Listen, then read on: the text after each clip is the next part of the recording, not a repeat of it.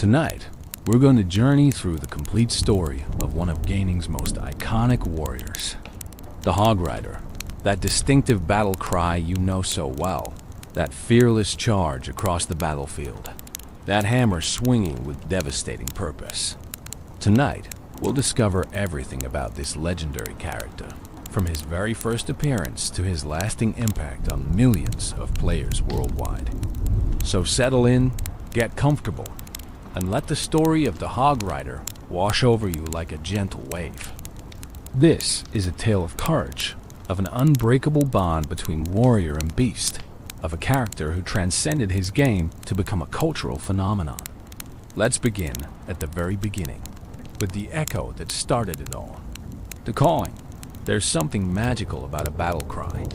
Not just any shout or yell, but that one perfect sound that captures the essence of a warrior spirit. For the Hog Rider, that sound is unmistakable. High-pitched, exuberant, almost joyful in its intensity. Hog Rider. It echoes across battlefields, through arena walls, and into the hearts of players everywhere. This isn't just noise. This is announcement. This is declaration. When you hear that cry, you know exactly what's coming. A muscular warrior astride his faithful hog, hammer raised high, charging toward your defenses with single-minded determination. No walls will stop him. No towers will deter him. He has one purpose, and that purpose drives him forward with relentless energy. The cry itself has become more than just a sound effect in a game. It's evolved into something larger, something that exists in the collective consciousness of the gaming community. Players can perfectly mimic it. They shout it in their own battles, use it as a greeting, turn it into countless memes and videos. The Hog Rider's battle cry transcends language barriers. Whether you play in English, Spanish, French, or any other language, that sound is universal. It means the same thing everywhere. Here comes the Hog Rider. But where did this distinctive voice come from? Interestingly, in the original Clash of Clans game, the Hog Rider had much deeper, more aggressive sounds, similar to the barbarians. It was only through commercials and in Clash Royale that he gained that high-pitched, memorable voice we all know today. Some fans theorize it might actually be the Hog speaking rather than the Rider, given that the Hog has been shown to be remarkably intelligent in promotional materials. Imagine that. The battle cry that defines this character might be coming from his four-legged companion rather than the warrior himself. This ambiguity adds to the mystique. The relationship between Rider and Hog is so close, so symbiotic, that their voices blend together. You cannot separate one from the other. They are a unit, a team, a partnership that has endured through years of battles and countless updates to the game. The battle cry serves another purpose beyond simple identification. It's a rallying call. In the famous 2015 commercial that would cement the Hog Rider's place in gaming culture, we see this demonstrated perfectly.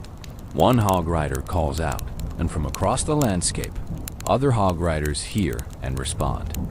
They drop what they're doing wherever they are, whatever they're engaged in, and they answer the call. It's a summons that cannot be ignored, a brotherhood's bond expressed through that signature sound. Think about the psychology of it. When an opponent hears that cry in their game, there's an instant reaction. A split second of recognition, then the mental calculation begins. Where is he? Can I stop him? Do I have the right cards? That sound triggers a cascade of strategic thinking, forcing players to respond immediately or suffer the consequences. It's a warning and a taunt all at once, delivered with that distinctive enthusiasm that makes the Hog Rider so memorable. The cry also represents something fundamental about the character's personality. This is not a grim, serious warrior marching stoically into battle. This is someone who genuinely enjoys what he does. There's joy in that sound, excitement, an almost childlike enthusiasm for the charge ahead. The Hog Rider loves riding into battle. He loves the rush of the charge, the thrill of leaping over walls, the satisfaction of his hammer connecting with enemy structures. That battle cry isn't forced or fearful. It's celebratory. And perhaps that's why it resonates so deeply with players. In a genre often dominated by serious, grim-faced warriors and dark fantasy themes, the Hog Rider brings something different. He brings energy. He brings fun. He reminds us that games are supposed to be enjoyable, that there's room for enthusiasm and joy, even in the heat of strategic combat. The technical aspects of the sound design deserve recognition too. Creating a battle cry that would be heard thousands of times by millions of players without becoming annoying is no small feat. It needed to be distinctive enough to be instantly recognizable, loud enough to command attention, but not so grating that it would become irritating with repetition. The sound designers at Supercell achieved something remarkable with that high-pitched Hog Rider. It's been part of players' lives since 2013, heard countless times, and yet it still brings a smile to faces when it rings out. In Clash Royale, the cry takes on additional significance because of the game's description of the card. He followed the echoing call of Hog Rider all the way through the arena doors. This single line of text creates an entire backstory. It suggests that the Hog Rider we deploy in our battles heard that call from somewhere, from someone, and he couldn't resist. He had to find its source. He had to join the battle. That cry literally drew him into the arena, pulled him through those doors into the world of Clash Royale. It's a beautiful piece of storytelling through sound. The battle cry isn't just what the Hog Rider does. It's what defines him. It's his essence distilled into a single perfect sound. And that sound has echoed through gaming culture for over a decade now, showing no signs of fading. If anything, it grows stronger with each passing year. Each new player who discovers these games and hears that distinctive call for the first time. Origins of a legend, every legend has a beginning, and for the Hog Rider, that beginning came on March 12th, 2013. This was the day Supercell introduced him to Clash of Clans as part of a major update that added Dark Elixir troops to the game. Players had been eagerly awaiting new units, new strategies, new ways to approach their battles. What they got exceeded their expectations in ways they couldn't have imagined. The Hog Rider arrived as the second Dark Elixir troop, unlocked when players upgraded their Dark Barracks to level 2. This positioning was significant. Dark Elixir troops were meant to be special, powerful, worth the extra effort required to obtain the rare resource needed to train them. The Hog Rider lived up to that promise immediately. Here was a troop that could do something no other ground unit could do at the time. Jump over walls as if they weren't even there.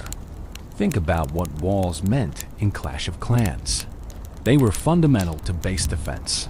Players spent countless hours perfecting their wall placements, creating layered defenses that would funnel enemy troops into kill zones. Walls weren't just decorative, they were strategic cornerstones. And then the Hog Rider arrived and simply ignored them. He leapt over them with ease, his hog bounding across barriers that stopped every other ground troop cold. This wasn't just a new unit. This was a paradigm shift. Suddenly, base designs had to account for troops that could penetrate deep into the core of your village without breaking through walls. Defenses that had seemed impregnable were now vulnerable. The meta changed overnight, and the Hog Rider was at the center of that change. The initial version of the Hog Rider was somewhat different from what players know today. At release, he didn't have a preferred target. He would attack whatever was nearest, which made him less focused but more unpredictable. He also required 6 housing spaces in your army camps, making him a significant investment. Training time was 5 minutes per unit, meaning you couldn't quickly rebuild your army after a raid. These were substantial commitments, and yet players embraced the Hog Rider enthusiastically because what he brought to the table was worth every bit of that investment. The character's visual design was striking from the start. A muscular, dark-skinned warrior with a distinctive mohawk, bare-chested, and wearing minimal armor. Just a brown leather loincloth, a red belt, leather sandals, and golden wristbands and earring. He wielded a massive warhammer, a weapon that spoke of raw power and straightforward violence. And he rode a large hog, about half his height, controlled by a leather bridle looped around the beast's tusks. This design was immediately iconic. Players could spot a hog rider at a glance, even in the chaos of a large-scale battle with dozens of units on screen simultaneously. The mohawk alone made him stand out, but combined with the unique mount and the hammer, the hog rider's silhouette was unmistakable. Good character design isn't just about looking cool, though the hog rider certainly achieved that. It's about instant recognition, about creating a visual that players can identify in a fraction of a second. Supercell's art team nailed it. The comparisons to Mr. T were immediate and obvious. The mohawk, the gold jewelry, the muscular physique, the tough guy attitude. Whether intentional or not, the hog rider carried echoes of the famous actor and his iconic roles.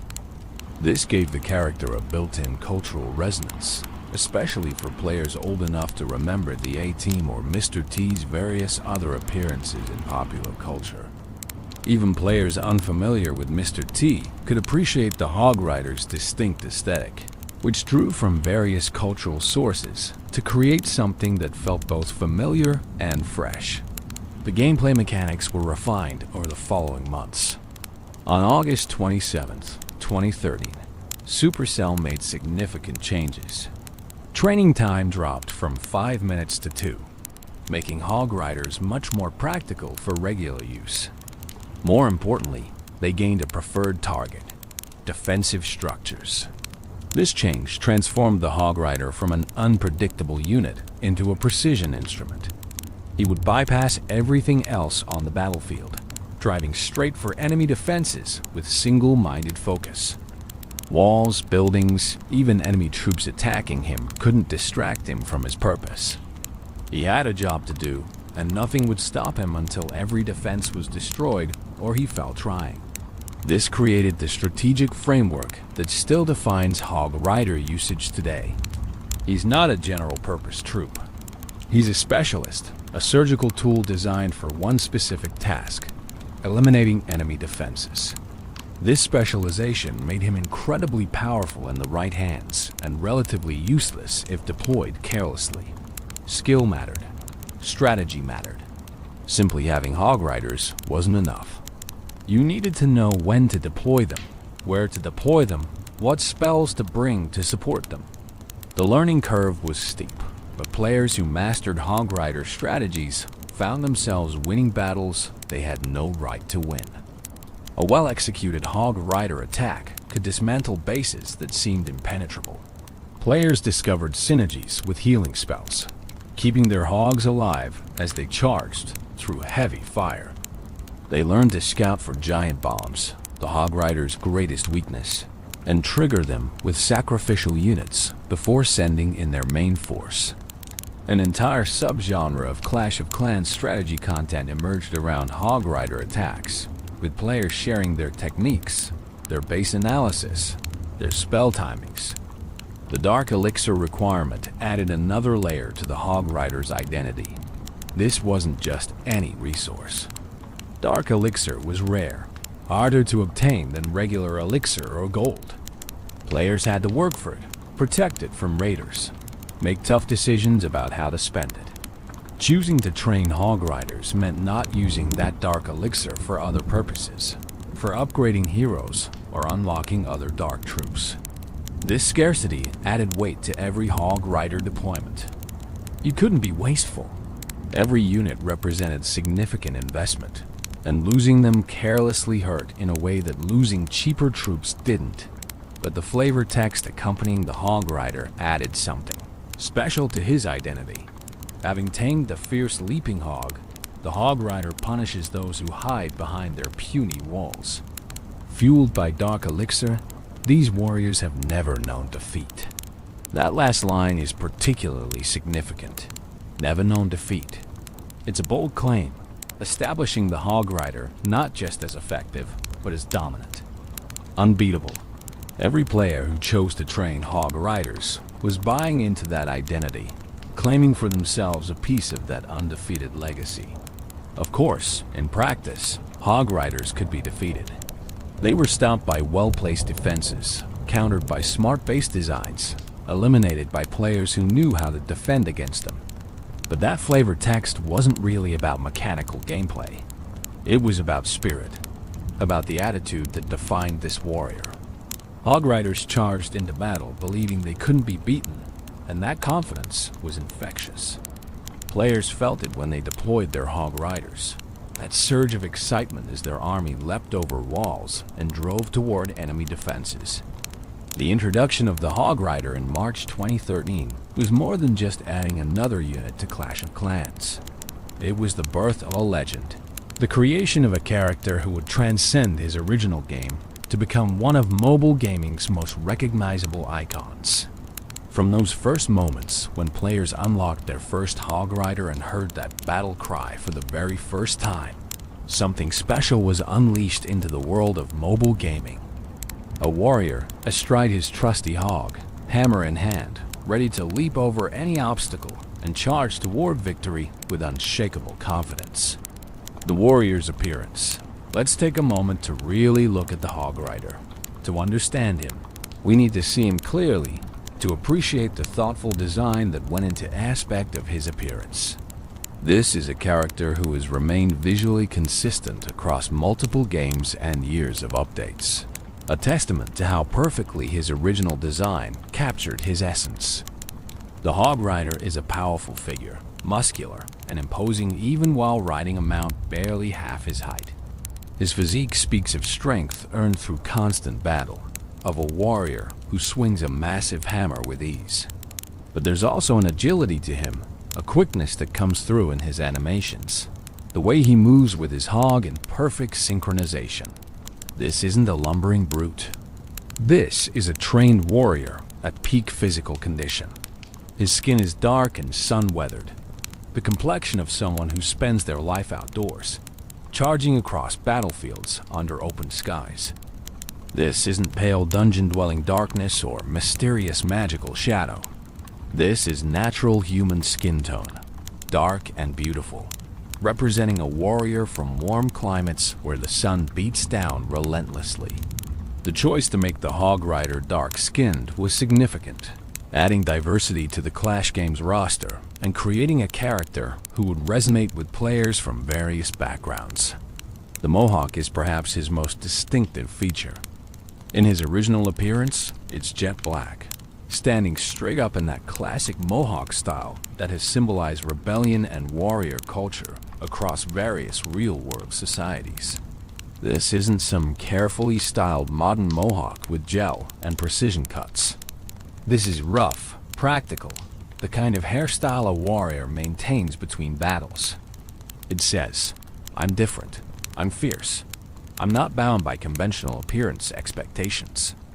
The mohawk became so iconic that as the Hog Rider evolved through different level upgrades, its color changes were major visual milestones. At level 5, it shifts to orange like a level 5 goblin's head. At level 7, it returns to black with added headband. Higher levels bring browns, lavenders, crimsons, each color marking progression and power. His facial hair consists of a full beard and mustache, dark brown and well-maintained despite his warrior lifestyle. Unlike the barbarian's wild, unkempt facial hair, the Hog Rider's is neater, suggesting someone who takes pride in his appearance even while living a life of constant battle. It frames his face, adds maturity and gravitas to his features. When he opens his mouth to let loose that signature battle cry, players have noted his teeth appear to be in perfect condition, surprisingly pristine for a warrior, with one notable exception. In the Clan Wars commercial, careful observers can spot a gold tooth glinting as he yells. The gold earring in his right ear is a statement piece. Not small and subtle, but large and prominent, catching light as he moves. In some depictions, it's shown in his left ear instead, but the significance remains the same. This isn't decoration for decoration's sake. In many warrior cultures throughout history, earrings signified status, achievement, experience. They marked you as someone who had earned their place, who had proven themselves in battle. The Hog Rider's gold earring speaks to his status as an elite warrior, someone who has fought enough battles to have earned such adornment. His wristbands are equally impressive. 2 massive golden cuffs, one on each wrist, thick and substantial. These aren't delicate jewelry. They're almost armor in their own right. Heavy bands that add weight to his hammer swings while protecting his wrists from the shock of impact. Gold is soft metal in reality, impractical for such use. But in the fantasy world of Clash games, these golden wristbands are symbols of wealth earned through conquest trophies taken from defeated enemies, or perhaps sacred items, blessed by whatever gods watch over these warriors. The minimal armor situation is interesting from both practical and aesthetic standpoints. The Hog Rider wears no chest armor, no leg protection, no helmet. His torso is completely exposed, showing off his muscular build. In realistic terms, this would be suicide on a medieval battlefield.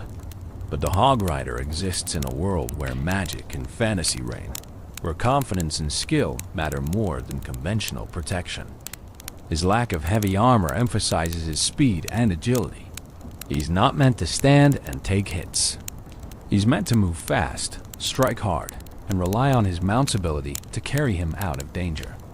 The brown leather loincloth is simple and functional, held in place by that distinctive red belt. The belt adds a splash of color to his otherwise minimal attire, drawing the eye and breaking up the brown and gold tones that dominate his appearance. It's practical clothing for riding, allowing freedom of movement that heavier pants or robes would restrict.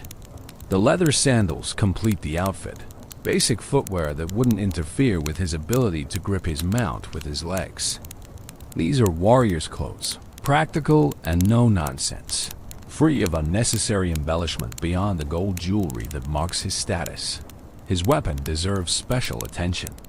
The Warhammer is massive, a 2-handed weapon that the Hog Rider swings one-handed because of his tremendous strength. In its base form, it has a large hammerhead with 2 brass-colored bands wrapped around it. As the Hog Rider levels up, this hammer transforms dramatically. At level 3, it grows larger and turns black, the brass bands disappearing. Higher levels add golden spikes, glowing edges, colorful plating that matches different town hall themes. The hammer becomes increasingly elaborate and magical looking as it upgrades, transforming from simple tool of destruction into legendary weapon that practically radiates power.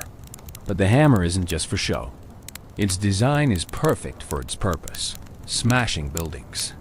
The broad, flat striking surface delivers maximum impact. The long handle provides leverage for devastating swings. When the Hog Rider connects with an enemy structure, you can practically feel the impact through the screen. The animators gave real weight to those swings, making each hit look and sound satisfying. That crunch of hammer on stone, the way buildings crack and crumble under repeated strikes, it all sells the fantasy of being an unstoppable force of destruction. In Clash Royale, the Hog Rider's appearance remains largely consistent with his Clash of Clans design, with a few refinements. His eyes are visible in Clash Royale, bright blue and full of determination. His features are slightly more defined, taking advantage of Clash Royale's more detailed art style. The wristbands and belt take on team colors, adding red or blue tints, depending on which side of the battle he's fighting for. It's a small touch that increases visual clarity in the heat of battle, making it instantly obvious which Hog Rider belongs to which player. The ribbon tied at the bottom of his hammer in Clash Royale is another team-colored element, streaming behind him as he charges. It adds dynamic motion to his appearance, emphasizing his speed. When the Hog Rider is sprinting toward your tower, that ribbon whipping in the wind sells the sense of momentum, of unstoppable force bearing down on your defenses. What's remarkable about the Hog Rider's design is its timelessness. Created in 2013, he still looks fresh and relevant over a decade later. Good character design transcends trends. create something that feels right regardless of what's currently popular in gaming aesthetics. The Hog Rider achieves this through a combination of strong silhouette, distinctive colors, and memorable details. You could reduce him to a simple black shape, and he'd still be instantly recognizable. That's the mark of truly excellent design. His appearance also tells a story without words. This is someone who has embraced the warrior's path completely. No heavy armor, because he trusts his skill and his mount to keep him safe. Minimal clothing, because he values speed and mobility over protection. Gold jewelry, because he's earned it through countless victories. A massive hammer, because subtle isn't his style. Everything about his appearance reinforces his identity as a bold, confident warrior who charges straight at problems and smashes through them with raw power. The consistency of his design across different games and years of updates has helped cement his iconic status. Players know exactly what to expect when they see a Hog Rider. That familiarity breeds affection. He's like an old friend, unchanged in all the ways that matter despite the years passing by. In an industry where characters are constantly being redesigned, updated, modernized, the Hog Rider remains true to his roots, and players love him for it. The Hog Companion. We cannot discuss the Hog Rider without giving proper attention to his faithful companion, the Hog itself. This isn't just a mount, a simple vehicle to carry the warrior into battle. The relationship between rider and hog is something deeper, a partnership built on trust and mutual understanding. The hog is as much a character as the warrior riding him, with its own personality and presence that shines through in animations, commercials, and gameplay. The species of hog the Hog Rider has tamed is believed to be Phacochirus africanus, the common warthog. This is a real species native to Africa, and the choice is brilliant for multiple reasons. Warthogs are smaller than the massive boars found in some fantasy settings, but they're also more agile. This explains the Hog Rider's impressive speed, his ability to move quickly across the battlefield while other mounted units lumber along. Warthogs are surprisingly fast animals in reality, capable of reaching speeds up to 30 miles per hour in short bursts. They're tough, adaptable, and possess those distinctive tusks that the game's hog displays prominently. Those tusks serve a practical purpose in the design. They provide a natural attachment point for the leather bridle the Hog Rider uses to control his mount. Looped around the tusks, the bridle gives the rider control without requiring bit and reins like a horse would need. It's a detail that shows thought went into how this partnership would actually function. The tusks also add to the hog's intimidating appearance, making it clear this is no domestic pig, but a wild, powerful animal that has been tamed through the warrior's skill and determination. The size relationship between rider and hog is interesting. The hog is described as being about half the height of the rider, which sounds small until you remember. Warthogs in reality stand about 2 to 2.5 feet at the shoulder and can weigh up to 250 pounds. That's a substantial animal, certainly capable of carrying a human rider, though the Hog Rider's impressive physique suggests he's no lightweight. The bond between them must be incredibly strong for the hog to bear his weight battle after battle, charging into danger at his command. What truly sets the hog apart as a character, though, is the personality Supercell has given it through various commercials and media appearances. In the Clash Royale series and various advertisements, the hog is shown to be remarkably intelligent, perhaps even as intelligent as a human. We see hogs playing cards with their riders, carefully grooming themselves in bathtubs, training alongside their warriors, and even singing in English with that same high-pitched voice associated with the Hog Rider's battle cry. This raises fascinating questions about the nature of these creatures in the Clash universe. Are they actually intelligent enough to understand human language, to engage in complex strategic thinking? The commercials strongly suggest they are. When the Hog Rider calls out, the hogs respond not just with trained reflexes, but with what appears to be genuine understanding and enthusiasm. They're not being forced into battle. They're choosing to fight alongside their riders, partners in the truest sense of the word. This elevates their relationship beyond master and mount into something more like equals, comrades in arms who happen to have very different body types. The hogs show distinct personalities in these depictions. Some appear more serious and focused, others playful and mischievous. One famous image from promotional material shows a hog soaking in a bathtub, completely relaxed, enjoying a moment of peace between battles. Another shows hogs engaged in what appears to be a card game, studying their hands with the concentration of seasoned gamblers. These aren't mindless beasts. They have inner lives, preferences, personalities that make them characters rather than mere accessories. The taming of these fierce leaping hogs is mentioned in the Hog Rider's description. Having tamed the fierce leaping hog, the Hog Rider punishes those who hide behind their puny walls. This single line carries significant weight. These are fierce animals, wild and dangerous in their natural state. The fact that the Hog Rider has not just tamed one, but formed a partnership with it speaks to his skill, his patience, his ability to connect with these creatures on a deeper level than simple domination would allow. You don't train an intelligent being through force alone. You earn their trust, prove yourself worthy of their loyalty.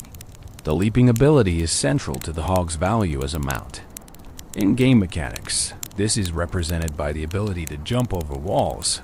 But think about what this means in practical terms. The hog must be incredibly powerful in its legs, able to launch both itself and its heavily armed rider clear over barriers that stop other ground troops. It must have the courage to charge toward enemy fortifications without hesitation, trusting its rider to protect it while it provides the mobility that makes their partnership so effective. This isn't a timid animal. This is a creature that shares its rider's fearlessness, that charges into danger with the same enthusiasm evident in that battle cry. As the Hog Rider gains levels in Clash of Clans, the hog also evolves visually. At higher levels, it gains its own armor, protective plating on its head and face. The armor is gold or team-colored, depending on the level, matching the increasingly elaborate transformations of the rider's hammer. But even with armor, the hog retains its essential character. It's not being weighed down or transformed into something else. It's being enhanced, protected, given tools to survive longer in increasingly dangerous battles, while maintaining the speed and agility that define it. The relationship between specific hog riders and their hogs isn't really explored in the games themselves, but promotional material and fan interpretations have filled this gap. Each hog is unique, with its own relationship to its rider. Some pairings might be new, a young warrior just beginning to bond with his mount. Others might span years or even decades, veteran partnerships where rider and hog know each other so well they can anticipate each other's moves without any visible signals. There's something beautiful about this partnership that resonates with players. Humans have formed bonds with animals throughout our history, using horses, dogs, birds, and countless other species as partners in various endeavors. The hog rider and his hog tap into that ancient tradition while adding fantasy elements that make it even more compelling. This isn't a horse carrying its rider out of trained obedience. This is an intelligent being choosing to charge into battle alongside its warrior companion, sharing the danger and the glory. The hog's jumping animation in both games deserves special mention. It's not a simple hop. It's a powerful launch, the hog gathering itself and springing into the air with visible force. When it lands on the other side of a wall, there's weight to the impact, the hog absorbing the landing through its powerful legs before immediately resuming its charge. The animation sells the fantasy perfectly, making you believe this creature really could carry an armored warrior over walls that stop other ground troops cold. In Clash Royale specifically, the river jumping ability is iconic. When the hog rider approaches the river in the middle of the arena, he doesn't slow down or hesitate. The hog gathers itself and leaps, sailing over the water in a perfect arc. During this jump, the hog rider is invulnerable to ground attacks, but air troops can still target him. This creates interesting strategic considerations. The jump provides a brief window of safety, but you're committed once you start that leap. The hog's courage and power make that jump possible, transforming a potentially dangerous river crossing into an advantage. The hog and the hog rider's partnership represents qualities that complement the warrior's own traits. Where the warrior brings strength and skill with his hammer, the hog brings speed and mobility. Where the warrior provides strategy and determination, the hog provides unwavering courage and trust. Together, they form something greater than either could be alone. That's the essence of a true partnership, and it's why the hog rider character feels so complete. He's not just a man with a mount. He's part of a team that has chosen to face the world's dangers together. Dark elixir and power. The hog rider is described as being fueled by dark elixir, and this connection to the rare, powerful resource shapes his identity in fundamental ways. To understand the hog rider fully, we need to understand what dark elixir represents in the Clash universe, and why being powered by it makes the hog rider special. Dark elixir was introduced to Clash of Clans as a new resource tier, rarer and more valuable than the standard elixir that powered most troops. Its very appearance is different, a deep purple-black substance that seems to shimmer with inner darkness. Unlike regular elixir, which could be obtained relatively easily through elixir collectors and raids, dark elixir required dark elixir drills and was much harder to accumulate. Players couldn't stockpile it as quickly, couldn't waste it carelessly. Every drop of dark elixir represented significant time investment and careful resource management. This scarcity made dark elixir troops inherently more valuable. Training a hog rider wasn't a casual decision. You were committing precious resources to this specific strategy, resources you wouldn't have available for other purposes. This economic cost added weight to every hog rider deployment. Losing them wasn't just a tactical setback. It was a waste of resources that would take time to replace. Players learned to deploy their dark elixir troops carefully, to support them properly, to maximize the value they got from each unit. But dark elixir isn't just mechanically valuable. It carries implications about the power it provides. The name itself suggests something beyond ordinary, something touched by darker forces or deeper magic. Dark doesn't necessarily mean evil in the Clash universe, but it implies power that comes from sources more mysterious and potent than the bright, clear regular elixir. The hog rider, fueled by this substance, draws strength from these deeper wells of power. What does it mean to be fueled by dark elixir? The description suggests it's not just payment for training, like hiring a mercenary. The dark elixir actively powers these warriors, provides them with capabilities beyond normal human limits. The hog rider's incredible strength, his ability to swing that massive hammer repeatedly without tiring, his seemingly endless stamina as he charges across battlefields, all of this comes from the dark elixir flowing through him. Consider the physical feats the hog rider regularly accomplishes. He swings a warhammer that should require 2 hands to wield effectively, and he does it one-handed while maintaining balance on a charging hog. He absorbs impacts from defensive structures, taking hits that would pulverize normal humans. He fights through conditions that would exhaust anyone else, continuing his assault until either he succeeds or falls. This isn't normal human endurance. This is enhanced capability. The dark elixir providing supernatural stamina and resilience. The connection between dark elixir and the hog rider's fearlessness might run deeper than simple courage. Dark elixir could be affecting his psychology, his emotional state, removing or suppressing the natural fear responses that would cause most warriors to hesitate. When the hog rider charges toward heavily fortified positions, he does so with absolute confidence. No second guessing, no moment of doubt. That could be training and experience, or it could be the dark elixir, burning away uncertainty, leaving only pure determination. The description states these warriors have never known defeat. This bold claim becomes more understandable when you consider the dark elixir factor. These aren't just skilled warriors with good mounts. They're enhanced individuals, their natural capabilities amplified by this mysterious dark substance.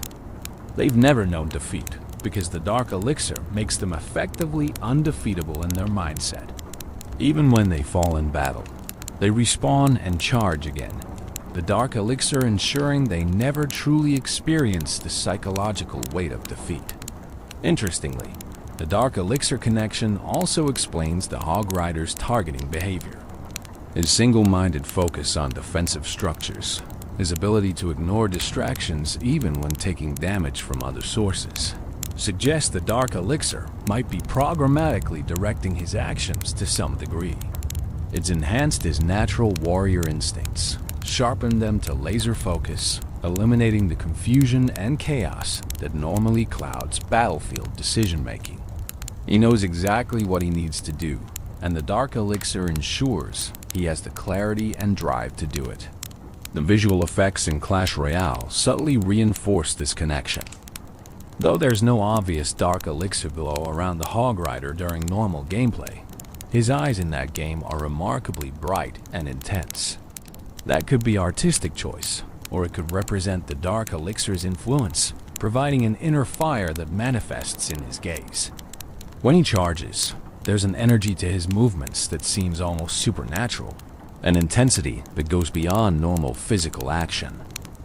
The cost structure of the Hog Rider in Clash of Clans reinforced the dark elixir connection mechanically. At lower levels, training a Hog Rider required 40 dark elixir per unit. At maximum level, that cost rose to 100 dark elixir.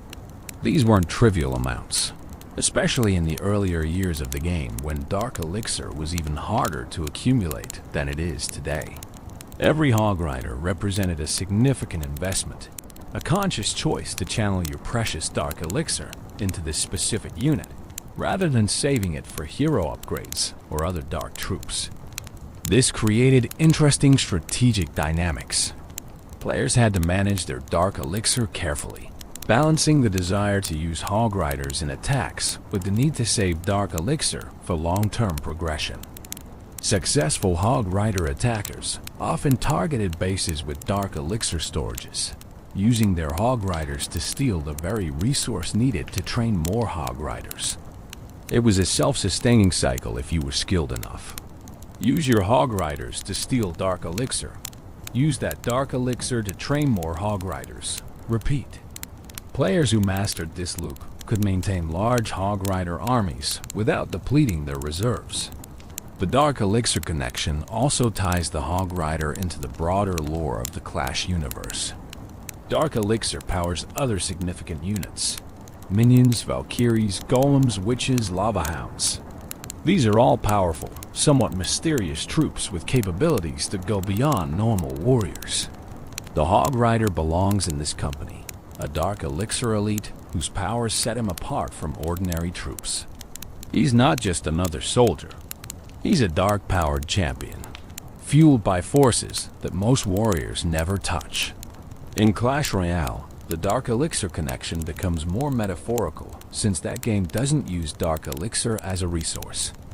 But the character carries that identity forward. The Hog Rider in the arena is still that same dark elixir-fueled warrior from Clash of Clans. He brings that intensity, that enhanced capability, that unbeatable spirit with him through the arena doors. The 4 elixir cost to deploy him in Clash Royale is a bargain compared to his capabilities. A reflection, perhaps, of the dark elixir enhancement, making him more cost-effective than normal troops. The relationship between the Hog Rider and his dark elixir fuel raises philosophical questions about identity and agency. Is the Hog Rider's fearlessness truly his own, or is it chemically induced by the dark elixir? Does it matter? If the dark elixir removes his ability to feel fear, is he still courageous for charging into battle? These are interesting questions without clear answers. adding depth to what could have been a simple, strong warrior on a hog character. One interpretation is that the Dark Elixir doesn't create the Hog Rider's qualities, but amplifies what was already there. The warrior was brave before the Dark Elixir. The enhancement just removes the physical and mental limitations that would normally restrict his courage. He was strong before, but Dark Elixir lets him express that strength fully. He was determined before, but Dark Elixir ensures nothing can shake that determination. In this reading, the Dark Elixir is revelatory rather than transformative. It shows who the Hog Rider truly is beneath human limitations. The never-known defeat line becomes particularly interesting through this lens. If Dark Elixir removes the psychological impact of defeat, then even when the Hog Rider falls in battle, he genuinely doesn't process it as defeat. He tried his best, he gave everything, and now he'll respawn and try again. There's no shame, no discouragement, no way to failure. Each battle is fresh, untainted by previous setbacks. That's a powerful advantage, perhaps more valuable than enhanced strength or speed. The ability to approach every battle with complete confidence, unweighed by past failures, makes the Hog Rider psychologically unbeatable, even when he's tactically defeated. This connects to the broader community experience with Hog Rider gameplay. Players who master Hog Rider strategies often talk about the mindset required. You can't play tentatively. You can't second guess. You have to commit fully to the attack, trust your skill and your supporting troops, and charge forward with confidence. It's almost as if using Hog Riders successfully requires players to channel that same Dark Elixir-enhanced mentality. You have to become fearless, at least within the context of the game, to truly succeed with this strategy. The Dark Elixir connection also explains why Hog Riders work so well together. In the commercials, and in mass Hog Rider attacks, we see groups of these warriors operating with perfect coordination. The Dark Elixir might provide a kind of shared consciousness, or at least enhanced mutual understanding. Warriors fueled by the same dark substance naturally work together, their movements synchronized, their purposes aligned. This makes large-scale Hog Rider attacks feel less like individual units and more like a unified force, a wave of Dark Elixir-enhanced warriors moving as one.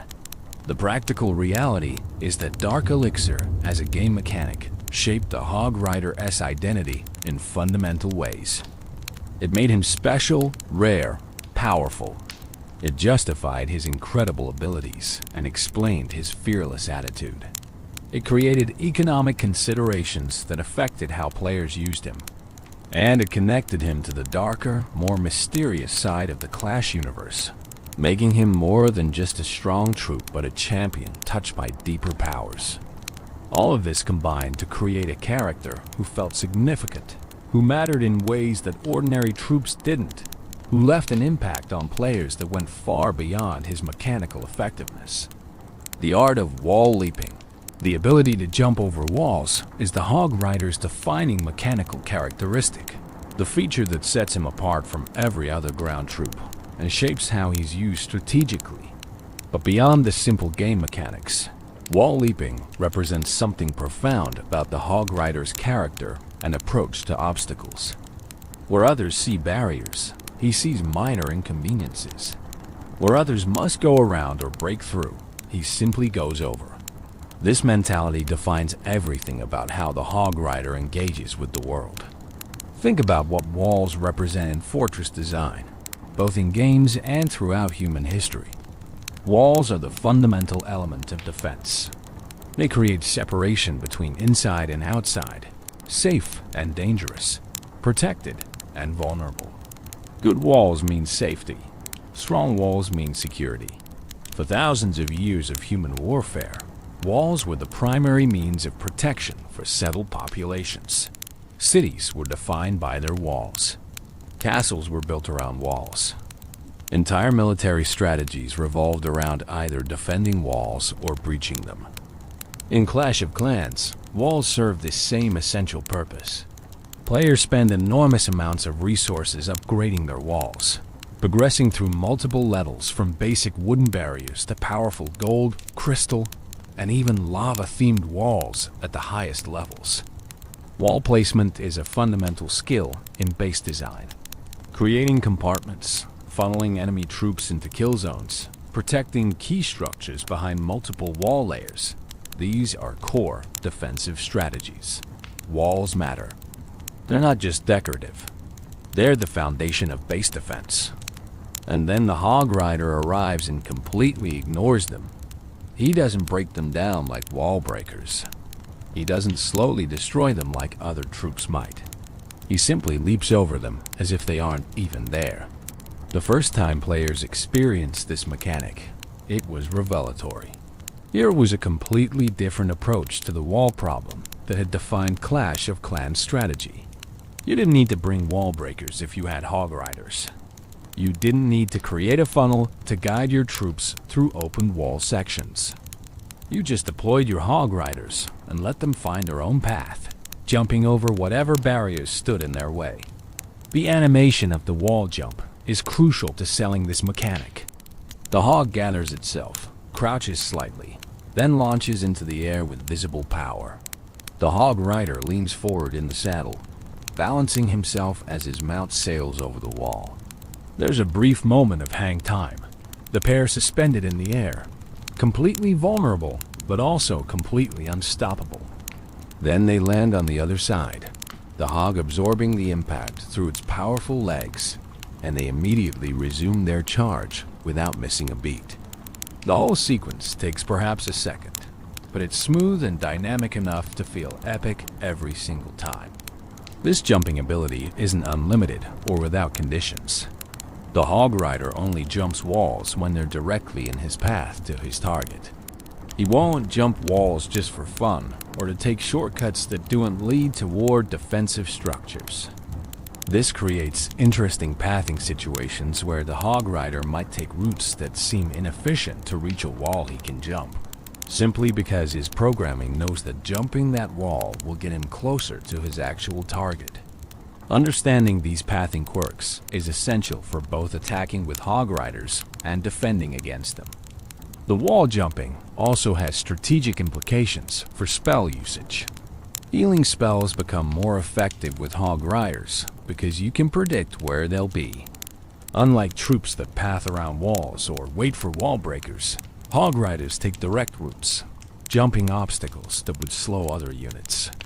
You can place a healing spell in the core of the base and know your Hog Riders will jump right into it, staying healthy as they take fire from multiple defenses. Free spells similarly benefit from predictable Hog Rider pathing. You know where he'll be, so you can time your spells perfectly. Defending against wall jumping requires different thinking than defending against normal ground troops. Compartmentalization, which works well against most armies by creating multiple walls they need to breach, is less effective against Hog Riders. Each wall they jump is a wall they don't need to break, meaning they maintain maximum speed throughout their attack. This led to defensive base designs specifically meant to counter Hog Riders, incorporating features like centralized Teslas carefully placed, giant bombs to catch jumping hogs, and multiple layers of defensive structures that would wear down even the toughest Hog Rider attack. The giant bomb became the Hog Rider's nemesis because of the jumping mechanic. When a Hog Rider jumps a wall, he lands in a specific, predictable spot on the other side. Clever base designers place giant bombs in these landing zones, creating traps that would devastate unwary Hog Rider attackers. Two giant bombs placed close enough to both trigger on a landing Hog Rider could eliminate several at once, completely shutting down an attack. This created a minigame within the game, attackers trying to scout for giant bombs before committing their Hog Riders, defenders trying to hide their traps in spots attackers wouldn't expect. The wall jumping ability also affected the Hog Rider's identity in ways beyond pure mechanics. It made him feel special, different, operating under rules that didn't apply to other troops. There is a satisfaction to deploying Hog Riders and watching them completely bypass walls, that your opponent spent thousands of resources upgrading. Those maxed out walls that would stop a giant or golem army cold? Meaningless against Hog Riders. It's a power fantasy, and the Hog Rider delivers it perfectly. In Clash Royale, wall jumping translated into the ability to cross the river that divides the arena. This river serves a similar purpose to walls in Clash of Clans, creating a boundary that most ground troops must respect. But the Hog Rider doesn't respect boundaries.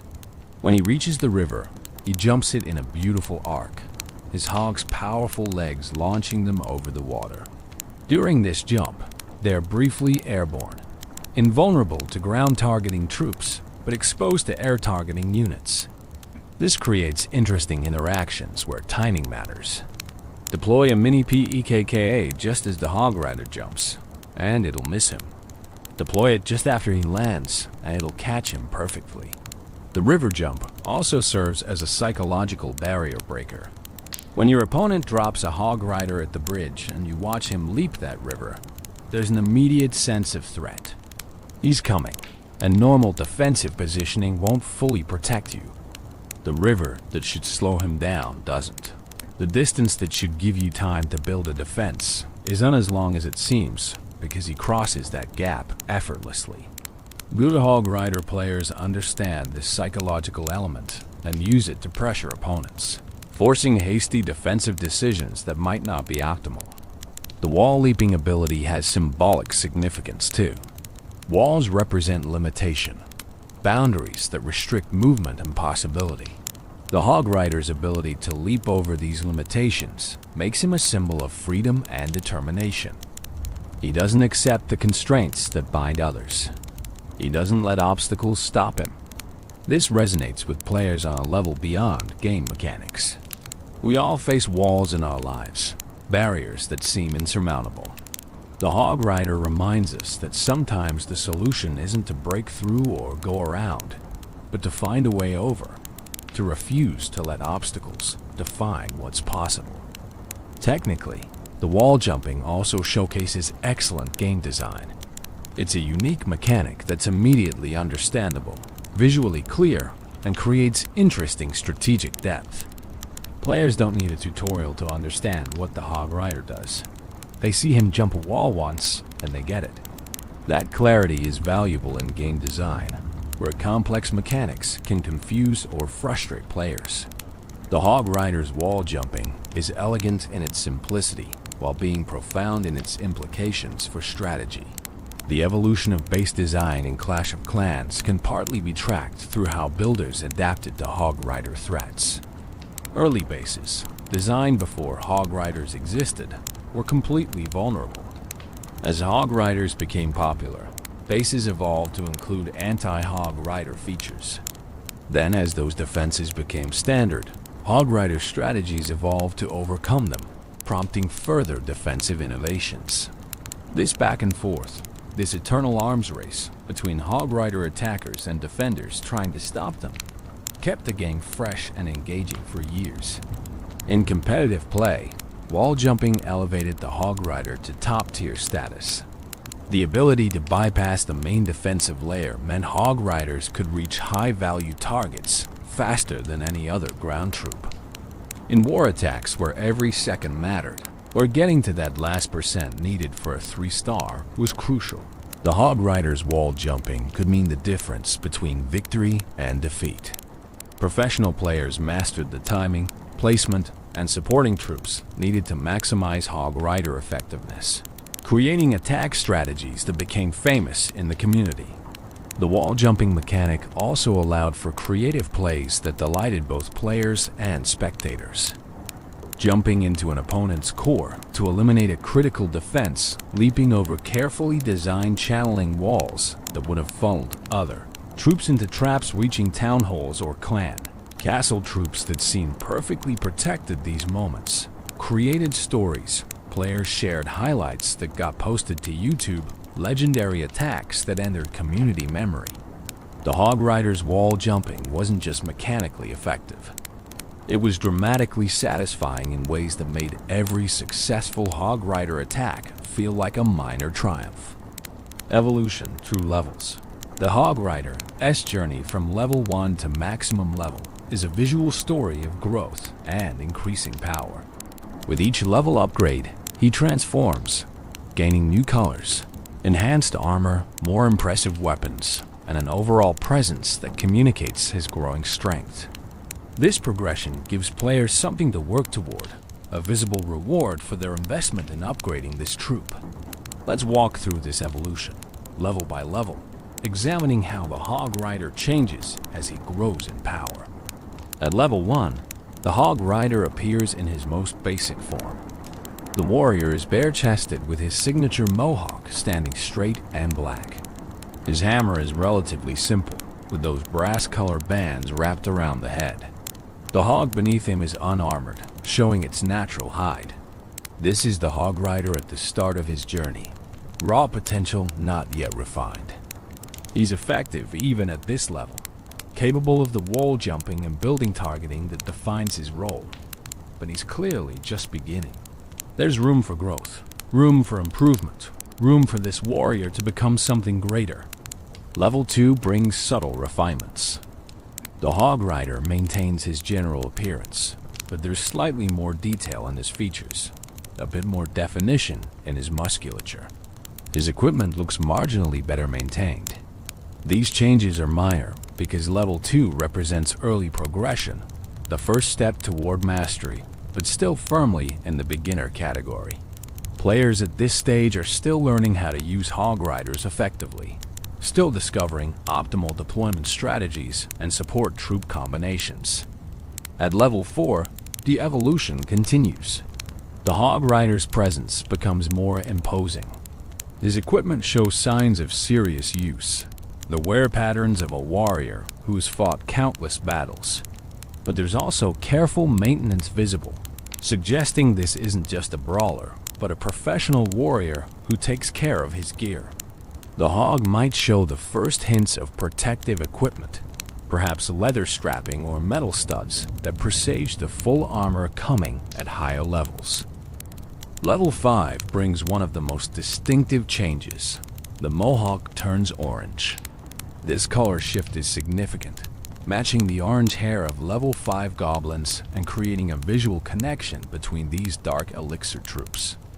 It suggests that dark elixir enhancement at this level causes physical changes, affecting hair pigmentation in consistent ways across different troop types. The orange mohawk makes level 5 Hog Riders instantly identifiable, even in the chaos of a large-scale battle. The hammer at this level gains additional detailing, possibly metal bands or decorative elements that indicate this warrior has earned some prestige. Level 6 continues the orange mohawk theme while adding further refinements to equipment and armor. The Hog Rider's physical presence seems to increase, his muscles more defined, his stance more confident. This is a warrior who has survived countless battles and learned from each one. His hammer might gain spikes or bladed edges, transforming from a simple crushing weapon into something more versatile and deadly. The hog's armor becomes more substantial, better protecting the mount during its charges into enemy territory. At level 7, the mohawk returns to black, but now the Hog Rider gains a white headband. This accessory adds a touch of sophistication to his appearance, suggesting he's reached a level of mastery that goes beyond simple barbarian fury. The headband might represent rank or achievement within Hog Rider society, a visual marker that this warrior has proven himself worthy of special recognition. The hammer continues to evolve, possibly gaining golden accents or glowing elements that indicate magical enhancement beyond simple physical improvements. Level 8 maintains the black mohawk with white headband combination while pushing the visual enhancements further. The Hog Rider's armor becomes more elaborate, his weapons more ornate. There's a sense that he's moving beyond mere mortal warrior into legendary champion territory. The hog's armor now fully protects its head and vital areas, colored to match the Hog Rider's theme and creating a unified visual that emphasizes their partnership. Level 9 through 11 continue this progression, with the mohawk cycling through various colors. brown at level 9, lavender at level 10, dark cyan at level 11. Each color represents a different stage of dark elixir enhancement, the substance continuing to transform the warrior as he absorbs more of its power. The hammer at these levels becomes truly legendary, possibly glowing with energy, featuring elaborate decorative elements, clearly magical in nature. This is no longer just a weapon.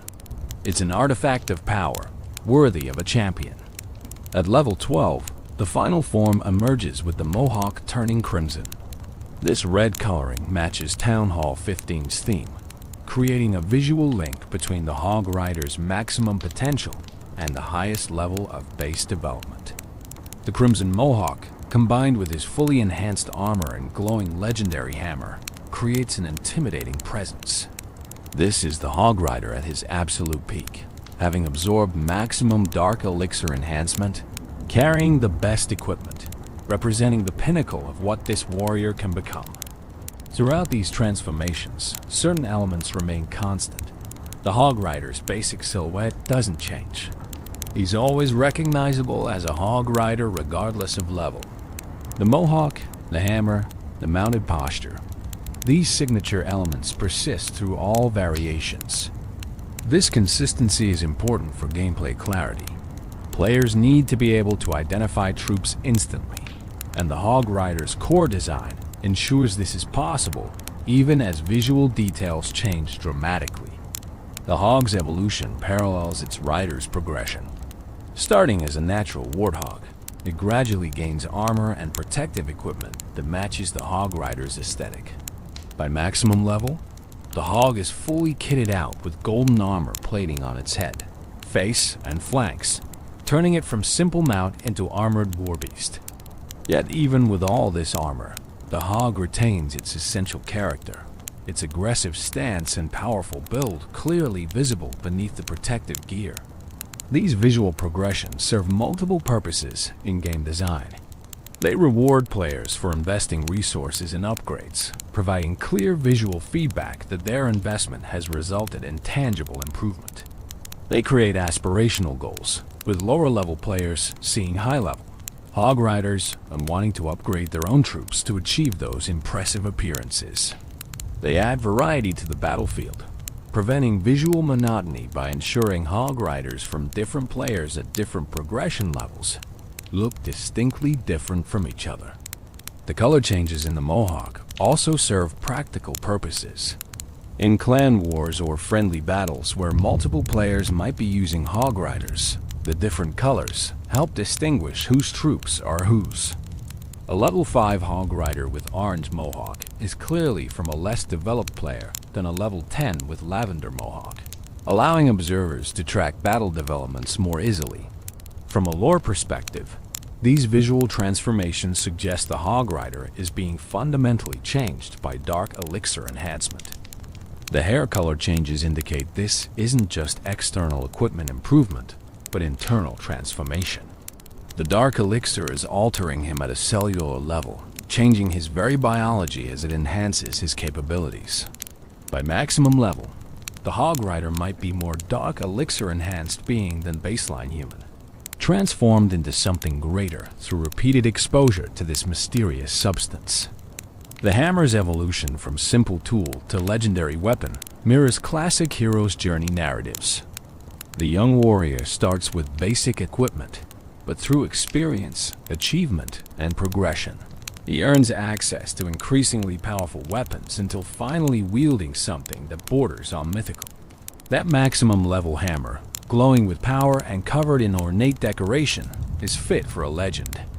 It's the weapon a Hog Rider earns through countless battles, countless walls jumped, countless defenses destroyed. In Clash Royale, the Hog Rider appears at what would essentially be his maximum level from Clash of Clans, representing the pinnacle version of this troop. This makes sense, given Clash Royale's setting as a legendary arena where only the best warriors compete. The Hog Rider who followed the echoing call through the arena doors would naturally be a fully realized version of this warrior, not a beginner still learning his craft. His appearance in Clash Royale, with all the bells and whistles of a max-level troop, reinforces his status as an elite warrior worthy of arena combat. The 2015 commercial phenomenon. In February 2015, Supercell released a commercial that would fundamentally change the Hog Rider's place in gaming culture. What started as a simple advertisement for Clash of Clans became something much larger, transforming the Hog Rider from popular troop into cultural icon. That commercial, with its now legendary line, "Did somebody say Hog Rider?" would be viewed tens of millions of times, spawn countless memes, and cement the Hog Rider's place in gaming history. The commercial opens with a Hog Rider relaxing in a bathtub, fully submerged except for his head, completely at peace. It's a humorous juxtaposition. This fearsome warrior who charges into battle without hesitation, now utterly relaxed in domestic tranquility. He's soaking away the stress of countless battles, eyes closed, probably imagining his next charge. Then, in the distance, barely audible at first, comes the call, "Hog Rider." The effect is immediate. The Hog Rider's eyes snap open. He sits up straight in the tub.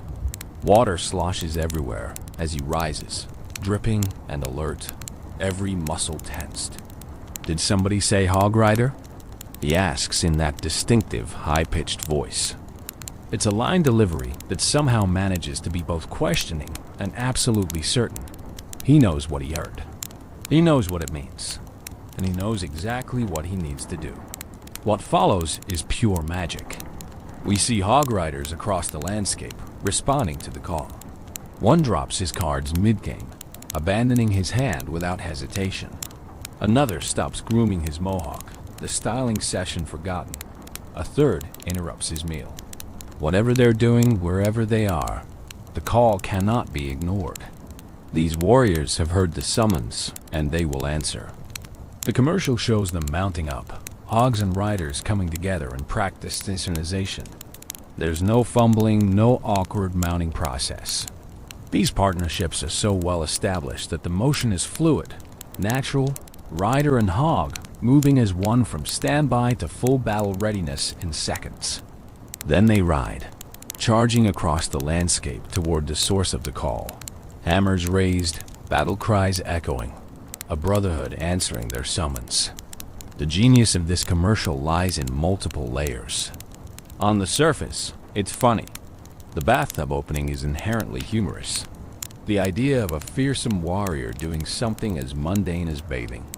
The high-pitched voice asking, "Did somebody say Hog Rider?"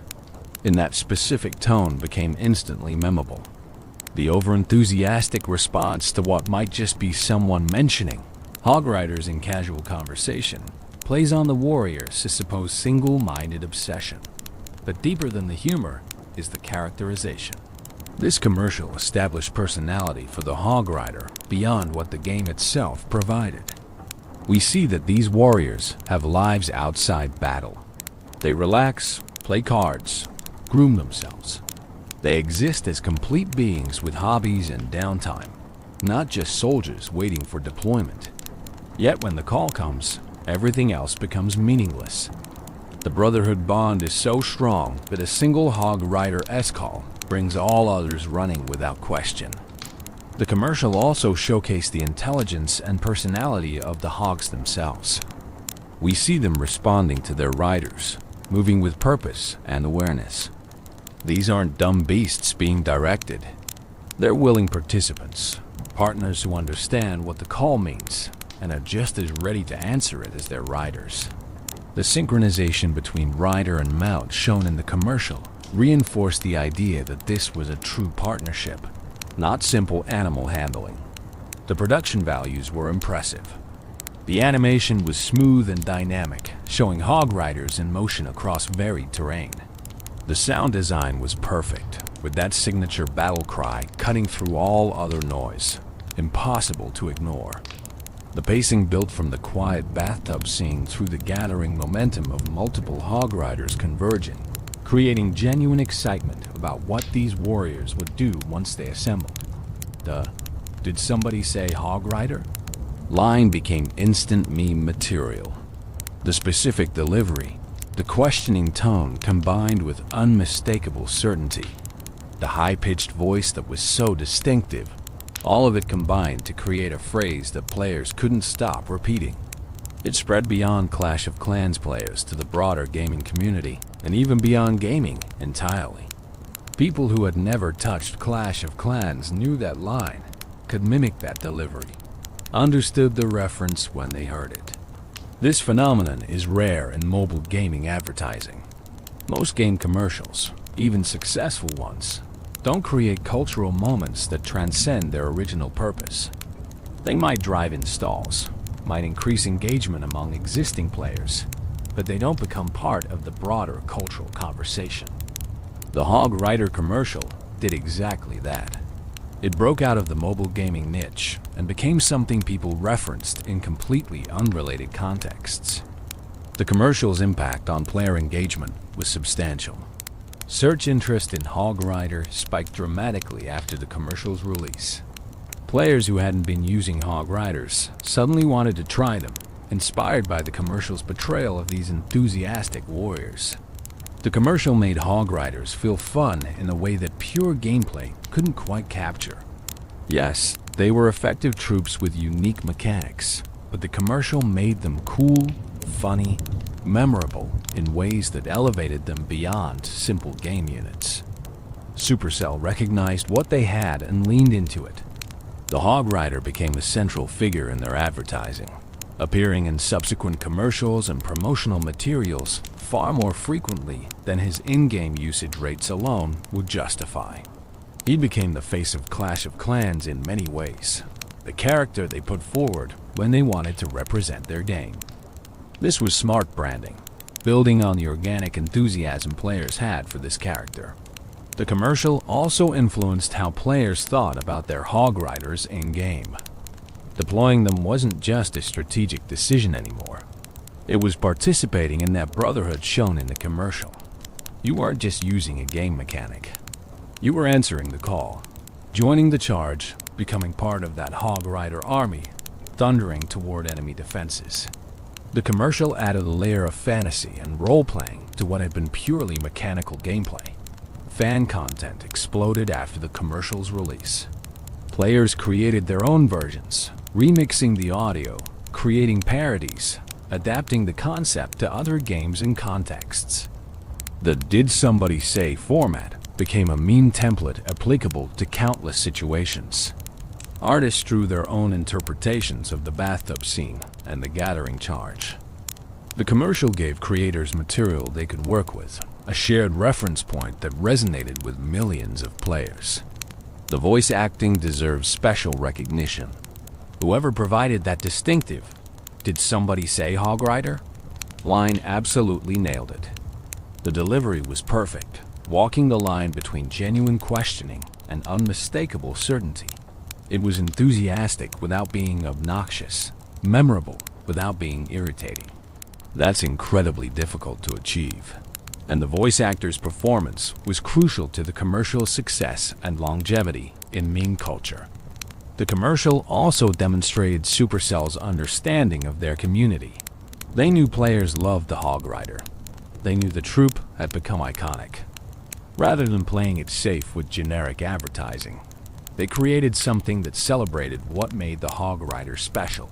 That amplified his character, that gave players a reason to love him even more. It was advertising that felt like a gift to the community rather than a sales pitch, even though it was absolutely designed to drive engagement and revenue. Years later, "Did Somebody Say Hog Rider?" remains instantly recognizable to anyone who was part of the Clash community during that era. New players discover the commercial and are initiated into the meme. It has staying power that most advertising can only dream of achieving. That 30-second commercial created a cultural touchstone that has remained relevant through multiple years and countless game updates. Journey to Clash Royale. When Supercell announced Clash Royale in early 2016, players immediately wondered which troops from Clash of Clans would make the transition to this new arena-based game. The Hog Rider was an obvious choice, but his journey into Clash Royale would involve adaptations and changes that transformed him from his Clash of Clans roots while preserving his essential identity. Clash Royale launched globally on March 2nd, 2016, and from day one, the Hog Rider was present. He was available as a rare card, findable in chests starting from Arena 4 PEKKA's Playhouse. This positioning was significant. Rare rarity made him accessible, but not too common, maintaining some of his premium status from Clash of Clans, while ensuring dedicated players could obtain and use him relatively easily. Locking him behind Arena 4 meant newer players had to progress through the game before accessing this powerful unit, creating an aspirational goal. The card description gave him a new backstory that tied into the Clash Royale setting specifically. Fast melee troop that targets buildings and can jump over the river. He followed the echoing call of Hog Rider all the way through the arena doors. This single sentence created an entire narrative.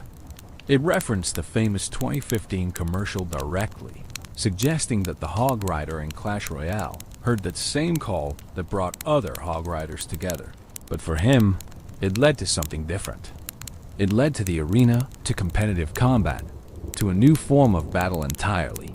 This description implies choice and agency. The Hog Rider wasn't assigned to the arena or forced through its doors. He heard the call and followed it, driven by curiosity or destiny, or that same unbreakable brotherhood instinct that made Hog Riders answer each other as summons. The arena called to him, and like all calls related to Hog Riders, he couldn't resist. He had to investigate, had to find the source, had to see what awaited him on the other side of those doors. The mechanical translation from Clash of Clans to Clash Royale required significant adaptation. In Clash of Clans, the Hog Rider was a troop you deployed in your army, potentially bringing many of them in a single attack. In Clash Royale, he became a single unit card, costing 4 elixir to deploy. This meant he needed to be individually powerful enough to justify that cost, while not being so overwhelming that he broke the game's balance. Supercell achieved this balance through careful stat design. The Hog Rider in Clash Royale has substantial hit points, allowing him to absorb damage while charging toward his target. His damage per second is significant enough to threaten towers if left unchecked, but not so high that he can destroy a tower alone before defenders can respond. His movement speed is very fast, maintaining the aggressive rushing playstyle that defined him in Clash of Clans. And crucially, he retained his signature ability to jump over the river, adapting his wall-jumping mechanic to Clash Royale's different battlefield layout. The river in Clash Royale serves a similar purpose to walls in Clash of Clans, creating a boundary between friendly and enemy territory. Most ground troops must cross the river by using the 2 bridges, creating predictable paths that defenders can prepare for. The Hog Rider's ability to jump the river anywhere means he can appear from unexpected angles, forcing defenders to maintain awareness of a wider area. This jump also provides a brief moment of invulnerability to ground attacks, though air targeting troops can still hit him mid-leap. Visually, the Clash Royale Hog Rider receives some refinements compared to his Clash of Clans counterpart. The art style of Clash Royale is slightly more detailed and polished, and the Hog Rider benefited from this. His features are more defined, his armor and equipment more clearly rendered. The team coloring system in Clash Royale means his wristbands, belt, and the ribbon on his hammer change to red or blue depending on which side he is fighting for, adding visual clarity in the heat of battle. His animations in Clash Royale are fluid and dynamic. When deployed, he appears with purpose, immediately orienting toward the nearest building. His charging animation shows the hog galloping with powerful strides, while the rider maintains perfect balance, hammer ready.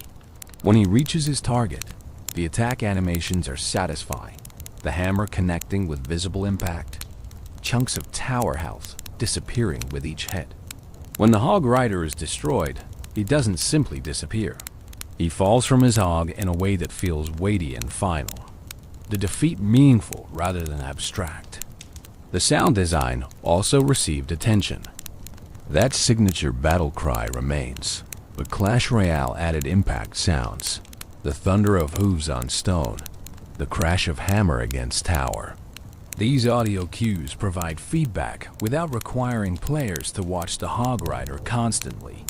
Experienced players can hear a Hog Rider deployment and know exactly what's happening without looking, allowing them to multitask and manage other threats simultaneously. The Hog Rider's role in Clash Royale meta evolved over the years, but certain fundamental truths remained constant. He's a win condition, a card capable of dealing significant tower damage if your opponent can't counter him effectively. He's best supported by spells and cheap units that can eliminate or distract defending troops, allowing the Hog Rider to connect with the tower. He's vulnerable to buildings that pull him away from his intended target, to swarm troops that surround and eliminate him, and to high damage units that can eliminate him quickly. This created a fascinating strategic depth. Playing Hog Rider successfully required understanding these counters and playing around them. You couldn't just drop a Hog Rider at the bridge every time you had 4 elixir and expect to win. You needed to bait out counters, keep track of what your opponent had played, calculate elixir advantages, and strike at optimal moments when your opponent couldn't properly defend. Mastering Hog Rider gameplay meant mastering Clash Royale's fundamental mechanics. Elixir management, card rotation, prediction plays, and reading your opponent's strategy. The transition to Clash Royale also changed the Hog Rider's relationship to other troops.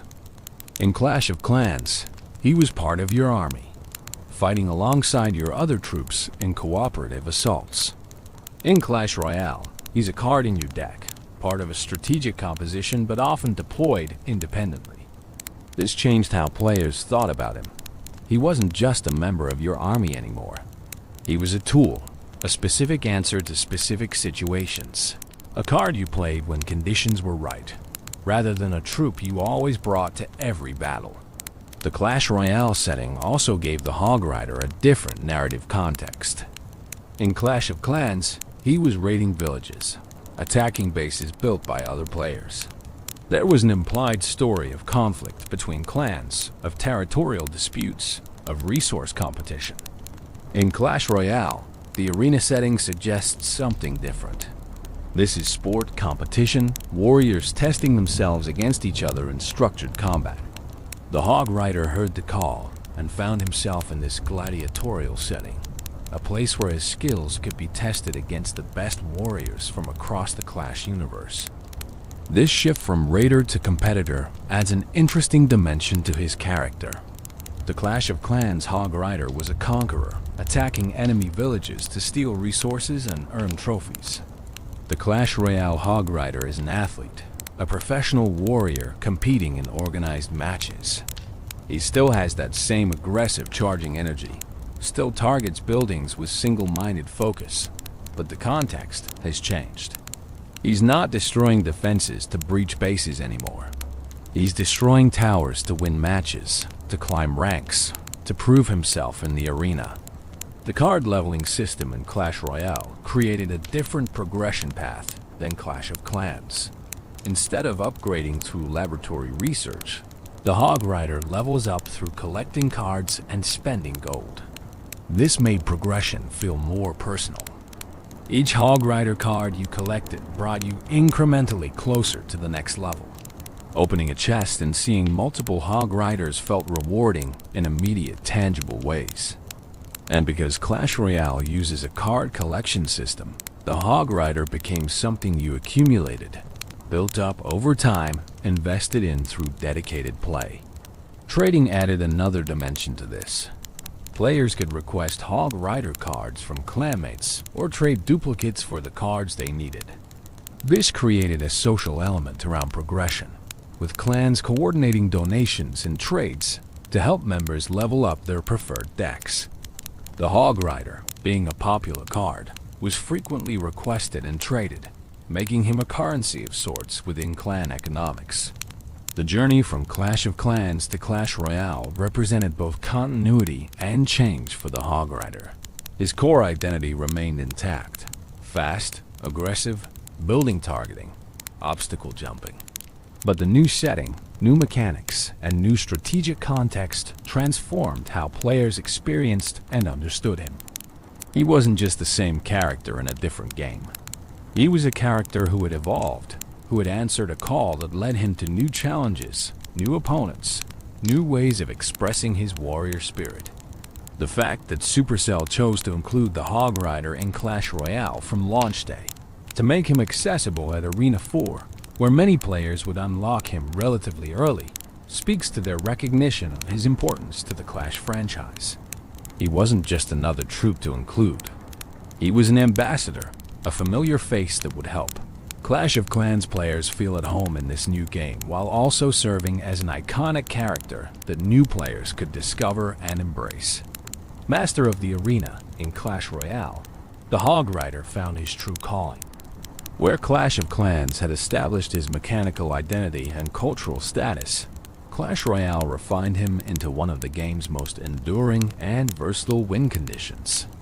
Understanding the Hog Rider's role in Clash Royale requires examining his statistics, interactions, optimal usage, and the strategic depth that makes him effective in skilled hands, while being vulnerable to proper defensive play.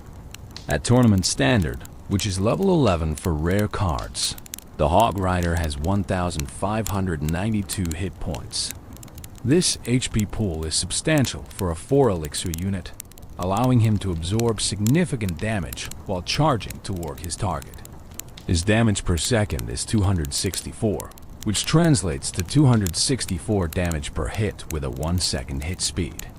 These numbers mean an uncontested Hog Rider can deal serious damage to a tower before being eliminated by Princess Tower Fire alone, making him a legitimate threat that demands defensive response. His movement speed is very fast, the same category as Lumberjack and Elite Barbarians, meaning he crosses the arena quickly. This speed is essential to his role. The Hog Rider doesn't want prolonged engagements with defending troops. He wants to reach the tower fast, land as many hammer swings as possible before defenders can eliminate him. That very fast movement speed makes him difficult to intercept unless defenders place their units precisely or use buildings to pull him off course. The range of one tile means the Hog Rider must be directly adjacent to his target to strike it. This short range makes him vulnerable to being kited, pulled away from the tower by troops placed to distract him. But it also means when he does reach the tower, he's close enough that defending troops can't attack him without coming into tower range themselves, forcing defenders to make difficult choices about troop placement. The river jump mechanic is central to understanding Hog Rider's strategy in Clash Royale. When he reaches the river, he leaps over it in a 1-second animation. During this jump, he's airborne and thus immune to ground attacking troops. Units like Knight or Valkyrie can't hit him mid-leap. However, air targeting and ground and air targeting troops like archers or musketeer can still damage him. This creates interesting mind games around the river. Defenders need to time their placements carefully, ensuring their counters are positioned to catch the Hog Rider after he lands rather than whiffing their attacks while he is jumping. The building targeting mechanic means the Hog Rider ignores all troops and goes straight for structures. This focus is both his greatest strength and most significant weakness. The strength is obvious. He can't be distracted by troops positioned away from his path. You can't pull him toward your king tower with a troop placement like you can with some other win conditions. He's going to attack the nearest building, period. The weakness is equally clear. Any building played in the center of the arena will pull him, dragging him away from the tower and into the kill zone where both Princess Towers can fire on him. This building vulnerability created an entire subset of defensive strategies. Cannon, Tesla, and Inferno Tower all became popular, partly because they could completely shut down Hog Rider pushes if played correctly. The Hog Rider would cross the river, get pulled to the defensive building, take fire from both towers while attempting to destroy the building, and typically die before reaching the Princess Tower. For 1 to 4 elixir, defenders could stop a 4 elixir Hog Rider, generating positive elixir traits that gave them advantage in subsequent exchanges. Smart Hog Rider players developed techniques to play around buildings. Prediction plays became essential, where you deploy the Hog Rider and immediately follow with a spell in the spot where you expected the defensive building to appear. A well-timed earthquake or lightning could eliminate the building as it was placed, allowing the Hog Rider to retarget onto the tower. This prediction gameplay added a layer of skill expression, separating good Hog Rider players from great ones. Spell synergy is crucial for Hog Rider effectiveness. Zap and Log are common pairings, providing cheap removal for small troops like skeletons or goblins that could otherwise distract or damage the Hog Rider. Fireball offers higher damage, capable of eliminating troops like Musketeer or Wizard while dealing chip damage to the tower. Lightning can remove defensive buildings and supporting troops simultaneously. Earthquake, while slower, provides great value against building heavy defenses. Freeze creates moments where the Hog Rider can attack unopposed. Though at 8 elixir total for Hog plus Freeze, this combo demands significant elixir advantage to use effectively. Supporting troops enhance Hog Rider pushes by providing utility he lacks. Ice Golem can tank damage and slow defending troops with its Death Nova. Ice Spirit provides a 1 elixir freeze effect that gives the Hog Rider extra seconds to attack. Electro Wizard or Musketeer, placed behind the Hog Rider, can eliminate defending troops while threatening to become their own win condition if ignored. These combinations transform simple Hog Rider deployments into complex pushes that require multiple defensive cards to stop completely. Timing is perhaps the most critical skill in Hog Rider gameplay. Deploying him when your opponent is low on elixir can result in devastating damage as they scramble to defend with suboptimal cards. Waiting until they've invested elixir on offense, then punishing them with a Hog Rider in the opposite lane, forces difficult choices about whether to defend or push for race scenarios. Recognizing when your opponent has cycled key counters out of their hand and striking before they can rotate back to them requires card counting and game sense that develops through extensive play. Defensive Hog Riders are an underappreciated aspect of his utility. While he targets buildings and thus doesn't directly defend, his very fast movement speed makes him effective for immediately counter-pushing after defending. Your opponent attacks, you defend successfully with an elixir advantage. You immediately drop the Hog Rider at the bridge before they can cycle back to defensive cards. This aggressive counter-push style keeps constant pressure on opponents, forcing them to maintain defensive posture rather than building up larger offensive plays. The Hog Rider-S interaction with various defensive options creates a complex rock-paper-scissors within the game's larger balance. Mini PEKKA completely shuts him down with proper timing, but costs 1 more elixir. Tornado can activate the King Tower against Hog Rider, creating a huge defensive advantage for the rest of the match. Fisherman can hook the Hog Rider away from the tower, similarly activating the King.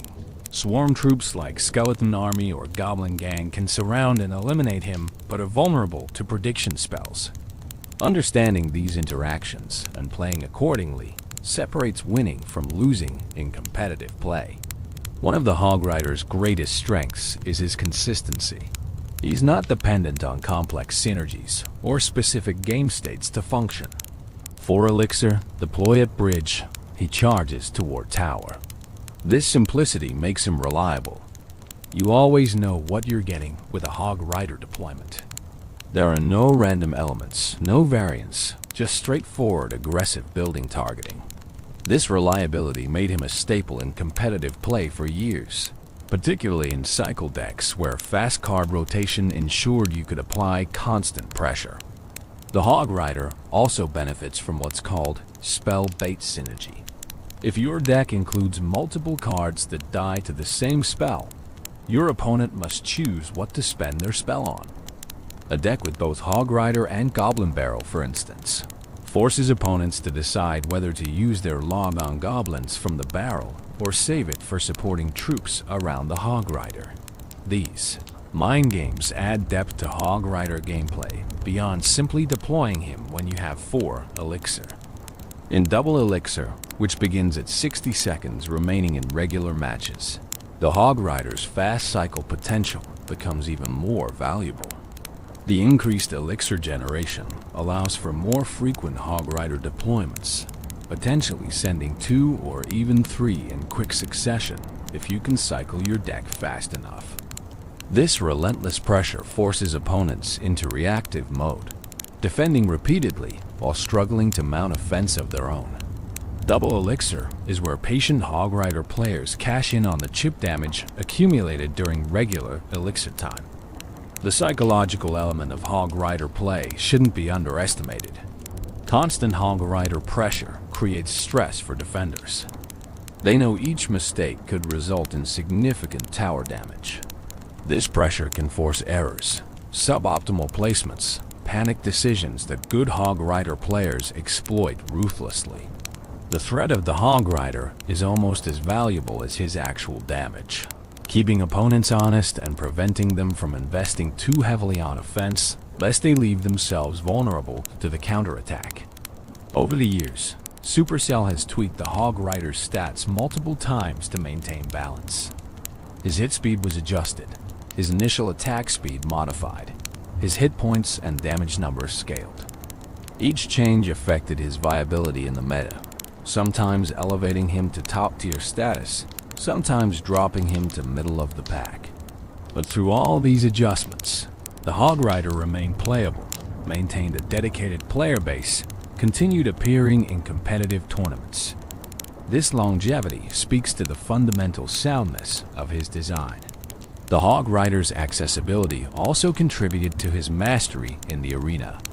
Being a rare card available from Arena, 4-med players could obtain and level him without requiring legendary luck or epic patience. Free-to-play players could build competitive Hog Rider decks through dedication and time, making him a democratic win condition that didn't lock success behind rarity gates or paywalls. This accessibility helped cement his popularity and ensured a large player base continuously refined optimal Hog Rider strategies. The 2.6 Hog Cycle legend among all the decks in Clash Royale's history. Few have achieved the legendary status of 2.6 Hog Cycle. This deck composition, featuring Hog Rider as the primary win condition supported by incredibly cheap cards, became one of the most famous and enduring deck archetypes in the game. Understanding 2.6 Hog Cycle means understanding not just the cards involved, but the philosophy behind the deck and the skill required to pilot it successfully. The name 2.6 Hog Cycle refers to the deck's average elixir cost, 2.6 elixir per card. This incredibly low average means the deck cycles faster than almost any other viable composition. You play through your 8 cards and get back to your Hog Rider more quickly than your opponent can rotate back to their best counters. This speed is the deck's fundamental advantage, applying constant pressure through sheer card rotation velocity. The classic 2.6 Hog Cycle composition includes Hog Rider as the win condition, Musketeer as versatile range support and defense, Ice Golem as a tank and slow effect provider, Cannon as a defensive building, Skeletons as the cheapest cycle card, Ice Spirit for low-cost freeze utility, Fireball for spell damage and medium troop removal, and Log for small troop elimination and knockback. Each card serves specific purposes, and the synergy between them creates a deck greater than the sum of its parts. The deck's philosophy centers on defense and counterattack. You don't build up large pushes like beatdown decks do. You defend efficiently using cheap cards and precise placements, then immediately counterpush with Hog Rider while your opponent is low on elixir. The fast cycle means you can apply pressure constantly, never giving opponents breathing room to build up their own offensive plays. It's death by 1,000 cuts, steady Hog Rider chip damage accumulating over time until towers fall. Piloting 2.6 Hog Cycle requires exceptional mechanical skill. Every placement matters. A cannon placed one tile wrong can result in it failing to pull threats properly. An ice golem deployed too early or too late can waste its value. Musketeer positioning determines whether she survives to provide counter-push support or gets eliminated by spells. The deck has no room for error because every card is essential, and wasting even one elixir can result in being overwhelmed on defense. The skill ceiling of 2.6 Hog Cycle is among the highest in Clash Royale. Mastering it requires learning countless interactions, how to defend against every major archetype, optimal placement patterns for different threats, spell timing to maximize value, when to cycle aggressively versus when to be patient. Professional players who specialized in 2.6 Hog Cycle became celebrities within the community. Their gameplay studied and emulated by aspiring players seeking to master this demanding deck. One famous 2.6 player was Oyasu, a Japanese competitor who demonstrated incredible skill with the archetype. His defensive abilities seemed almost superhuman, using skeletons and ice spirit to defend against threats that should have overwhelmed such cheap cards. His precise placements, split-second timing, and deep understanding of card interactions made him a joy to watch and a nightmare to face. He proved that in sufficiently skilled hands, 2.6 Hog Cycle could compete with any deck regardless of rarity or average elixir cost. The defensive capabilities of 2.6 Hog Cycle are remarkable considering the deck's low elixir commitment. Cannon serves as the primary building for pulling and tanking damage. Ice Golem kites threats while providing death damage and slow. Musketeer offers high damage per second from safe distance. Skeletons provide incredible value for their one elixir cost, capable of surrounding and eliminating or heavily damaging units worth many times their cost. Ice Spirit adds a brief freeze effect that is often just enough to prevent defending units from connecting with your tower. Against different archetypes, 2.6 Hog Cycle adapts its defensive strategy. Against beatdown decks with tanks like Golem or Lava Hound, the focus is on defending efficiently with minimal elixir, then punishing their large investments with opposite lane Hog Rider pressure that forces them to defend rather than building up unstoppable pushes. Against bridge spam, the deck's cheap cards allow for rapid response to threats in both lanes. Against other cycle decks, the faster rotation speed usually provides advantage in the race to chip down towers. The Fireball in 2.6 Hog Cycle serves multiple purposes. Offensively, it hits the tower alongside Hog Rider damage, increasing chip potential. It eliminates or damages troops defending against the Hog Rider, particularly 3 Musketeers or grouped units. Defensively, it resets Inferno Towers and Inferno Dragons that would otherwise melt through tanks. It removes support troops behind enemy tanks. The versatility of Fireball makes it irreplaceable in the deck, despite its relatively high 4 elixir cost. Log provides similar versatility at 2 elixir. It clears small troops like goblins or skeletons that could surround and eliminate Ice Golem. It pushes back threats, buying precious seconds for your defenses to work. It chips the tower for modest damage that accumulates over long matches. The knockback effect can interrupt charges or attacks, providing utility beyond simple damage. Between Fireball and Log, 2.6 Hog Cycle has answers for most defensive setups opponents might employ. The Ice Golem is perhaps the most underrated card in 2.6 Hog Cycle. For 2 elixir, it provides so much utility. It tanks damage for the Hog Rider, absorbing hits that would otherwise reduce the Hog's HP before reaching the tower. Its Death Nova slows enemy troops, giving your defensive units more time to work. It can kite troops away from your towers, drawing melee threats across the arena while your Princess towers destroy them.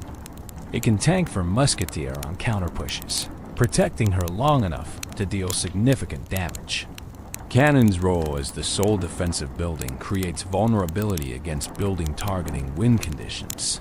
but 2.6 Hog Cycle compensates through outright cycling and superior elixir efficiency. Against Hog Riders, Cannon pulls them into both tower ranges. Against Giants or Golems, it tanks damage while Ice Golem kites and Musketeer damages from range. Against Royal Giants, Cannon's placement can minimize damage while other cards eliminate the threat. The 3 elixir cost allows for frequent cannon placements, maintaining defensive pressure without breaking the bank. Skeletons represent the ultimate value play at 1 elixir for 3 units. They can surround Prince or Mini PEKKA, often eliminating these threats without taking tower damage. They can distract air units, pulling them into tower range. They can cycle the deck when you need to get back to specific cards quickly. They can provide bodies for Hog Rider pushes, absorbing tower shots. Their fragility means they die easily to spells or splash damage, but at 1 elixir, even getting modest value makes them worthwhile. Ice Spirit's 1 elixir freeze effect is another high-value card that skilled players extract maximum worth from. Timed correctly, it can freeze defending troops just long enough for Hog Rider to land extra hits. It can stun charging units, interrupting their attacks. Combined with skeletons, it can defend against surprisingly expensive threats. Its cycle potential matches skeletons, allowing for rapid deck rotation when needed. The freeze duration may be brief, but in a game where fractions of seconds matter, Ice Spirit's effect is often game-changing. Musketeer serves as the deck's most expensive card at 4 elixir, matching the Hog Rider's cost. She provides essential range damage, capable of eliminating or damaging air units that the rest of the deck struggles against. It faces challenges against Earthquake decks that destroy the cannon and weaken the Hog Riders simultaneously. It can struggle against X-Bow and Mortar decks that outcycle it and provide building-to-building interactions. But it performs well against Beatdown, has even matchups against most bridge spam variants, and generally favors the skilled player in mirror matches. The learning curve for 2.6 Hog Cycle is steep. New players picking up the deck often get overwhelmed on defense. Their cheap cards eliminated easily by opponents who can afford to spend more elixir. They misplace buildings, waste spells, miss counter-push timings, but with practice, patterns emerge. Placements become muscle memory. Interactions are learned and internalized. The deck's skill ceiling means there's always room for improvement. Always some interaction to optimize. Always some matchup knowledge to deepen.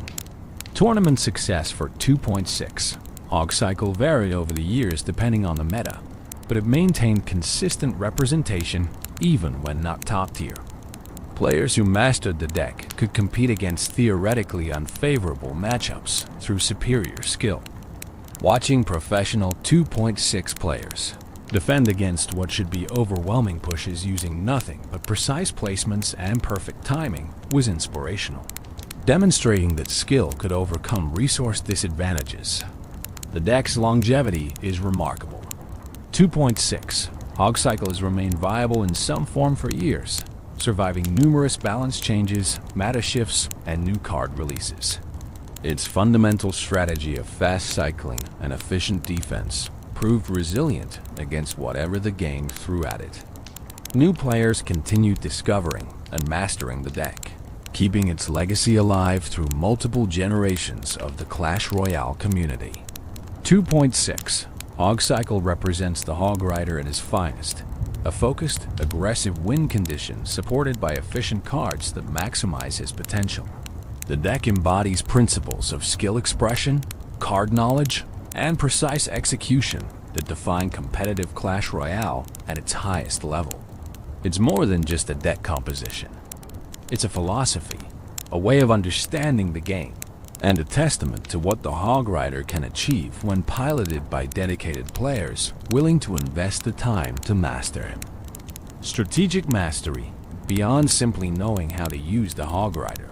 True mastery requires understanding advanced strategies, subtle techniques, and deep game knowledge that separates casual players from competitive ones. Let's explore the strategic depth that makes Hog Rider gameplay endlessly rewarding for those willing to study and improve. Pressure management is fundamental to Hog Rider's strategy. The Hog Rider isn't just about dealing damage. He's about creating pressure that forces defensive responses.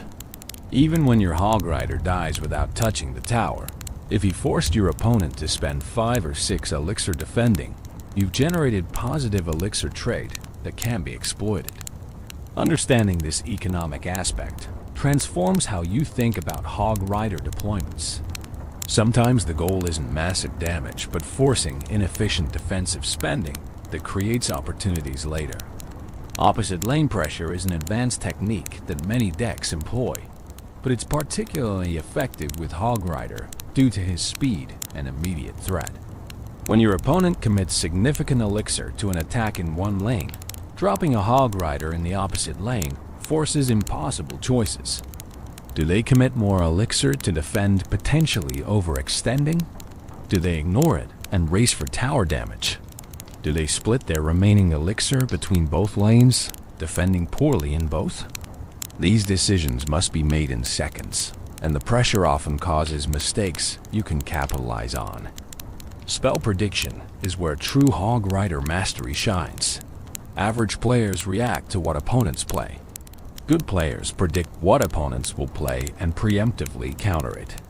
Against defensive buildings, this means deploying Hog Rider and immediately sending Earthquake or Lightning to the predicted building placement. Get this right, and you eliminate their defense before it can function. Miss, and you've wasted elixir and spell value. The risk-reward calculation requires reading your opponent, understanding their patterns, and having the confidence to commit to predictions. Building placement is a subcategory of prediction worth exploring independently. Experienced players know the common spots where defensive buildings get placed. Cannon in the center, Tesla slightly offset, Inferno Tower deeper in their territory. Learning these positions allows for more accurate predictions. But the metagame goes deeper. Smart defenders vary their placements to avoid predictions, forcing you to adapt. Recognizing when an opponent is mixing up building positions and adjusting your predictions accordingly separates great players from good ones.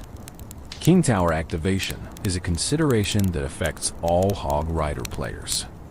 Certain defensive techniques allow opponents to activate their King Tower against Hog Rider pushes, creating a significant disadvantage for the rest of the match. Tornado and Fisherman are primary culprits, hooking or pulling the Hog Rider into positions where he attacks the King Tower, activating it permanently. Once active, the King Tower provides additional firepower that makes all subsequent defenses easier. Careful play around these cards. Using Ice Golem or other units to alter the Hog Rider's path can prevent King activation and maintain better matchup dynamics. Elixir counting is essential for competitive Hog Rider play. You need to track approximately how much elixir your opponent has at any given moment. They played Mega Knight? That's 7 elixir they don't have for defending your Hog Rider. They're at 2 elixir? Perfect time to pressure them while they can't mount full defense. This mental math happens continuously throughout matches, informing every deployment decision. Better elixir tracking leads to better timing, leads to more successful Hog Rider connections. Card rotation tracking takes elixir counting further. Not only do you need to know your opponent's elixir, you need to know what cards are in their hand versus cycled out. If they just use their best hog counter, that's your window to strike before they can rotate back to it. If they haven't played a certain card in a while, it's probably in their hand, so you need to play around it. This mental tracking is demanding, but absolutely crucial for high-level play. Understanding matchups goes beyond knowing which decks counter yours. It's about knowing specific win conditions within matchups. Against Golem decks, you typically want to pressure opposite lane when they commit to Golem, forcing them to defend instead of building unstoppable pushes. Against X-Bow, you need to pressure constantly, preventing them from establishing their siege position comfortably. Against Graveyard, Saving your cheap troops to counter the graveyard while using Hog Rider for counter pressure creates favorable dynamics. Each matchup has optimal strategies that experience teaches you. Chip damage accumulation is often more important than attempting high damage pushes. A Hog Rider that lands 2 hits on a tower is dealt over 500 damage at tournament standard.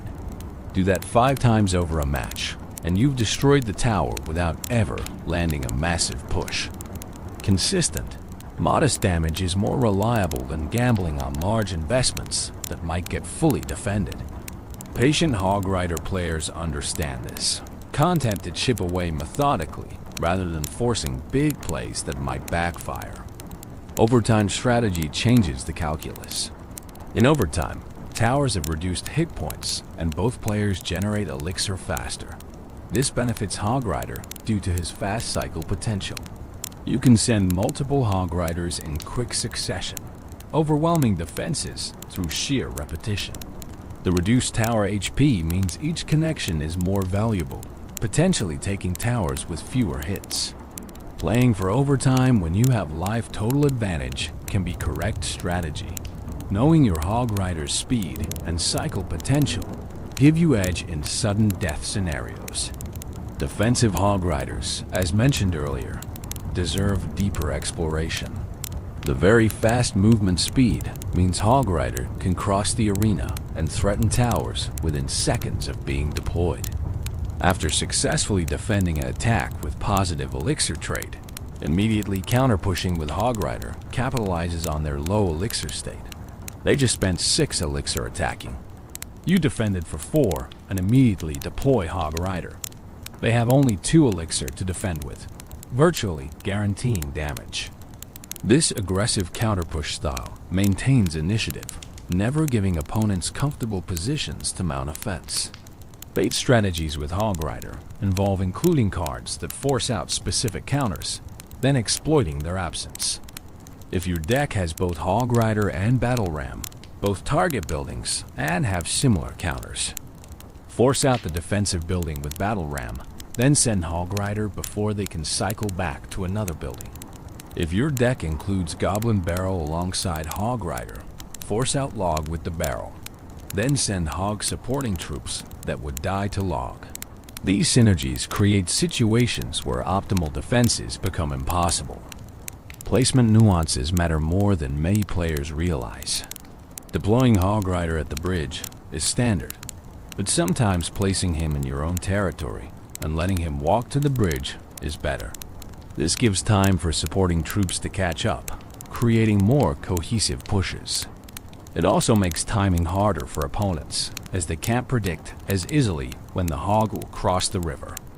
Against certain defensive setups, this delayed approach avoids giving them perfect value with their counters. Ice Golem placement relative to Hog Rider determines effectiveness. Too far ahead, and it crosses the river first, triggering defensive building pull before the Hog arrives. Too far behind, and it doesn't tank enough damage. The optimal position is slightly ahead, but not at the river when the Hog reaches it, allowing both units to cross together with Ice Golem in front. This precise spacing maximizes the tank value while ensuring the Hog isn't pulled before Ice Golem can influence positioning. Musketeer positioning behind Hog Rider creates dilemmas for defenders.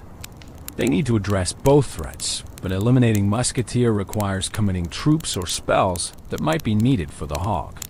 If they focus on stopping the Hog and ignore Musketeer, she deals significant tower damage. If they commit to killing Musketeer, the Hog connects for multiple hits. This splitting of defensive attention is powerful, forcing opponents to choose between bad options rather than executing optimal defenses. Spell timing within pushes requires judgment and experience. Using Fireball too early means it might not catch the troops opponent plays to defend. Using it too late means those troops have already damaged or eliminated your Hog. The optimal timing depends on predicting what they'll play and when. Against experienced opponents, varying your spell timing prevents them from playing around it consistently. Sometimes you spell preemptively, sometimes reactively, keeping them guessing. Understanding tower damage priorities helps manage endgame situations. If both you and your opponent have damaged towers, sometimes the correct play is defending efficiently rather than racing. If you're ahead on tower damage and time is running out, you can play defensively and win on life total. If you're behind, you need to take risks, sending hog riders even when it's not optimal because you need tower damage regardless of traits. These strategic considerations change how you approach every play in the final minute. Learning from losses is crucial for improvement. When your hog rider gets countered efficiently, don't just move to the next match. Analyze what went wrong. Did you deploy into their counter? Did you fail to predict their defensive building? Did you waste spells earlier that would have helped? Each loss contains lessons if you're willing to examine them critically. The best players treat losses as educational opportunities, building mental databases of what works and what doesn't against specific decks and strategies. Adapting mid-match separates good players from great ones. If your opponent shows they have perfect counters for standard hog rider pressure, you need to adjust. Maybe you focus more on spell cycling their tower down. Maybe you play more defensively, waiting for opportunities when they overcommit. Maybe you start using Hog Rider as a defensive card, soaking damage from their threats, then counter-pushing with survivors. Rigid strategies fail against adaptive opponents. Flexibility, creativity, and willingness to change approaches mid-match are essential skills. Mind games become relevant at higher competitive levels. If you always play Hog Rider in the same lane, opponents know where to commit defensive resources. Mixing up your lanes keeps them honest, forces them to maintain awareness of both sides. If you always support Hog with the same cards, they can defend more efficiently. Varying your support troops creates uncertainty. If you always play at the same elixir counts, they can anticipate your moves. Randomizing when you pressure makes their defensive timing more difficult. Practice and repetition build the muscle memory and pattern recognition that define mastery.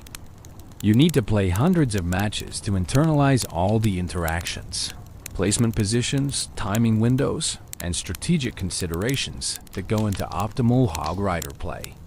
There are no shortcuts. The players who dominate with Hog Rider have invested countless hours refining their skills, learning from mistakes, and pushing the boundaries of what's possible with this 4 elixir card. The meta constantly evolves, and successful Hog Rider players evolve with it. New cards get released that counter him differently. Balance changes alter interactions. Popular decks shift, creating different matchup spreads.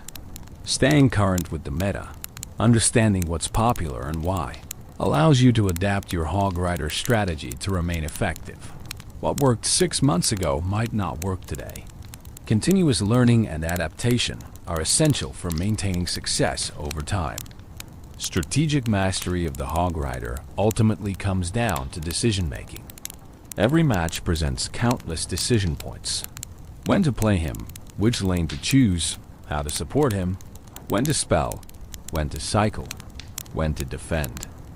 Making the correct decision consistently, under pressure, while tracking multiple variables simultaneously, is what defines mastery.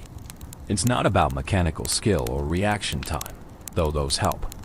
It's about game knowledge, experience, and judgment refined through dedicated practice and thoughtful analysis.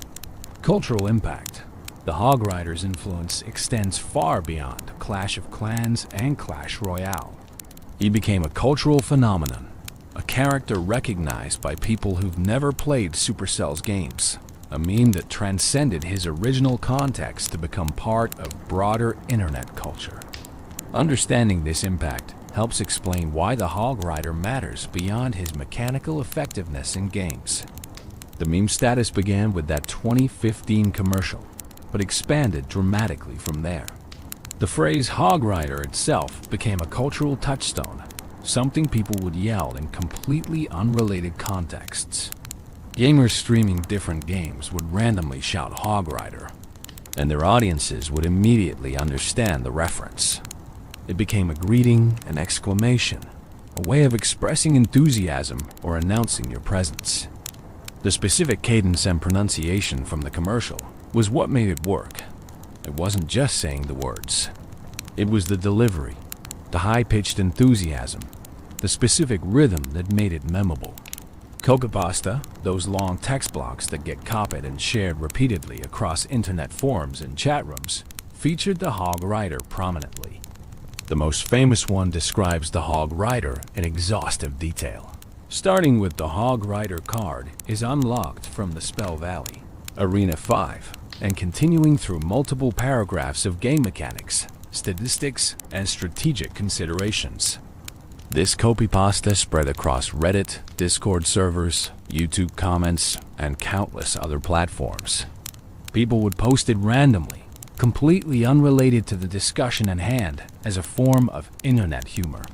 The length and specificity of the copypasta made it perfect for this purpose. It was absurd to post such detailed game information in random contexts, and that absurdity was the joke. The copypasta evolved over time, with variations adding to or modifying the original text. Some versions included exaggerated statistics, turning the Hog Rider into an impossibly powerful character.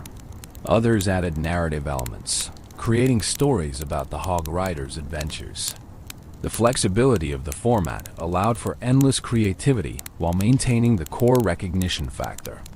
People knew what you were doing when you posted Hog Rider copypasta, and that shared understanding created community and connection. YouTube became a major platform for Hog Rider content.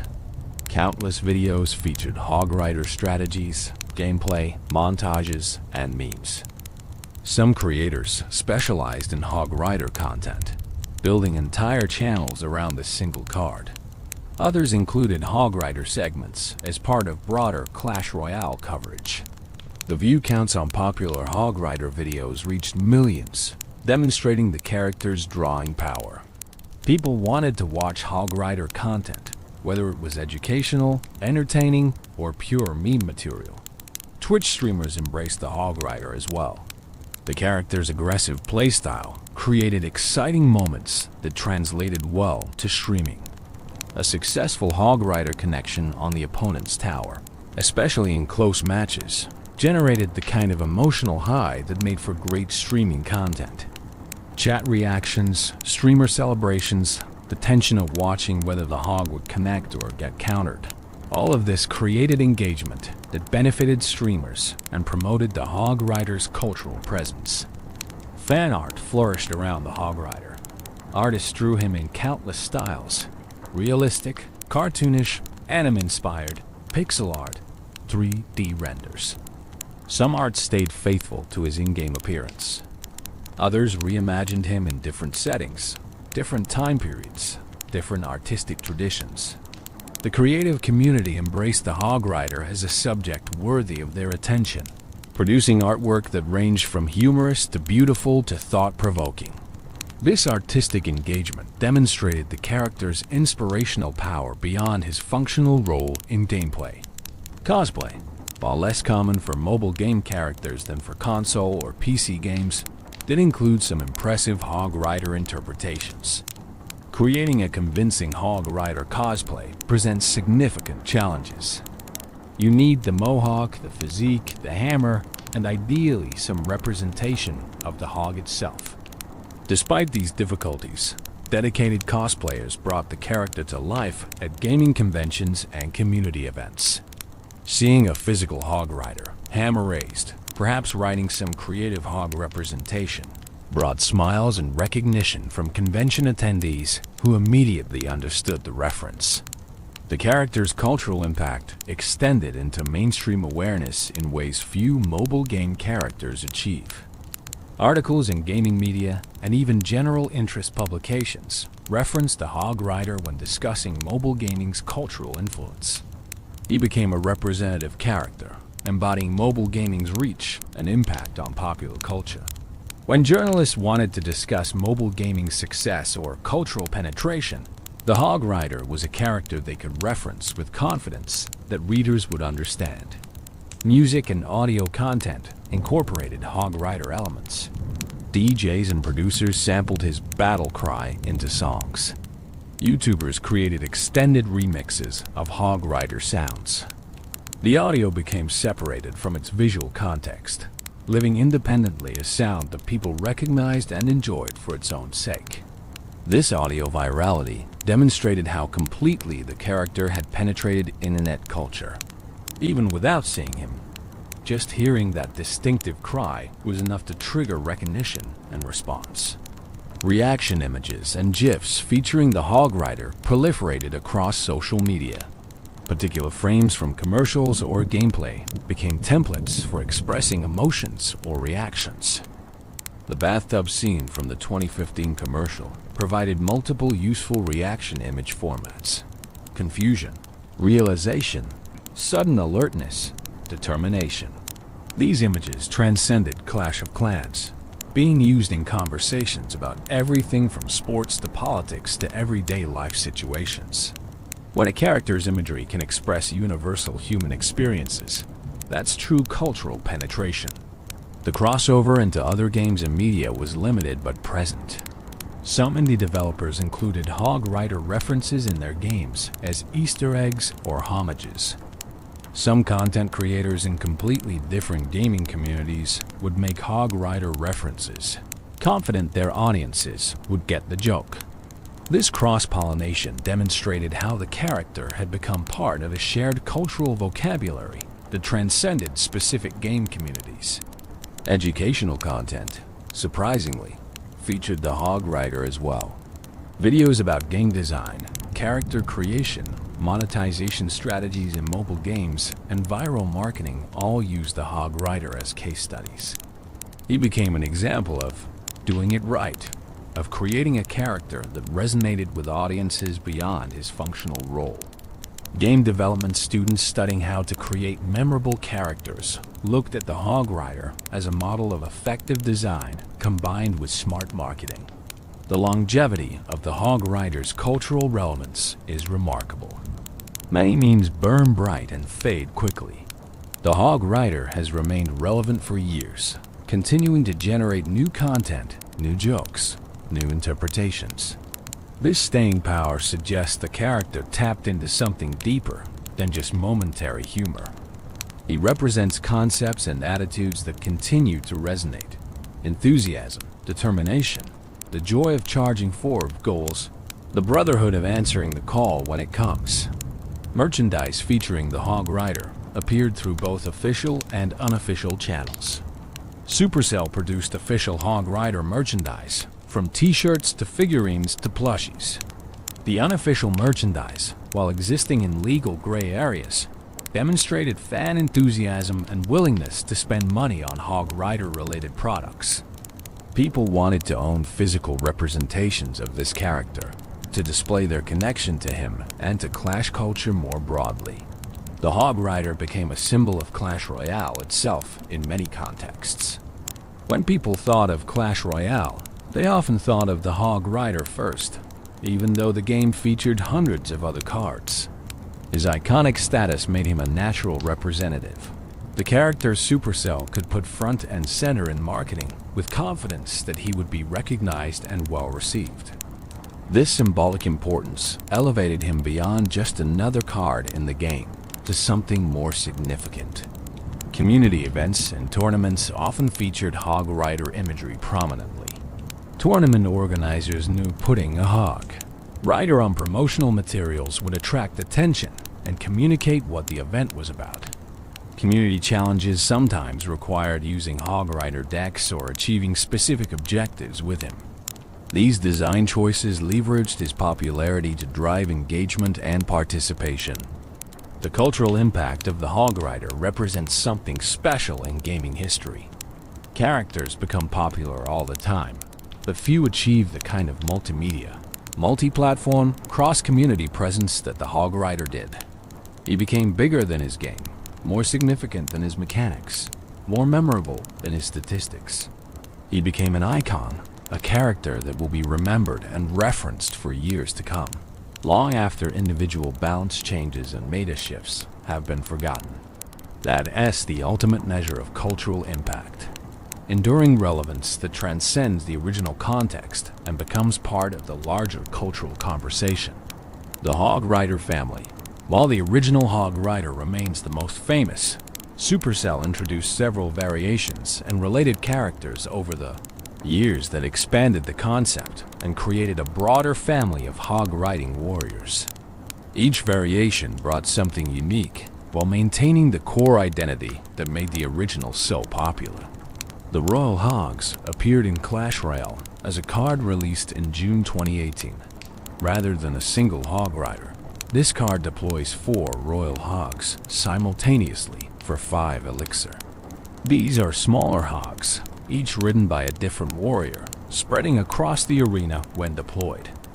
The concept took the single target pressure of the original Hog Rider and transformed it into multi-lane pressure that forced defenders to address multiple threats simultaneously. The Royal Hogs have distinct visual differences from the standard Hog Rider. They wear blue and red team-colored clothing and armor rather than the brown and gold of the original.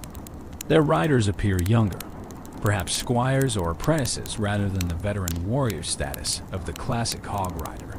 The Hogs themselves have similar builds, but slightly different proportions, emphasizing their role as a unit group rather than an individual hero. Mechanically, Royal Hogs function differently from their single counterpart. They split when deployed, with 2 heading to each lane.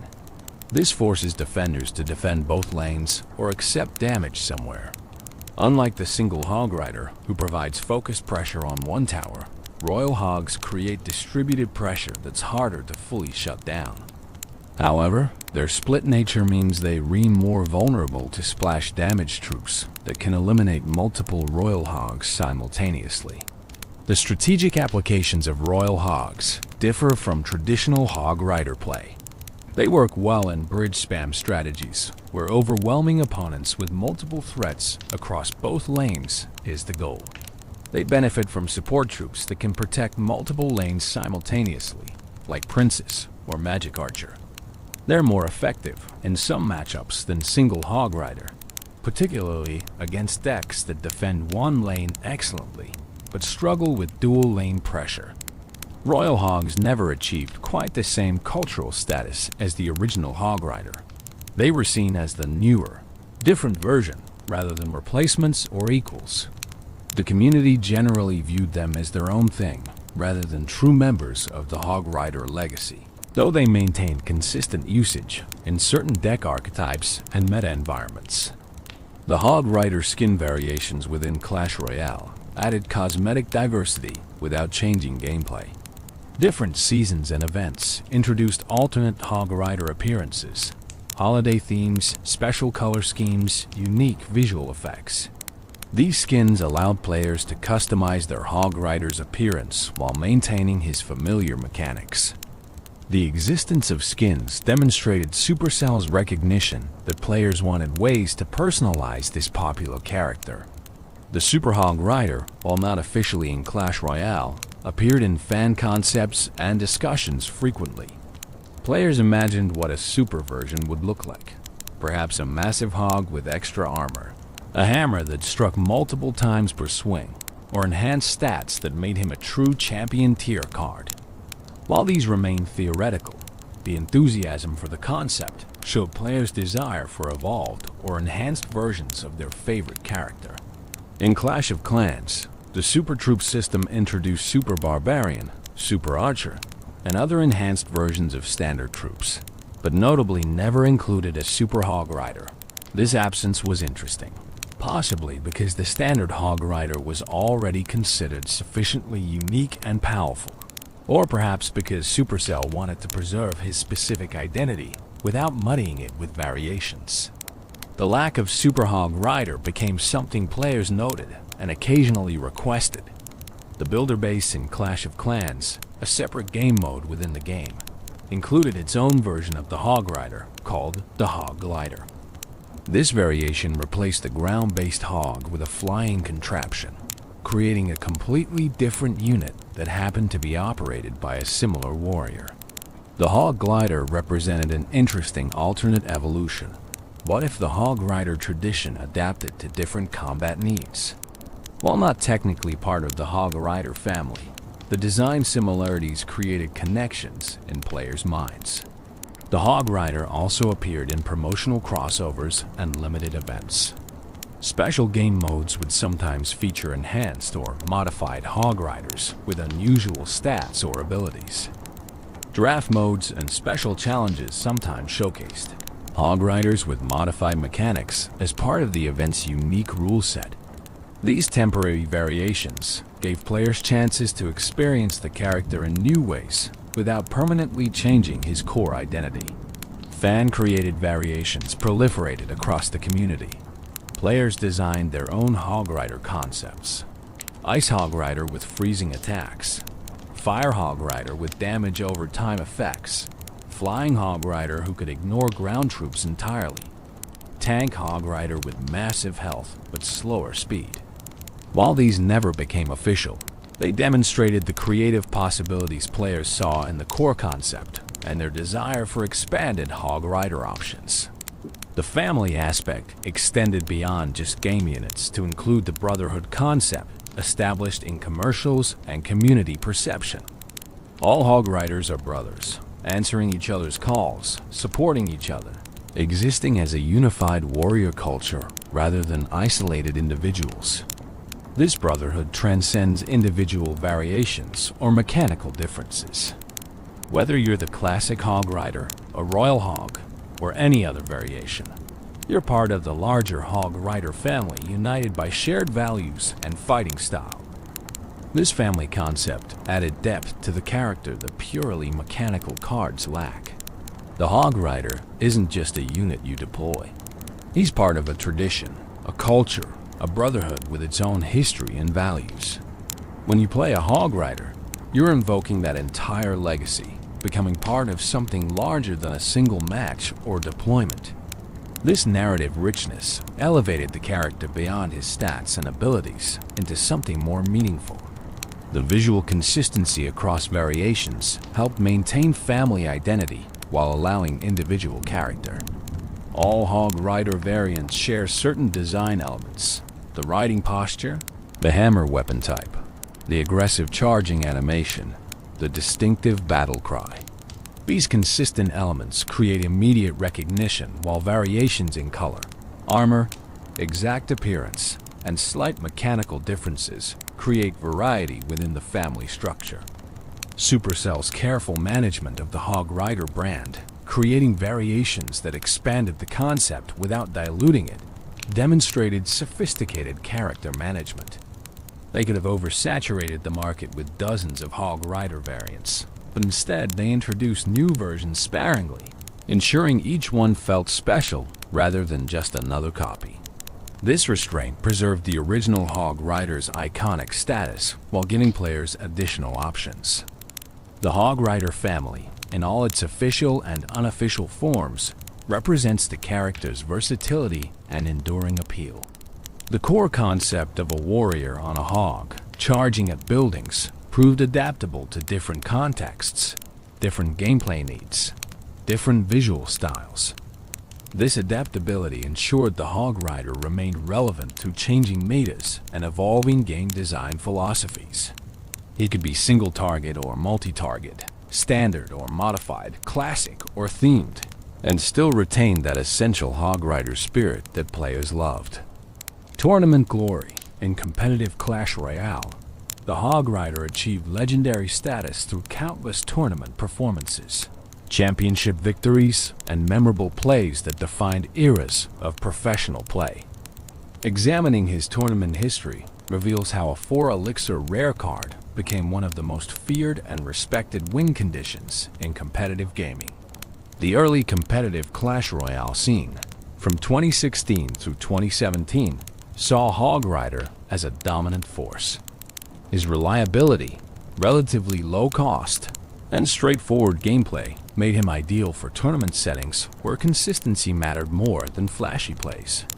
Professional players could execute Hog Rider strategies with precision, minimizing risk while maximizing damage output.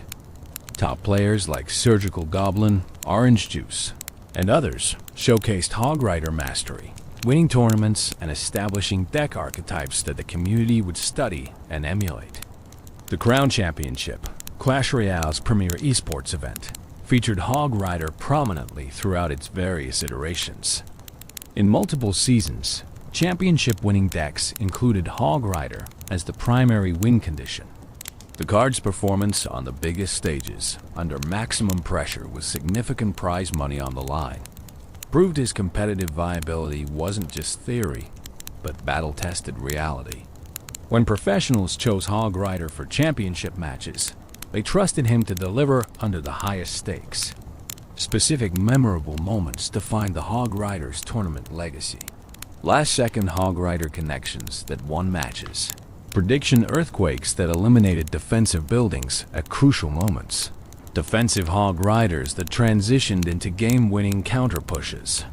These highlight reel plays became part of Clash Royale esports lore. Clips that got shared and rewatched.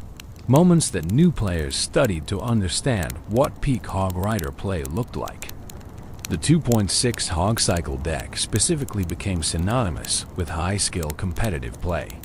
Watching professional players pilot this demanding archetype was educational and entertaining. Their defensive perfection, using cannon and ice golem and skeletons to defend against pushes that should have been unstoppable, showcased game knowledge that seemed superhuman. Their offensive precision, finding tiny windows of opportunity to slip Hog Riders through for chip damage, demonstrated patience and discipline that defined professional-level play. Regional differences in Hog Rider usage emerged as the competitive scene matured. Asian tournaments saw different Hog Rider deck compositions than European or American events. Cultural and meta preferences meant that while the Hog Rider appeared globally, the specific supporting cards and strategic approaches varied. This diversity kept competitive Clash Royale interesting, with international events featuring clash of different Hog Rider philosophies as much as clash of different players. Balance changes affected tournament viability dramatically. When Supercell adjusted Hog Rider stats, professionals had to adapt immediately. Tournament players couldn't wait weeks to adjust like casual players could. They needed to immediately recalculate matchups, adjust placements and timings, sometimes completely rebuild decks. The top players distinguished themselves through their adaptation speed, continuing to succeed with Hog Rider even when balance changes made it more difficult.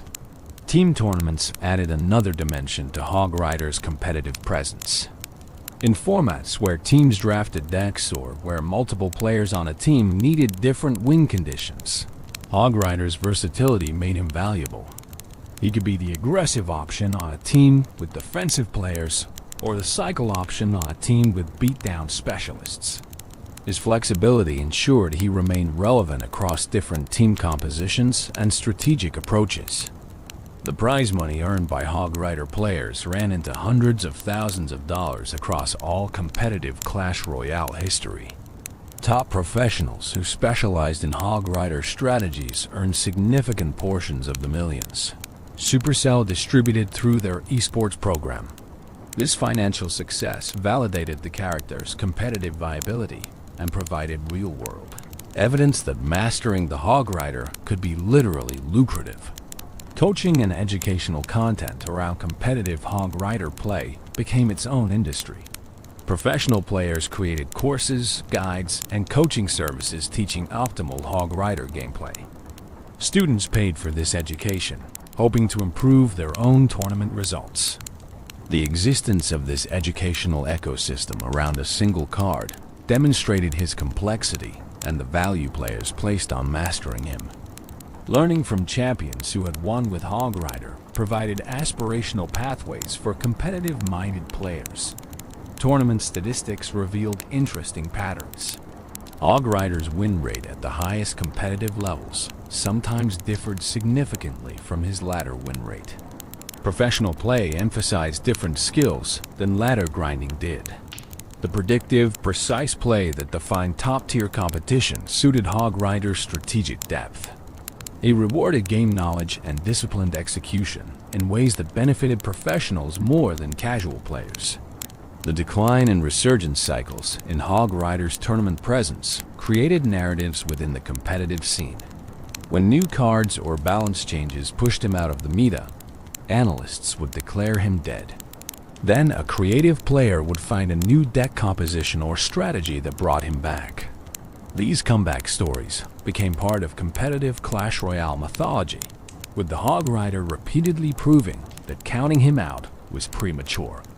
Qualifier tournaments, where players competed for spots in major events, saw even higher Hog Rider usage than championships themselves.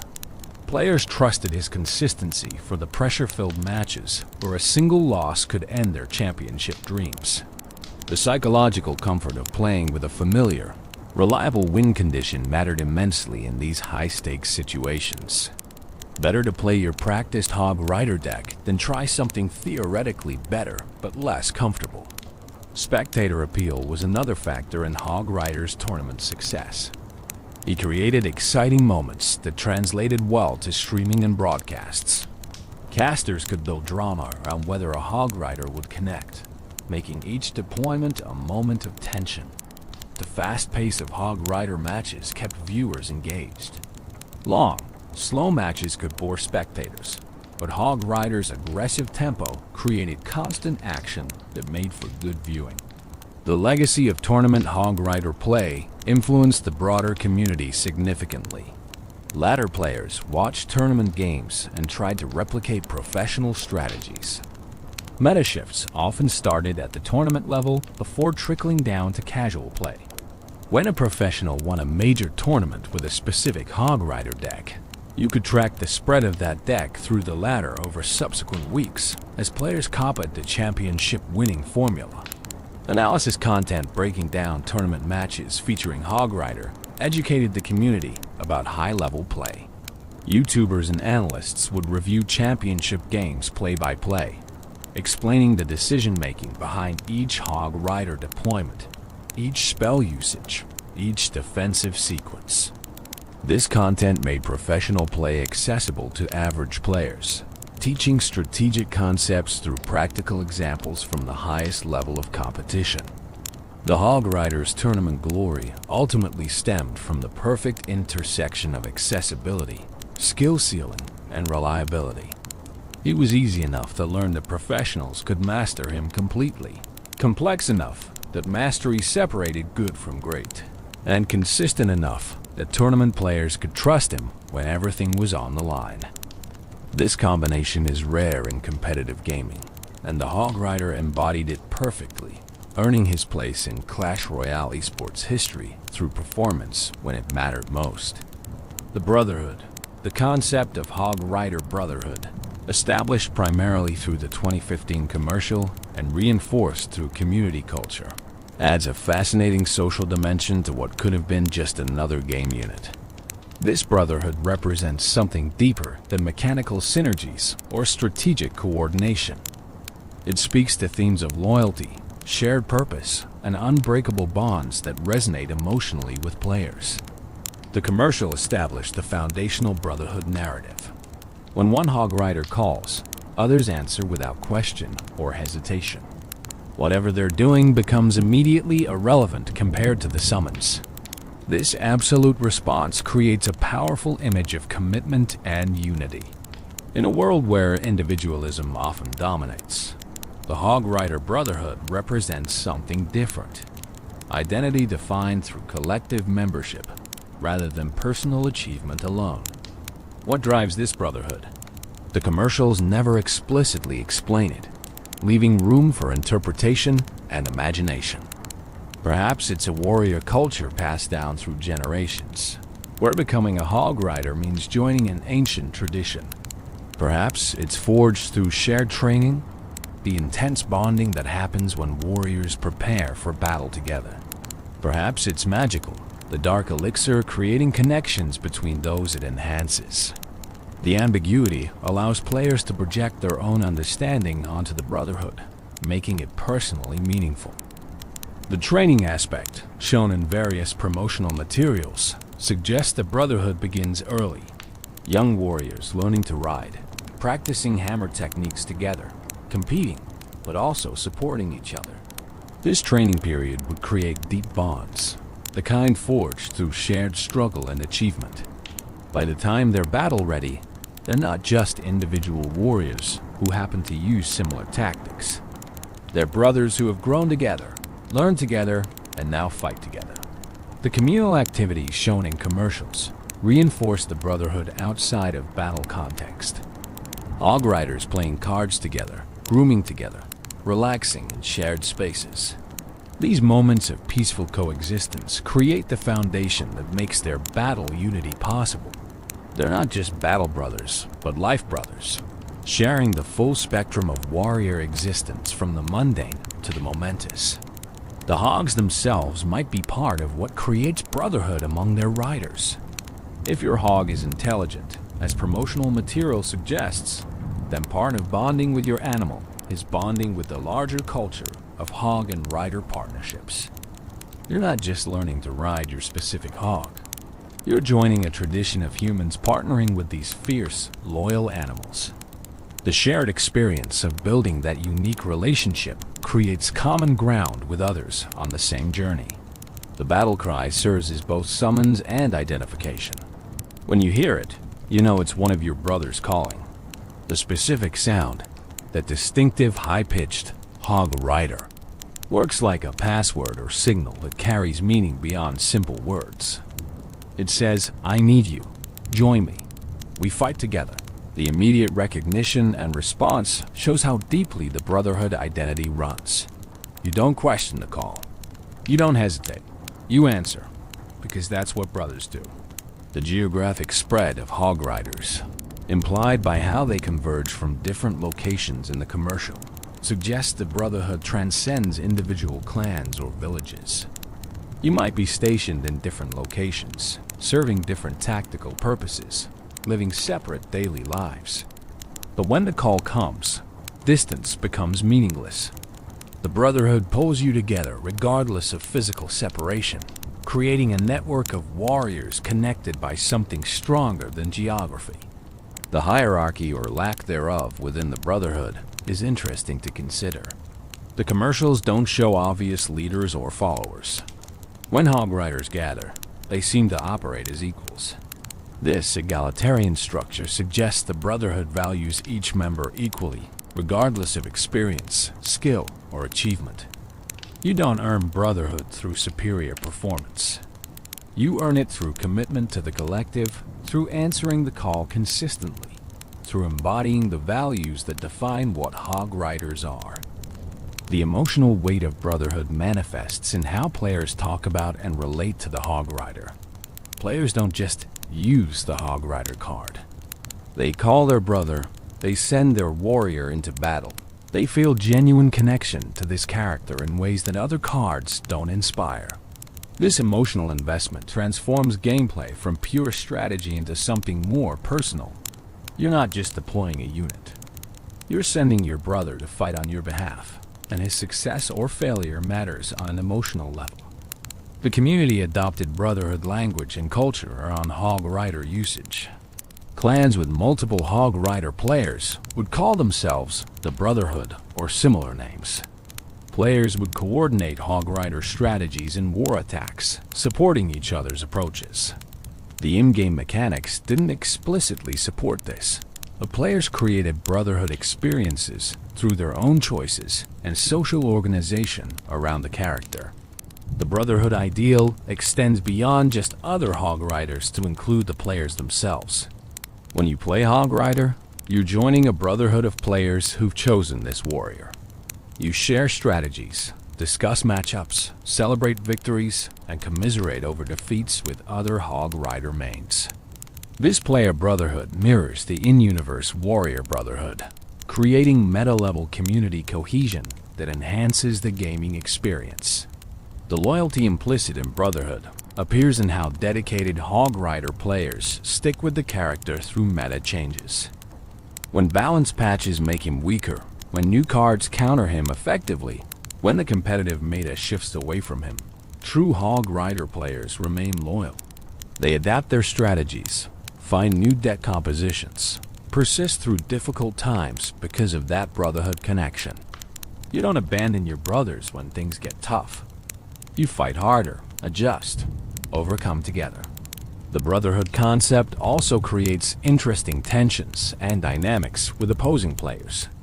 When you face an opponent also playing Hog Rider, are you fighting a mirror match or facing a brother?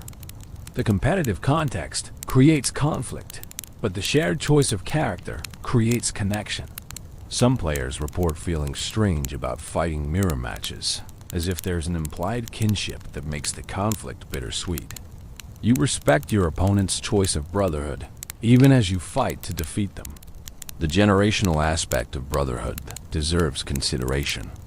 New players joining the Hog Rider ranks are adopted into an existing brotherhood with established traditions and culture. Veteran players welcome newcomers, teach them optimal strategies, pass down the accumulated wisdom. This knowledge transfer creates continuity, ensuring the brotherhood strengthens over time rather than fragmenting into isolated individuals who happen to use the same card. The brotherhood mythology, while largely created by Supercell's marketing and embraced by the community, provides a narrative framework that enriches the gameplay experience. It transforms the Hog Rider from simple game unit into member of a living tradition, part of something larger and more meaningful than individual matches or statistics. This narrative depth creates emotional investment that keeps players engaged, long after mechanical interest might have waned. The impact of brotherhood extends to how players perceive their own in-game identity. Choosing to main Hog Rider isn't just a strategic decision. It's joining a brotherhood, adopting an identity, declaring yourself part of something. When you introduce yourself in the community as a Hog Rider player, you're not just describing your deck choice. You're affiliating yourself with a tradition, claiming membership in a group with shared values and culture. This identity formation through game choice demonstrates how digital experiences can create genuine social meaning and personal identity.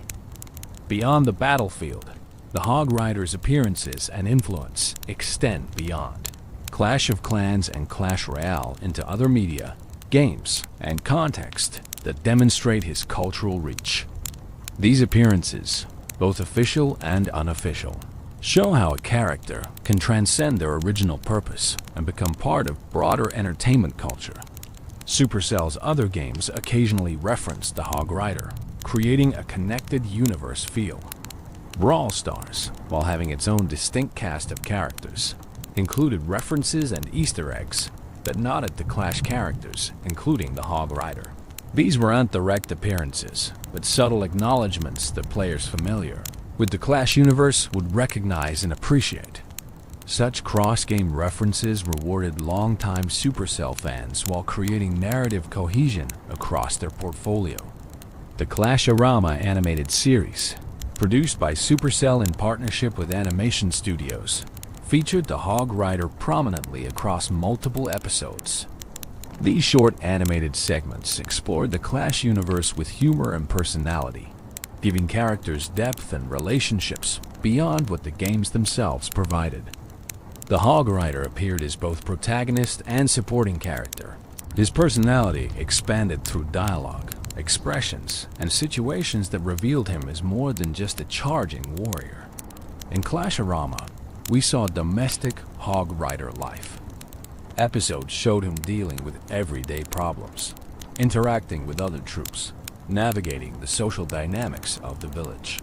His relationship with his hog was explored with genuine warmth and humor, showing the partnership as a true friendship rather than just rider and mount.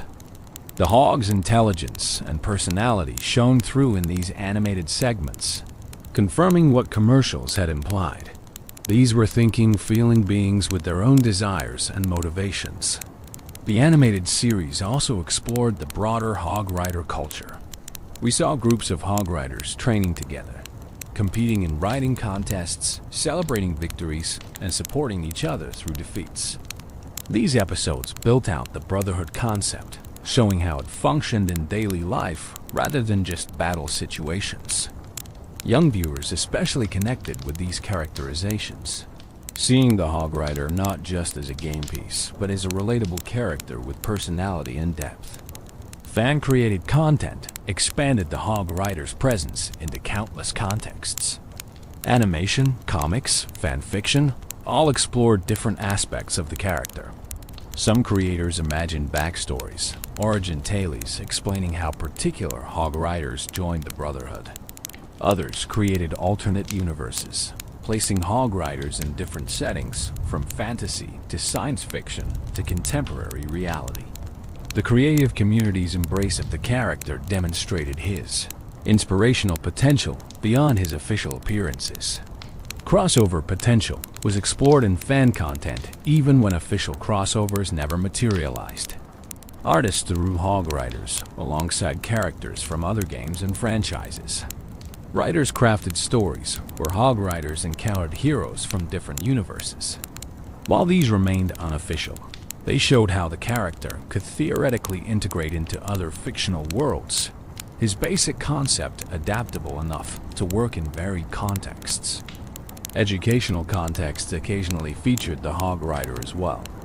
Teachers using games to engage students sometimes incorporated Clash Royale, and the Hog Rider's straightforward mechanics made him useful for teaching concepts about strategy, resource management, and decision-making. While unconventional, these educational applications demonstrated the character's versatility and the engaging power of his design. Marketing and advertising beyond gaming sometimes referenced the Hog Rider in contexts where his recognition value could be leveraged.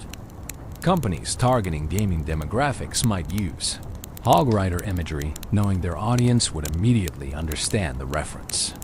While Supercell controlled official usage, the character's cultural penetration meant even subtle references could effectively communicate with the right audiences. The Hog Rider appeared in gaming conventions and esports events as physical representations beyond just gameplay. Giant Hog Rider statues, promotional displays, photo opportunities where attendees could pose with Hog Rider imagery, all reinforced his physical presence in gaming culture. These three-dimensional representations transformed him from pixels on a screen into tangible objects that people could interact with and photograph, creating memories and social media content that further spread his cultural presence. Merchandise sales data, while not publicly detailed, reportedly showed the Hog Rider among the top-performing characters for Clash products.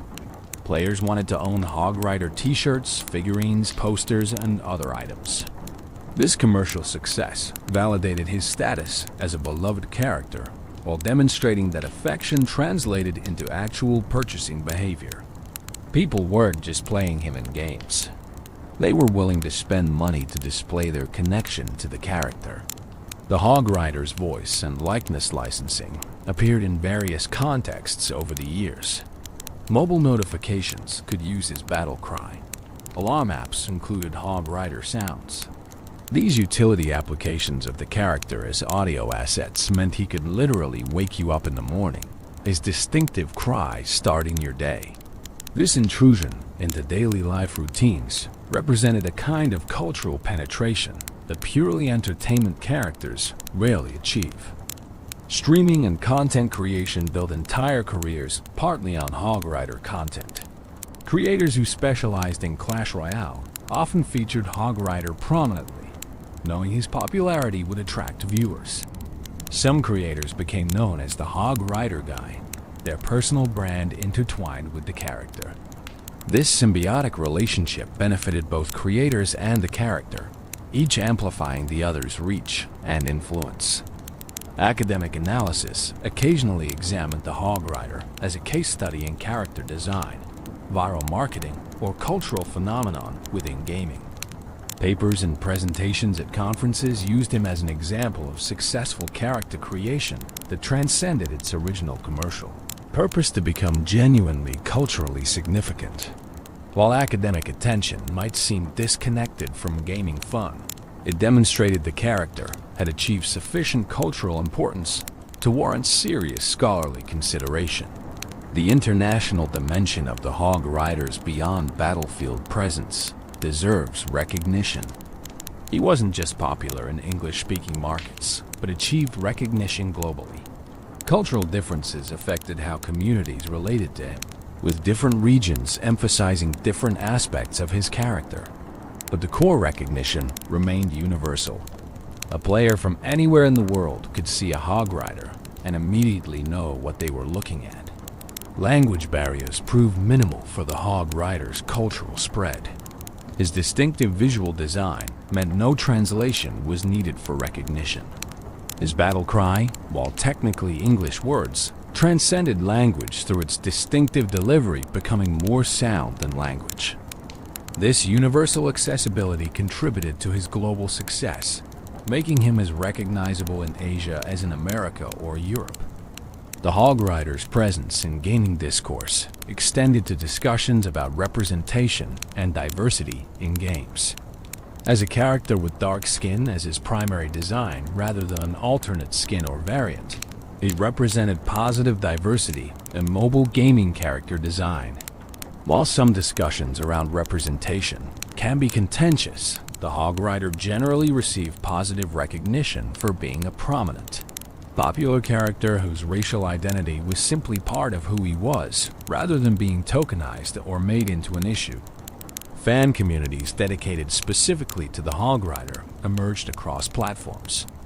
Reddit communities, Discord servers, Facebook groups all focused specifically on this character. These communities shared strategies, celebrated victories, created content, and built social connections around their shared affection for the hog rider. The existence of character-specific communities demonstrated depth of engagement that went beyond casual enjoyment into genuine fandom. The hog rider's evolution from game unit to cultural icon represents a journey that few characters complete successfully. Most game characters, even popular ones, remain confined to their games and immediate fan communities. The hog rider broke through those boundaries to become recognized by people who've never played his games, referenced in contexts completely unrelated to mobile gaming, and integrated into the broader cultural conversation about gaming and internet culture. This transcendence is the ultimate beyond the battlefield achievement, proving the character's appeal and staying power in the competitive attention economy of modern entertainment. The legacy continues as we approach the present day and look toward the future. The hog rider's legacy remains strong and continually evolving. More than a decade after his introduction, he maintains relevance in ways that demonstrate genuine lasting power rather than momentary popularity. Understanding his continued legacy means examining both his current status and the potential paths forward. In current Clash Royale meta, as of the most recent balance changes, the hog rider remains viable, though his exact tier placement fluctuates. He's never completely dominated to the point of being oppressive, nor has he fallen so far as to be unplayable. This balance represents successful character management by Supercell, maintaining his accessibility and playability through countless updates and meta shifts. Players who love the hog rider can continue using him competitively, while he doesn't warp the entire game around his existence. New players continue discovering the hog rider, experiencing that first connection when they unlock him in Arena 4 and hear his battle cry for the first time. For these players, the character is fresh and new despite his decade-plus existence. The constant influx of new players ensures the hog rider's fanbase continuously renews itself, preventing stagnation and keeping community discourse active and engaged. Content creators maintain steady hog rider coverage, producing strategy guides, gameplay videos, and entertainment content featuring him. The view counts on this content demonstrate ongoing interest. Players still want to learn hog rider strategies, still enjoy watching high-level hog rider play, still engage with content about this character. This sustained content creation and consumption cycle ensures the hog rider remains visible and relevant in gaming spaces. The competitive scene continues featuring hog rider in tournaments and championships. While he's not always the most popular choice, his consistent presence across multiple competitive seasons demonstrates enduring viability. Professional players continue discovering new strategies, deck compositions, and techniques with the Hog Rider, proving the character's strategic depth hasn't been fully exhausted even after years of high-level play. Community celebrations around Hog Rider milestones keep his legacy fresh. Anniversaries of his release, major updates affecting him, or community challenges featuring him create moments of collective remembrance and engagement. These milestone events acknowledge his history while creating new memories and content that add to his ongoing story. The meme culture surrounding the Hog Rider continues evolving with new generations of internet humor. While the original "Did somebody say Hog Rider?" remains iconic, new memes and jokes emerge regularly, keeping the character relevant to current humor trends. This ability to adapt to changing internet culture while maintaining core recognition demonstrates flexible legacy rather than rigid nostalgia. Supercell's continued investment in the character through updates, balance changes, and promotional material signals their recognition of his ongoing value. They haven't abandoned him for newer characters, but continue treating him as a cornerstone of their games. This official support ensures the Hog Rider receives the attention needed to remain competitive and relevant, rather than slowly fading into obsolescence. The potential for new Hog Rider variations or related content remains strong. Supercell could introduce new cards that interact specifically with the Hog Rider, create new game modes that emphasize his playstyle, or develop new variations that expand the Hog Rider family. The character's proven popularity makes him a safe bet for development resources, meaning future Hog Rider content is likely and potentially substantial. Cross-media expansion possibilities exist for the Hog Rider beyond what's currently been explored. A dedicated animated series, a comic book line, perhaps even larger-scale media adaptations could feature him prominently. While such projects require significant investment and carry risk, the character, as established popularity and recognition, make them more viable than they would be for lesser-known game characters. The educational and inspirational value of the Hog Rider's legacy shouldn't be underestimated. His story demonstrates how character design, smart marketing, and community engagement can create something greater than the sum of its parts. Game developers studying successful character creation look at the Hog Rider as a model, learning lessons they apply to their own work. His influence thus extends beyond his own games into the broader industry. New technology could enable new Hog Rider experiences. Augmented reality applications could let players see Hog Riders in real-world environments. Virtual reality could provide immersive experiences of being the Hog Rider, feeling the charge from first-person perspective. Voice assistants could use his distinctive sounds. As technology evolves, opportunities emerge for the character to inhabit new spaces and provide new experiences. The social bonds created through shared Hog Rider appreciation continue strengthening. Players who connected over their mutual love of the character years ago maintain those friendships, their shared history creating lasting connections. New players join these communities, continuing the cycle. The Hog Rider thus facilitates genuine human connection that transcends the game itself, creating social value that ensures his legacy matters beyond entertainment. The financial success the Hog Rider has generated for Supercell over the years is substantial, though exact figures aren't publicly detailed. His popularity drove game downloads, in-app purchases, and sustained engagement that translated directly to revenue. This commercial success creates strong incentive for Supercell to continue supporting and promoting the character, ensuring resource allocation for his ongoing development. The Hog Rider's position in gaming history is now secure. He'll be remembered as one of mobile gaming's most iconic characters, a figure who demonstrated the medium's potential for creating culturally significant characters that rival those from traditional gaming platforms. Future retrospectives on mobile gaming's golden age will inevitably feature him prominently, his image and story representing this era of gaming history. Preservation efforts by the community ensure that even if official support someday wanes, the Hog Rider's legacy will persist. Fan sites archive his history, preserve old commercials and content, document strategies and memorable plays. This community-driven preservation creates redundancy that protects his cultural legacy from being lost if official sources ever disappear. The emotional connections players have formed with the Hog Rider over the years represent perhaps his most important legacy.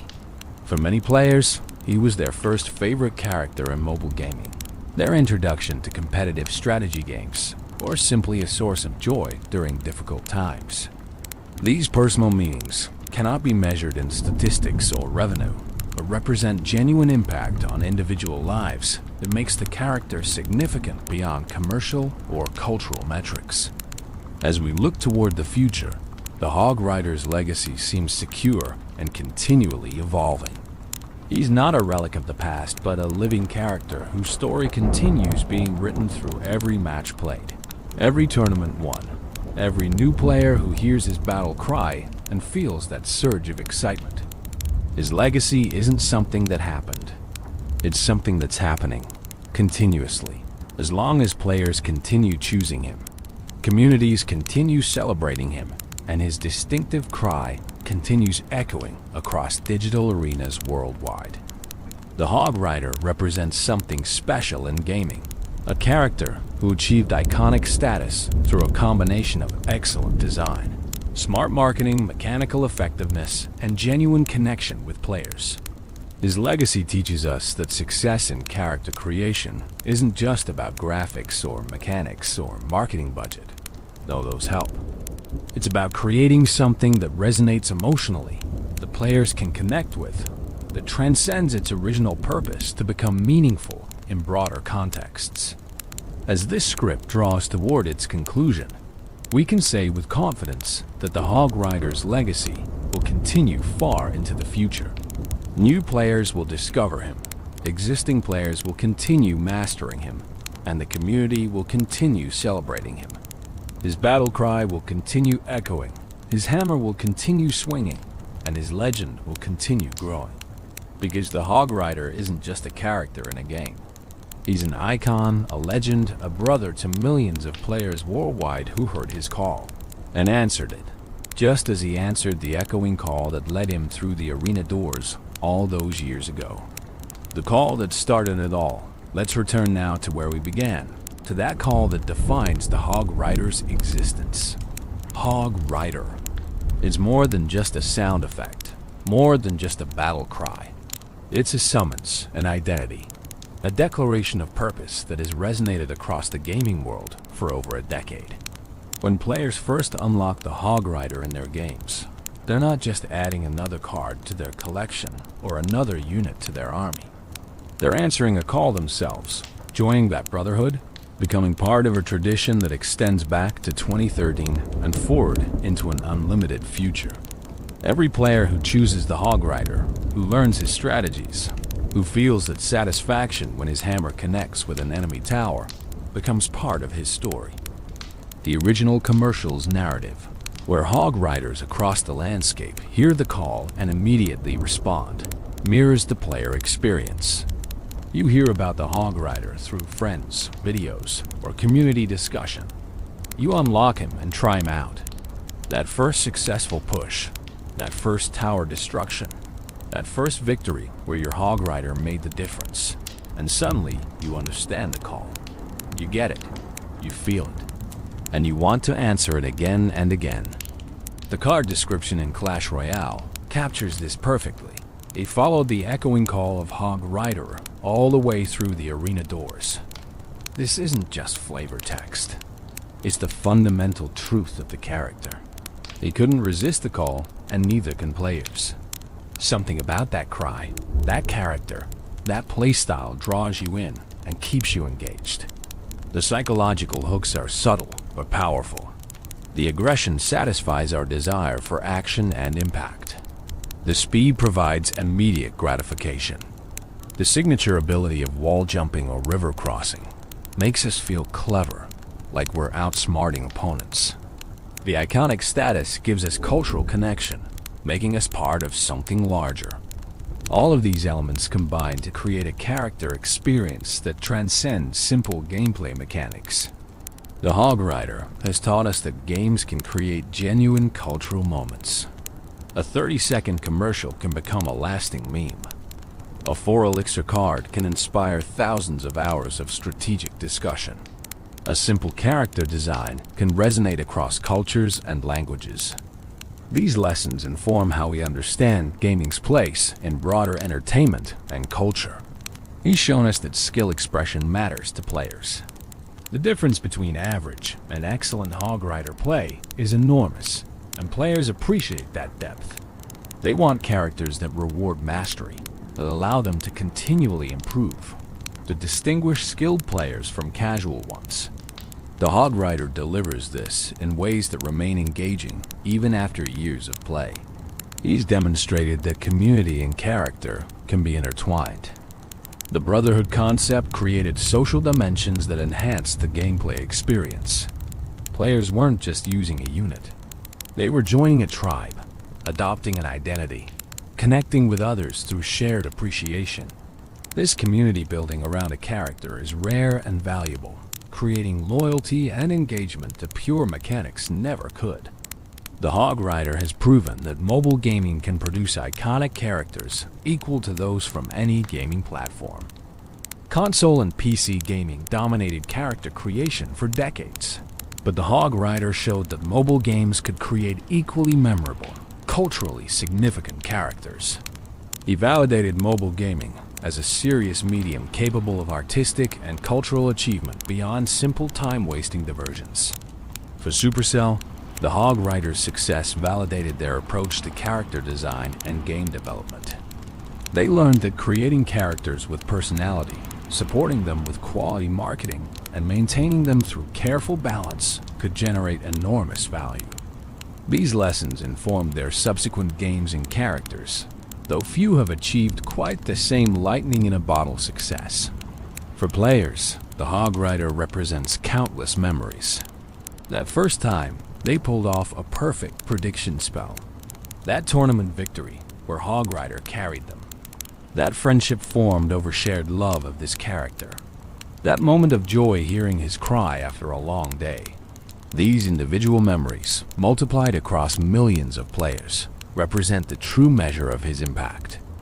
The emotional journey many players have with the Hog Rider mirrors the hero's journey. Discovery, when you first encounter him. Initiation, when you learn to use him effectively. Mastery, when you truly understand his depths. Teaching, when you help others learn. And appreciation, when you step back and recognize what this character has meant to your gaming experience. Each player travels this path at their own pace, but the destination is the same. Genuine connection with a character who started as pixels and code, but became something more meaningful. As gaming continues evolving, as new technologies emerge, as new generations of players discover these games, the Hog Rider will remain. His battle cry will continue echoing. New players will hear it for the first time and feel that spark of interest. Veteran players will hear it and smile with recognition, remembering their own journey with this character. The call continues, and so does the answering. The beauty of the Hog Rider story is that it's never truly complete. Each new player adds their chapter. Each match creates new moments. Each update brings new possibilities. The story we've explored in this script isn't the definitive final word on the Hog Rider, but rather a snapshot of his ongoing legend. Years from now, players will look back on this era as part of his history. One period in a longer story that continues as long as players keep answering the call. So, when you hear that cry, whether in a match, in a video, or just echoing in your memory, remember what it represents. It's not just announcing a troop deployment or signaling an attack. It's calling you to be part of something larger, to join a brotherhood of players worldwide who found joy, challenge, community, and meaning in this character. It's inviting you to charge forward with confidence, to leap over obstacles, to pursue your objectives with single-minded determination. The Hog Rider's legacy is ultimately about that charge, that forward momentum, that refusal to let barriers stop you. In games and in life, we all face walls that seem insurmountable. The Hog Rider reminds us to find ways over them, to maintain our speed and purpose, to keep swinging our hammers until those barriers fall. It's a simple metaphor, perhaps, but powerful in its simplicity and universality. And so the call continues to echo, across arenas, across time, across the gaming world. Hog Rider! It's a greeting and a challenge, a summons and a celebration, a beginning and a continuation. It's the sound of a character who transcended his original purpose to become a legend, an icon, a brother to millions. And as long as there are players who hear that call and feel that surge of excitement, the Hog Rider's story will continue, his legacy growing, his impact deepening with each passing year. Closing thoughts. We've journeyed through more than a decade of Hog Rider history, from his 2013 debut in Clash of Clans through his evolution into a cultural icon. We've explored his mechanics, his strategies, his cultural impact, his brotherhood, and his enduring legacy. Through it all, one truth remains constant. The Hog Rider represents something special in gaming history. He's more than stats and mechanics, though his design is excellent. He's more than marketing success, though his commercial impact is undeniable. He's more than a meme, though his cultural penetration is remarkable. The Hog Rider is a character who connected with players on a level that transcends all these individual elements, creating something meaningful that has enriched the gaming experiences of millions worldwide. For those who've been with the Hog Rider from the beginning, his story is part of your own story. You remember unlocking him for the first time, learning his intricacies, celebrating victories, and learning from defeats. You've watched the meta evolve, strategies develop, communities grow. The Hog Rider has been a constant presence through years of gaming, a familiar friend in an ever-changing landscape. For those discovering him now, you're joining a tradition with deep roots and vibrant present. The strategies and communities and culture built around this character await your participation. You have the opportunity to make the Hog Rider your own, to find your unique playstyle, to add your voice to the ongoing conversation, to become part of the Brotherhood. The lessons the Hog Rider teaches extend beyond gaming. Persistence in the face of obstacles, the value of skill and practice, the importance of community and shared experience, the joy of charging forward with purpose and confidence. These aren't just gaming lessons.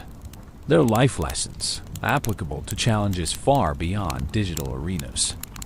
As you drift off to sleep tonight, perhaps you'll dream of charging across battlefields atop a powerful hog, hammer raised high, leaping over walls that can't contain you, striking targets with devastating precision. Perhaps you'll dream of brotherhood and camaraderie, of answering calls and joining charges. Perhaps you'll simply rest peacefully, the story of the Hog Rider having entertained and relaxed you through these hours together. Whatever dreams come, know that the Hog Rider's story continues. Somewhere right now, a player is deploying him for the first time, hearing that distinctive cry with fresh ears, feeling that spark of excitement at something new and special. Somewhere a tournament is being decided by a perfectly timed Hog Rider connection. Somewhere friends are laughing over a Hog Rider meme, their bond strengthened by shared humor and gaming culture. The call echoes eternally across the gaming world.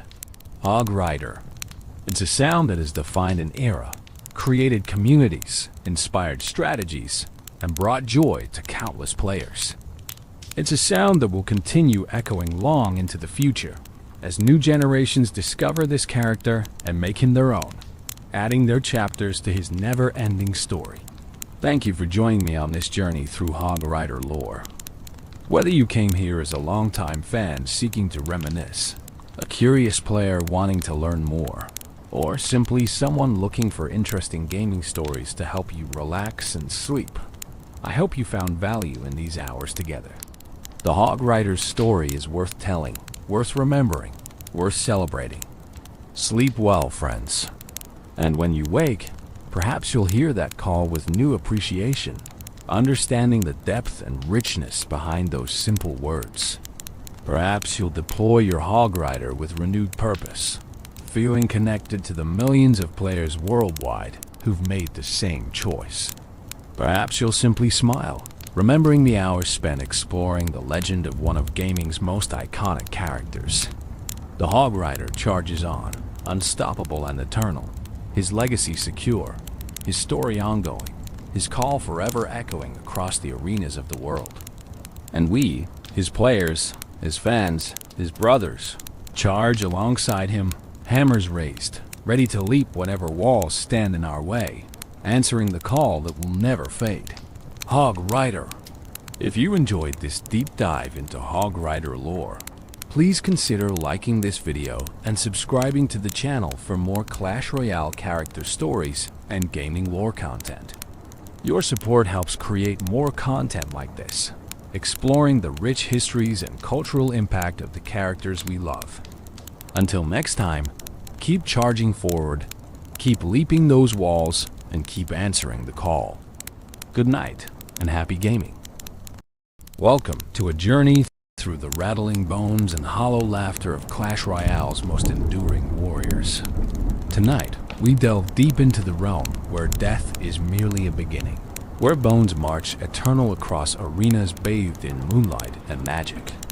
This is the complete story of skeletons, those fragile yet fierce fighters who have captured hearts worldwide, despite having none themselves.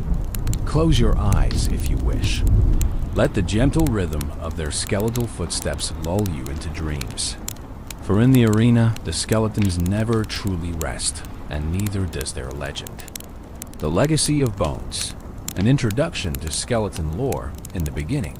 When Clash Royale first emerged from the creative minds at Supercell on January 4th, 2016, the skeletons were already there, waiting. They had existed before in Clash of Clans, those tiny undead servants of the witch, but in this new arena, they would become so much more. They would become icons, memes, champions, and above all, beloved by millions of players who saw in their fragile forms a reflection of underdog determination. The skeleton, scientifically speaking, takes its name from the Greek word skeletos, meaning dried up or withered. But there's nothing withered about the spirit of these warriors. From the moment the first skeleton spawned onto an arena battlefield, clattering its tiny sword against shields 10 times its size, players recognized something special.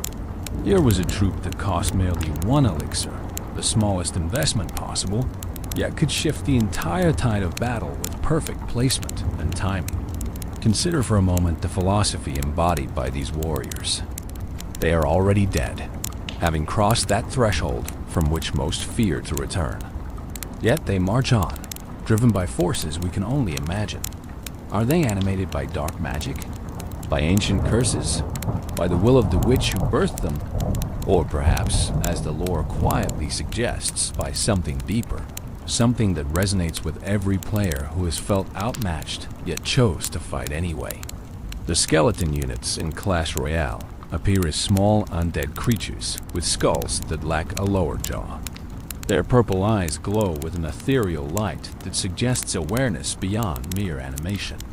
They wield short swords, crude but effective weapons in their bony hands. Their appearance is deceptively simple, almost comical, with their bobbing heads and scrambling movements. But any seasoned player knows the truth. Underestimate a skeleton at your peril. From the very first day of Clash Royale soft launch, skeletons have been present in multiple forms. The 3-skeleton card, the skeleton army with its overwhelming numbers, the giant skeleton carrying its devastating bomb, the witch perpetually summoning more, and later additions like the skeleton barrel, evolved variations, and ultimately the skeleton king himself. Each represents a different facet of skeleton lore, a different chapter in their ongoing story. What makes skeletons so captivating is their duality. They are simultaneously the weakest and most versatile troops in the entire game. A single zap can erase them from existence. A well-placed log can sweep them away like autumn leaves. Yet properly deployed, these same fragile warriors can demolish a prince's charge, overwhelm a P.E.K.K.A., or deliver devastating damage to a tower. They embody the strategic heart of Clash Royale itself, where positioning and timing matter more than raw power, where intelligence defeats brute force, where the smallest investment can yield the greatest returns. Throughout the years since 2016, skeletons have undergone numerous balance changes, each one documented and analyzed by the community. They've been 4 skeletons, then 3, then 4 again, then back to 3. The skeleton army has swelled and shrunk, costing 4 elixir, then 3. Every change sparked discussion, debate, and adaptation. Yet through it all, the essential nature of skeletons remained unchanged. They are fragile warriors, whose strength lies not in individual power, but in numbers, speed, and the clever minds controlling them. But beyond the statistics and balance changes, beyond the strategic discussions and deck compositions, there exists a deeper narrative. The skeletons have names. They have personalities implied through animations and community interpretations. They have a culture that has evolved through official Supercell content, fan creations, animations, and the collective imagination of millions of players worldwide. They are not merely game pieces, but characters in an ongoing story, one that begins with a single skeleton named Larry. Larry, the original skeleton legend. If there is one skeleton whose name echoes through the halls of Clash Royale history louder than all others, it is Larry. To understand skeleton lore, we must understand Larry, for he is both beginning and symbol, everyman and legend. The ordinary made extraordinary through circumstance and community affection. Larry's story begins not in Clash Royale, but in Clash of Clans, in a commercial that would become legendary in the Supercell community. In this advertisement, a witch spawns a skeleton to assist in raiding an enemy village. The skeleton, small and seemingly insignificant, approaches an archer tower. The witch, seeing potential disaster, repeatedly warns the skeleton. "Don't touch that, Larry." "Larry, no, Larry." But Larry, driven by curiosity, or perhaps destiny, touches the archer tower anyway. The result is catastrophic chaos. The tower begins firing, the arrows missing their intended target but striking a balloon passing overhead. The balloon, now damaged and descending, crashes directly into the enemy village's elixir storage. Purple elixir spills everywhere, flooding the battlefield in a tide of magical energy. The entire raid dissolves into pandemonium, all because one small skeleton couldn't resist touching what he shouldn't. This commercial, simple in concept but perfect in execution, achieved something remarkable. It gave personality to a previously nameless unit. Larry became real in that moment. Not just a game piece, but a character with agency, curiosity, and the kind of innocent mischief that endears rather than annoys. The name Larry itself, so ordinary and unassuming, perfectly captured the essence of this every skeleton. This representative of all the little warriors who march into battle knowing they're outmatched. The Clash Royale community embraced Larry immediately and completely. Memes flourished. Fan art proliferated. Discussions about strategy often personified the skeletons, referring to sending in Larry and his friends, rather than merely deploying skeletons. The name appeared in official Supercell content, cementing its place in the canon. When Skeleton Army received an updated description, it read, "Spawns an army of skeletons. Meet Larry and his friends Harry, Gary, Terry, Mary, etc." Each of these names carries its own small personality in the community imagination. Harry, perhaps the brave one. Gary, later to become the general in evolved form. Terry, the troublemaker. Mary, breaking skeleton gender norms and showing the bones are bones regardless. And the etc. that follows acknowledges the countless other skeletons, each potentially having their own untold stories. There are moments of glory or comedy in the arena, but Larry's legend grew beyond simple name recognition. The animated short film Lost and Crowned elevated him to protagonist status. In this beautifully crafted piece of storytelling, Larry and his brother Peter work for the Red King in the Clash Royale arena. The plot revolves around Larry's fascination with the Red King's crown. His curiosity, that same trait that led him to touch the Archer Tower in the commercial, draws him to steal the crown.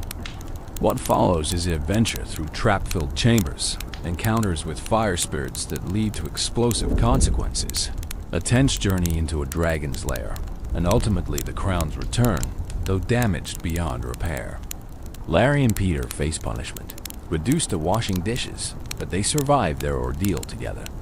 The short film does something crucial for skeleton lore. It shows skeletons having relationships, making choices, experiencing emotions like curiosity, fear, and brotherly bond. The theory that Larry eventually becomes the Skeleton King adds another layer to his legend. When the champion cards were introduced to Clash Royale in October 2021, the Skeleton King emerged as one of the first 3 champions, alongside the Golden Knight and Archer Queen. This massive skeleton warrior, wearing a crown and wielding a club, possesses the power to collect souls and raise fallen troops as skeletons. The visual connection between the Skeleton King's crown and the crown Larry stole in Lost and Crowned sparked immediate speculation among fans. Could Larry, the small skeleton who touched things he shouldn't and stole a crown, have somehow ascended to become the king of all skeletons? The timeline fits if you squint. The crown was damaged but not destroyed. Magic saturates the Clash universe. Transformation and evolution are core game mechanics. The idea that a simple skeleton might rise to royalty through circumstances both comic and tragic appeals to the underdog narrative that makes Larry so beloved. Whether the theory is officially canon or not, the Clash Royale community has largely embraced it. Fan animations, edits, and artwork frequently depict Larry's transformation into the Skeleton King. The narrative resonates because it follows a classic story arc. The smallest among us, through curiosity and adventure, becomes something greater. Larry represents potential, the idea that even the most insignificant unit in the game might have a destiny beyond its initial deployment. In competitive play, Larry has become shorthand for skeleton strategy itself. High-level players discussing replays will say things like, "He baited the zap with Larry, then cycled back to Hog," as naturally as if Larry were an official game term. Tournament casters reference him. Strategy guides acknowledge his cultural significance. Larry has transcended his status as meme to become part of the game's actual vocabulary. The Larry phenomenon also reflects something deeper about gaming communities. Players naturally seek to personify, to create narrative where pure mechanics exist. We don't just want to deploy units, we want to command warriors. We don't merely want to win. We want our victories to mean something, to be stories we can tell. Larry provides that narrative hook, that entry point into seeing the arena not as an abstract battlefield, but as a stage where characters we care about perform their roles. Social media has amplified Larry's legend. TikTok videos explaining how Larry became the Skeleton King rack up millions of views. YouTube animations showing Larry's adventures attract dedicated fan bases. Reddit threads debate the finer points of skeleton lore with genuine passion.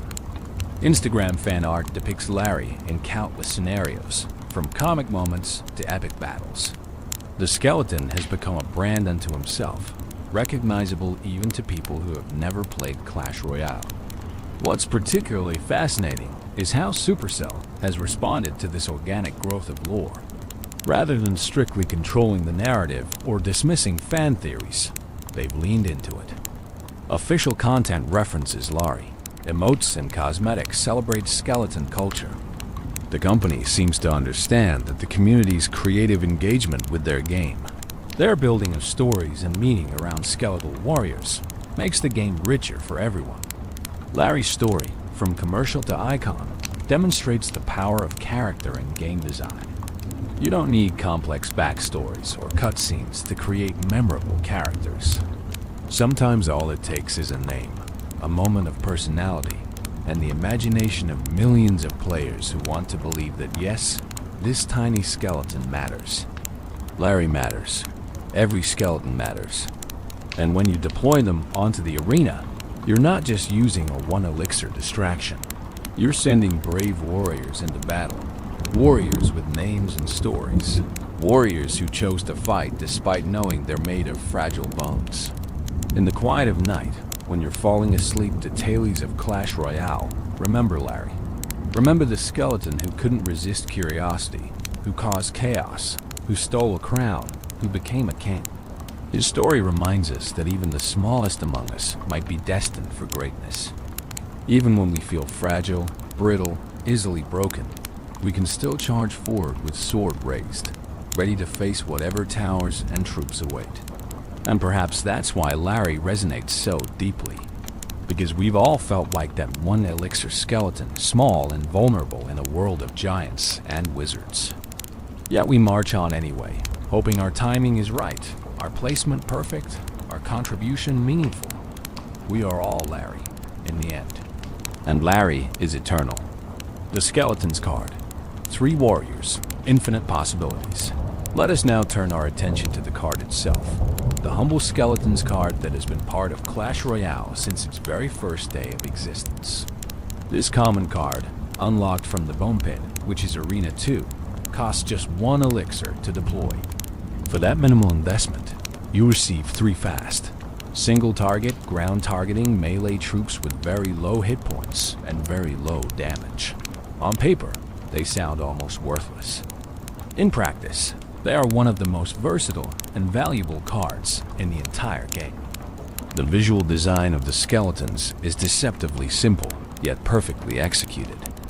They appear as small, undead creatures, their skulls distinctively lacking a lower jaw, giving them a permanent appearance of surprise or perhaps a skeletal grin.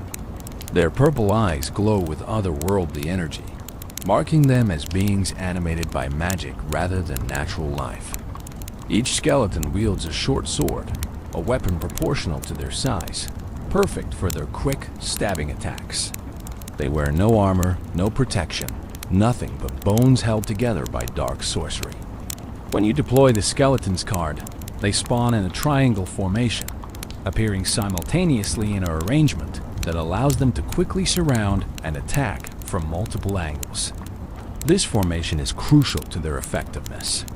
Against single-target troops, the skeletons can attack from 3 directions at once, maximizing their collective damage output. Against area-damaged troops, the triangle formation at least ensures they don't all die to a single hit, though many area-damage attacks can still eliminate all 3 with proper timing. The historical evolution of the Skeleton's card tells its own story of balance and community response.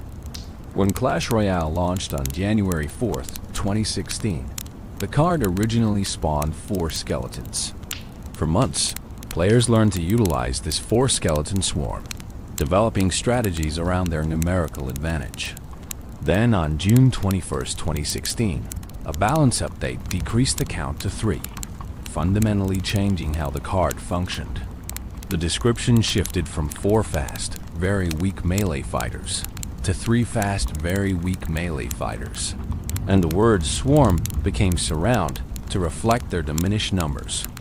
The community adapted, as communities do, finding new ways to leverage 3 skeletons instead of 4. But the story didn't end there. On February 13th, 2017, another balance update increased the count back to 4 skeletons. Players celebrated the return of the 4th warrior, adjusting their strategies once again. This lasted until November 2nd, 2017, when yet another balance update reduced them back to 3 skeletons, where they have remained since. These changes might seem arbitrary to casual observers, but they represented careful attempts by Supercell to balance one of the game's most fundamental cards. 4 skeletons for 1 elixir proved too strong, providing too much defensive value and cycle speed. 3 skeletons hit a sweet spot where they remained useful, but required more skill to extract maximum value. The back-and-forth nature of these changes also demonstrates how difficult game balance is, how even seemingly small adjustments can ripple through the entire meta. Beyond these count changes, the skeletons received numerous other adjustments over the years. February 19th, 2016 saw their hit points and damage increased by 11%. May 18th, 2016 brought another 5% increase. The March 2016 update decreased their sight range from 6 tiles to 5.5 tiles.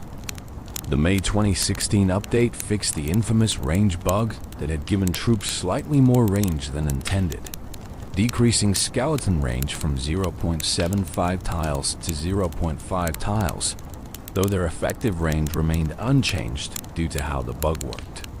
Most recently, on October 6, 2025, a balance update increased the skeleton's attack time interval to 1.1 seconds from 1 second, making them attack slightly slower. Each of these changes affected how skeletons performed in battle, how players deployed them, what matchups they excelled or struggled in. The competitive community analyzed every adjustment, theory-crafted new deck compositions, and gradually discovered optimal usage patterns. High-level play evolved alongside the skeletons themselves, with professional players pioneering techniques that would filter down through the ranks to casual players. The strategic applications of the skeleton's card are wonderfully diverse. Their most obvious use is a distraction for medium to high hit point units. Against troops like Prince, Inferno Dragon, Peke, Mighty Miner, Sparky, or Mini Peke, the skeletons can surround and distract, buying precious seconds for your towers to deal damage while preventing or resetting charge abilities. A perfectly timed skeleton deployment can stop a Prince mid-charge, negating thousands of damage for a 1 elixir investment.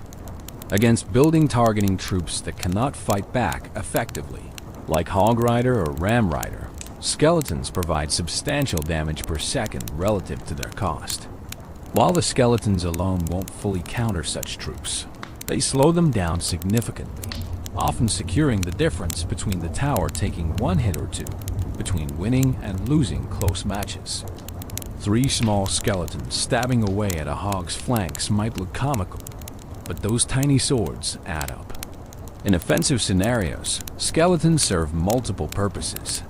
They can tank tower shots from more valuable units, sacrificing themselves so your musketeer or wizard stays alive longer. They can support a tank push, adding their modest damage to the death ball rolling toward enemy towers. They can split push, drawing defensive attention to one lane while your main attack develops in another. And just 1 elixir, you can afford to throw skeletons at problems speculatively, testing opponent responses or cycle through your deck quickly. The psychological dimension of skeleton deployment shouldn't be underestimated either. Experienced players learn to predict skeleton placements, holding spells or timing area damage specifically to counter them. This creates mind games where you might fake a skeleton deployment, causing opponents to waste spells preemptively. Or you might deploy skeletons in unusual positions, places where opponents expect other troops, throwing off their timing. The humble skeletons become tools not just of combat, but of deception. Perhaps most importantly, skeletons are the ultimate cycle card.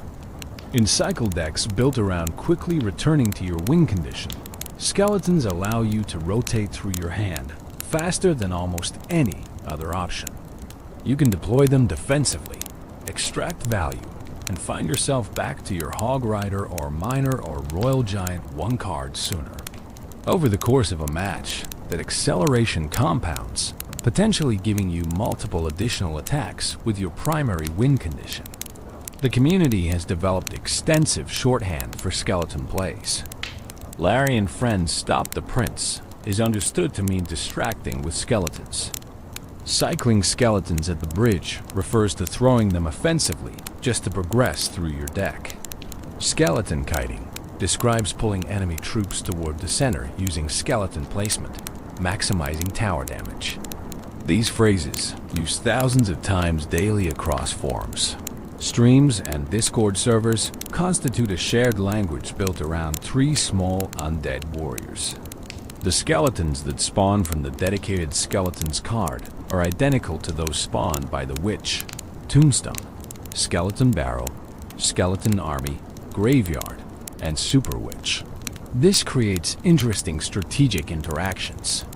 If your opponent uses Witch, you already know exactly how much damage each skeleton deals, how much health they have, how they'll behave. The consistency across all skeleton generating sources makes them predictable, which actually enhances their utility because predictability enables precise calculation. One fascinating detail: even though the Skeletons card spawns 3 warriors, the card render displays only one skeleton. This single representative skeleton has become iconic, appearing in emotes, clan badges, battle banners, and countless pieces of fan art. That one skeleton depicted mid-stride with sword raised somehow captures the essence of all skeletons everywhere. It is Larry and Harry and Gary and Terry and Mary. It is every skeleton that ever charged courageously into battle despite knowing that a strong sneeze could disperse them back to the netherworld. The skeletons have been featured in numerous special game modes beyond standard battles. They've appeared in Troop Rush, where their speed and cost made them particularly valuable. They've been part of special challenge formats. They've been buffed in temporary modes, receiving crazy bonuses like rage or damage multipliers that transform them from fragile distractions into actual threats. Each mode offered new perspectives on these familiar warriors, showing what they might be capable of under different rules. In the grand narrative of Clash Royale, the basic Skeletons card represents something essential. These are the common soldiers, the unnamed masses. The ones who fight not because they're legendary or epic, but because fighting is their purpose. They are the proof that rarity doesn't determine worth, that common can be extraordinary with proper application. Every legendary card in your deck might grab attention, but those 3 skeletons costing 1 elixir might be the difference between victory and defeat. As you drift towards sleep, imagine the skeletons marshalling in formation. 3 warriors, bones clicking softly as they ready their swords. They know they're fragile. They know powerful enemies await. They know a single spell could erase them from existence. Yet when you deploy them, they charge forward without hesitation, doing their duty, playing their role, proving that even the smallest contribution matters in the grand scheme of battle. They are soldiers, eternal.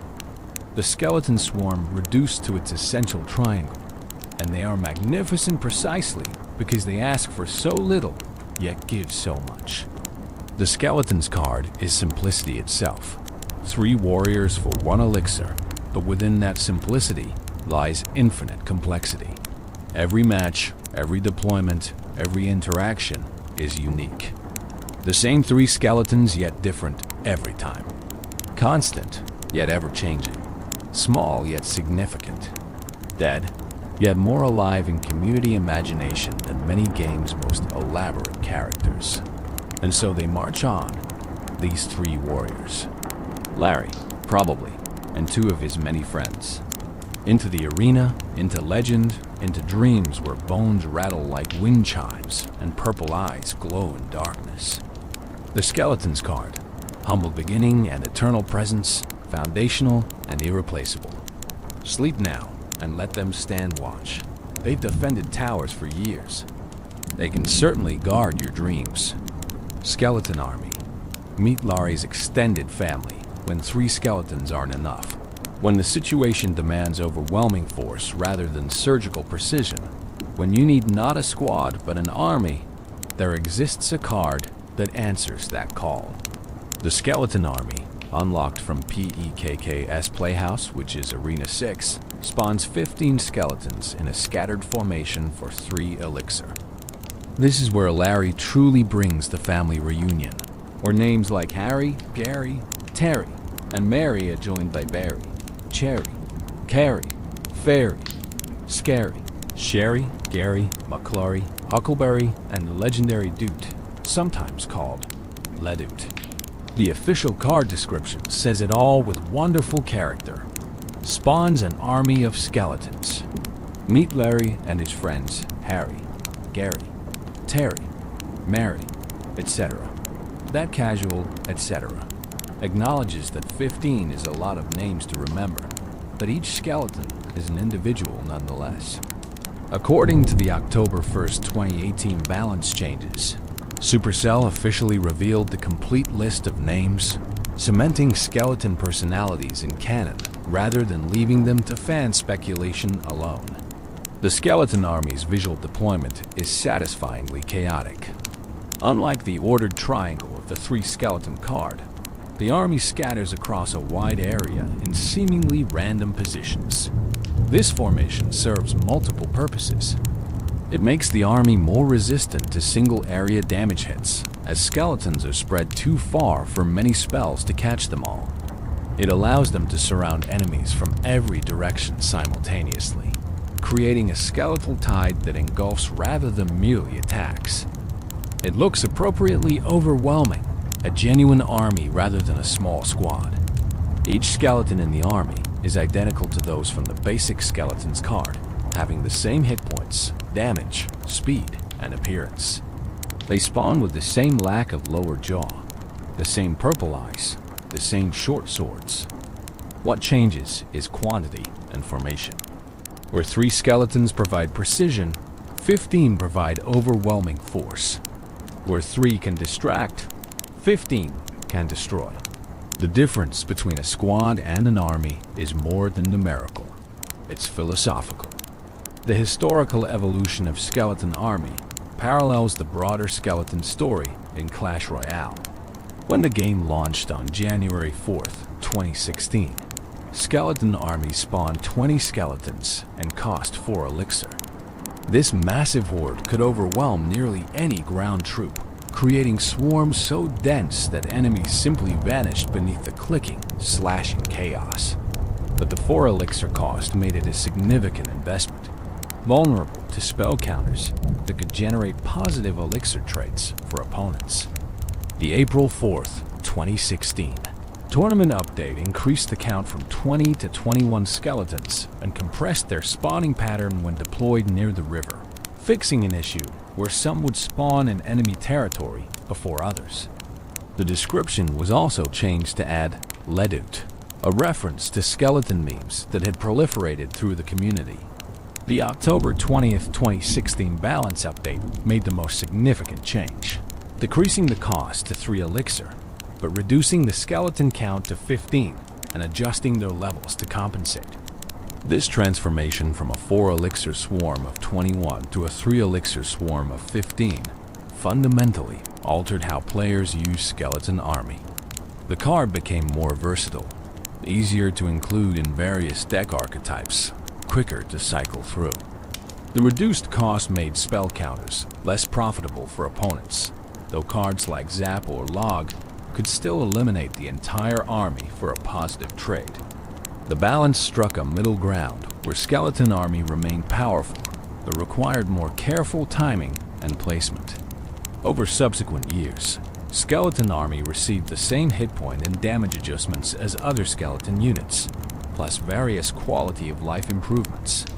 The card's formation was tweaked multiple times to prevent exploitation. Eventually, with the October 26, 2022 update, its unlock arena was moved from Bone Pit to Peike's Playhouse, changing when new players could access this powerful card. Each adjustment reflected ongoing efforts to keep Skeleton Army relevant without making it oppressive. The strategic applications of Skeleton Army are distinct from the basic Skeletons card, despite using identical units. The army excels at shutting down single-target threats with overwhelming numbers. Against troops like P.E.K.K.A., Prince, Giant, Golem, or any building targeting unit, the 15 skeletons swarm and destroy before the target can eliminate them all. The damage per second from 15 tiny swords is substantial, capable of melting through even the most heavily armored foes given time. On defense, Skeleton Army serves as an emergency button against pushes that threaten to break through. When your opponent commits heavily to an attack, dropping Skeleton Army in their path can halt momentum completely. The skeletons surround, distract, and defeat, buying precious seconds for your towers and other defenses to respond. Even if spells counter the army, you forced opponents to spend resources, potentially leaving them vulnerable to counterattacks. The army also functions as bait in spell-bait strategies. If opponents hold Zap or Log specifically to counter your Skeleton Army, they can't use those spells on your Goblin Barrel, Goblin Gang, or other swarm threats. You create rock, paper, scissors scenarios where opponents must choose which threat to spell and which to accept. Sometimes, just having Skeleton Army in hand influences opponent behavior, making them play more conservatively or hold spells defensively rather than using them offensively. The vulnerability to spells represents Skeleton Army's greatest weakness.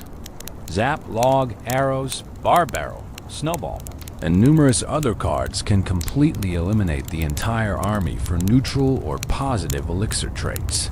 This makes timing crucial. Deploy Skeleton Army when opponents have already used their spell, when they're low on elixir, or when baiting will create opportunities elsewhere. Deploy it carelessly, and you've essentially donated 3 elixir to your opponent. Against area damage troops like Wizard, Witch, Valkyrie, or Bomber, Skeleton Army can still work if deployed directly on top of the enemy unit. The skeletons spawn surrounding the threat, attacking from all angles simultaneously. While the area damage will eliminate skeletons continuously, the combined damage from the entire army can defeat the threat before all skeletons die, especially with tower assistance.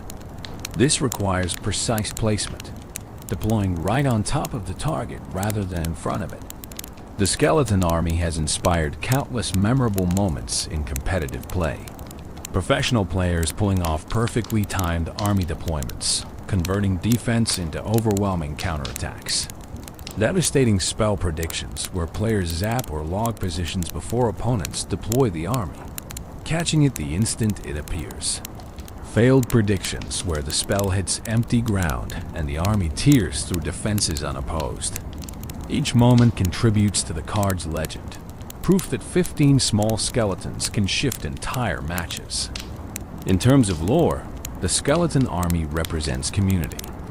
These aren't individual skeletons operating independently. They're a collective. Larry and his friends, fighting together, moving as one, sharing a purpose that transcends individual survival. When you deploy Skeleton Army, you're not calling forth 15 separate entities, but one entity composed of 15 parts. They work in harmony, their movements coordinated by some unseen force, possibly the dark magic that animated them initially. The named skeletons add personality to this collective. Larry, the famous one, presumably leads or at least represents the group. Harry might be brave, always at the front. Terry could be the troublemaker, attacking from unexpected angles. Mary breaks gender norms, proving skeleton warriors come in all flavors. Gary, who might become General Gary in evolved form, perhaps coordinates tactics. Barry, Cherry, Carrie, Fairy, Scary, Sherry, Gary, McClary, and Huckleberry each contribute their own essence to the army, individual notes in a symphony of bones. The Doot or Ledoot skeleton deserves special mention. This name emerged from internet skeleton memes, particularly the Thank Mr. Skeletal meme that spread across social media years ago. When Supercell officially acknowledged Ledoot in the card description update, they validated community culture, showing they appreciated the organic memes and inside jokes that had developed around their game.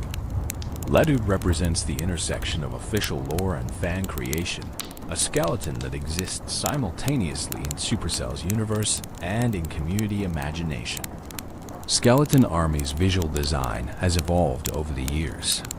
The card render has been updated multiple times, refining the skeletal appearance, adjusting the color palette, improving the level of detail visible. Yet the core image remains. A horde of skeletons, weapons raised, rushing forward as an unstoppable tide. The render captures motion and energy, conveying the sense that these bones are very much active despite their former owners being very much not. In October 2025, Skeleton Army received its evolution version, adding General Gary to the mix.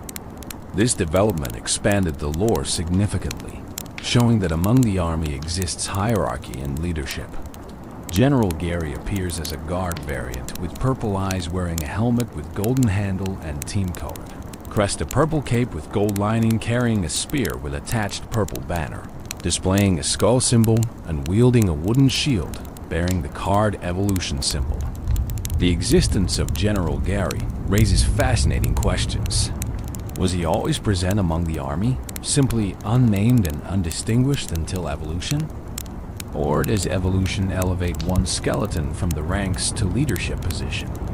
In most depictions, Skeleton Army includes both Larry and Gary among its named members. If Gary evolves into General, does this make him superior to Larry? Or are they equals, with Gary handling tactical command while Larry retains his status as symbolic leader? These questions might seem silly, overthinking game mechanics that simply needed a cool evolution design. But they matter to the skeleton lore community, to players who have invested years into caring about these rattling warriors. The relationships between named skeletons, the hierarchy and social structures implied by titles like General, the possibility that skeleton society exists beyond what we see in battle.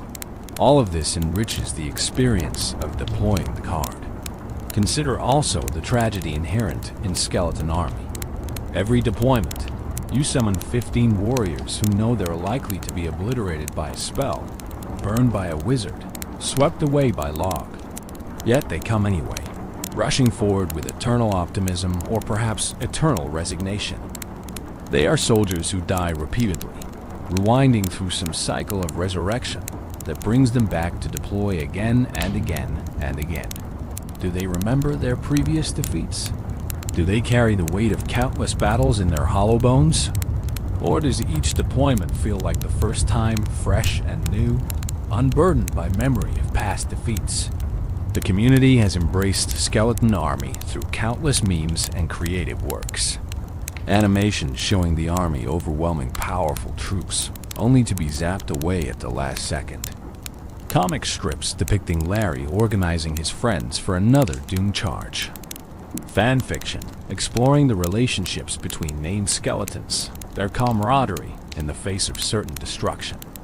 This engagement demonstrates how a simple card can become canvas for imagination, how 15 identical game pieces can transform into 15 distinct characters with stories worth telling. In professional tournaments, Skeleton Army usage statistics tell their own story. The card falls in and out of meta favor, depending on the popularity of spell cards and swarm threats. When log usage spikes, Skeleton Army deployment drops. When log fades, the army returns. This rhythm, this dance between card and counter, plays out over months and years, tracked by data analysts and felt by players at every level. The army persists because even when countered, properly used skeletons extract value, buy time, create opportunities. As sleep approaches and consciousness fades, picture the Skeleton Army in your mind. 15 warriors appearing simultaneously in scattered formation. Larry and Harry and Gary and Terry and Mary and Barry and Cherry and Carrie and Fairy and Scary and Sherry and Gary and McClary and Huckleberry and Doot. Each one a character, each one a story. They don't move in perfect unison like disciplined soldiers. They scramble, they rush, they surround and attack from every angle like the enthusiastic undead horde they are. Some will fall quickly, swept away by spells or area damage. Others will land crucial hits, their tiny swords delivering death by 1,000 cuts. A few might survive the entire engagement, standing victorious among the wreckage of defeated enemies, raising swords in skeletal triumph before disappearing back to whatever realm spawned them. Each deployment writes a small story, 15 characters in search of purpose, finding it in the chaos of arena combat. The skeleton army represents community at its finest. Not one hero but many, not individual glory but collective achievement. When you play this card, you're deploying friendship, deploying cooperation, deploying the understanding that together we are stronger than apart. Larry couldn't stop a prince alone, but Larry plus 14 friends absolutely can. That's the magic of the army, the transformation of individual weakness into collective strength. And so they wait, these 15 skeletons ready to be summoned at a moment's notice. Ready to charge once more into battle, weapons raised, bones rattling with anticipation, or perhaps just wind passing through their rib cages. They are the skeleton army, fierce despite fragility, powerful through numbers, beloved by millions. Let them march through your dreams tonight, clicking their way to victory or glorious defeat, laughing that hollow laugh that sounds like wind through empty halls, living their best undead lives in service to the arena. The giant skeleton. When Larry grew up and found a bomb, while regular skeletons embody speed and numbers, one skeleton took a different evolutionary path. The giant skeleton, that hulking bomb-carrying behemoth, represents what happens when skeletons embrace size, strength, and explosive consequences. This epic card, unlocked from PEKK's Playhouse, which is Arena 4, costs 6 elixir and deploys a single massive skeleton that doesn't just fight. It transforms death itself into a weapon. The giant skeleton's appearance immediately sets it apart from its smaller brethren. This is no fragile warrior held together by wispy magic. This skeleton stands tall, its bones thick and sturdy, its frame imposing. It wears a tattered purple cape that flows behind it as it moves, adding an air of dark nobility. Most distinctively, it carries an enormous bomb on its back, a black sphere with a glowing red fuse that promises devastation. The bomb is almost as large as the giant skeleton itself, yet it carries this burden with apparent ease, suggesting supernatural strength befitting its undead nature. The giant skeleton's skull follows the familiar jawless design, but scaled up dramatically. Its purple eyes glow with the same ethereal energy as regular skeletons, but brighter, more intense, as if more magic was required to animate this larger frame. Unlike regular skeletons that wield tiny swords, the giant skeleton carries an absolutely massive bomb as its primary weapon, though it can also deliver devastating melee attacks with its bare, bony hands when enemies get close. The card's description is simple but evocative. The bigger the skeleton, the bigger the bomb. Carries a bomb that blows up when the giant skeleton dies. This mechanic defines the card's entire identity. The giant skeleton isn't primarily about the damage it deals while alive, though that damage is respectable. It's about what happens when it falls, the moment when death becomes offensive capability, when defeat transforms into delayed victory. When the giant skeleton dies, its bomb drops to the ground and begins a 3-second countdown, marked by increasingly frantic ticking and glowing. After 3 seconds, the bomb detonates in a massive explosion that deals tremendous area damage to all ground units and structures within its radius. The damage is enough to eliminate most troops instantly and deal significant damage to buildings, including towers. This death damage makes the giant skeleton uniquely threatening, forcing opponents to carefully manage not just the living skeleton, but its posthumous revenge. The historical evolution of giant skeleton reveals constant struggle with balance. Since Clash Royale's launch on January 4th, 2016, this card has received more adjustments than almost any other, as Supercell tried to find the sweet spot where it felt powerful without being oppressive. The original giant skeleton dealt 1100 death damage at tournament standard, enough to destroy most troops and deal devastating damage to towers. This made it both terrifying and frustrating, depending which side of the deployment you found yourself on. The May 3rd, 2016 balance update decreased death damage by 20%, from 1100 to 880, reducing its tower-threatening capability while maintaining its defensive strength. The October 20th, 2016 update decreased death damage again, from 880 to 720, a further 18% reduction. Players adapted, using Giant Skeleton more defensively than offensively, leveraging the Death Bomb to clear enemy pushes rather than threatening towers directly. The November 1st, 2016 update increased the bomb timer from 3 seconds to 4 seconds, giving opponents more time to escape the blast radius. This significantly weakened the card, as skilled players could now kite units away from the bomb or retreat their troops before detonation. The December 12, 2016 update then decreased the timer back to 3 seconds, acknowledging the 4-second timer had overcorrected. Balance changes continued over the years. February 2, 2018 decreased bomb damage by 8%. The March 5, 2018 update decreased hit points by 4%. July 2, 2018 increased bomb timer to 4 seconds again. August 6, 2018 decreased hit points by 6%. September 3, 2018 decreased hit points by 4% more and reduced bomb radius by 1 tile. Each change attempted to rein in a card that consistently overperformed at lower skill levels while underperformed at the highest competitive levels. The pattern continued through 2019, 2020, and beyond. Hit speed adjustments, hit point tweaks, bomb damage modifications, radius changes, each trying to thread the needle between useful and oppressive. The June 7, 2021 update added a new visual effect where the bomb's timer appears above it, making the countdown more visible and giving players clearer information about when detonation would occur. The October 2024 balance update increased bomb damage significantly, from 742 to 850 at max level, swinging the pendulum back toward offensive viability. Most dramatically, the June 2023 rework completely reimagined how Giant Skeleton functioned. The bomb damage was increased essentially, radius was adjusted, and the entire role of the card shifted.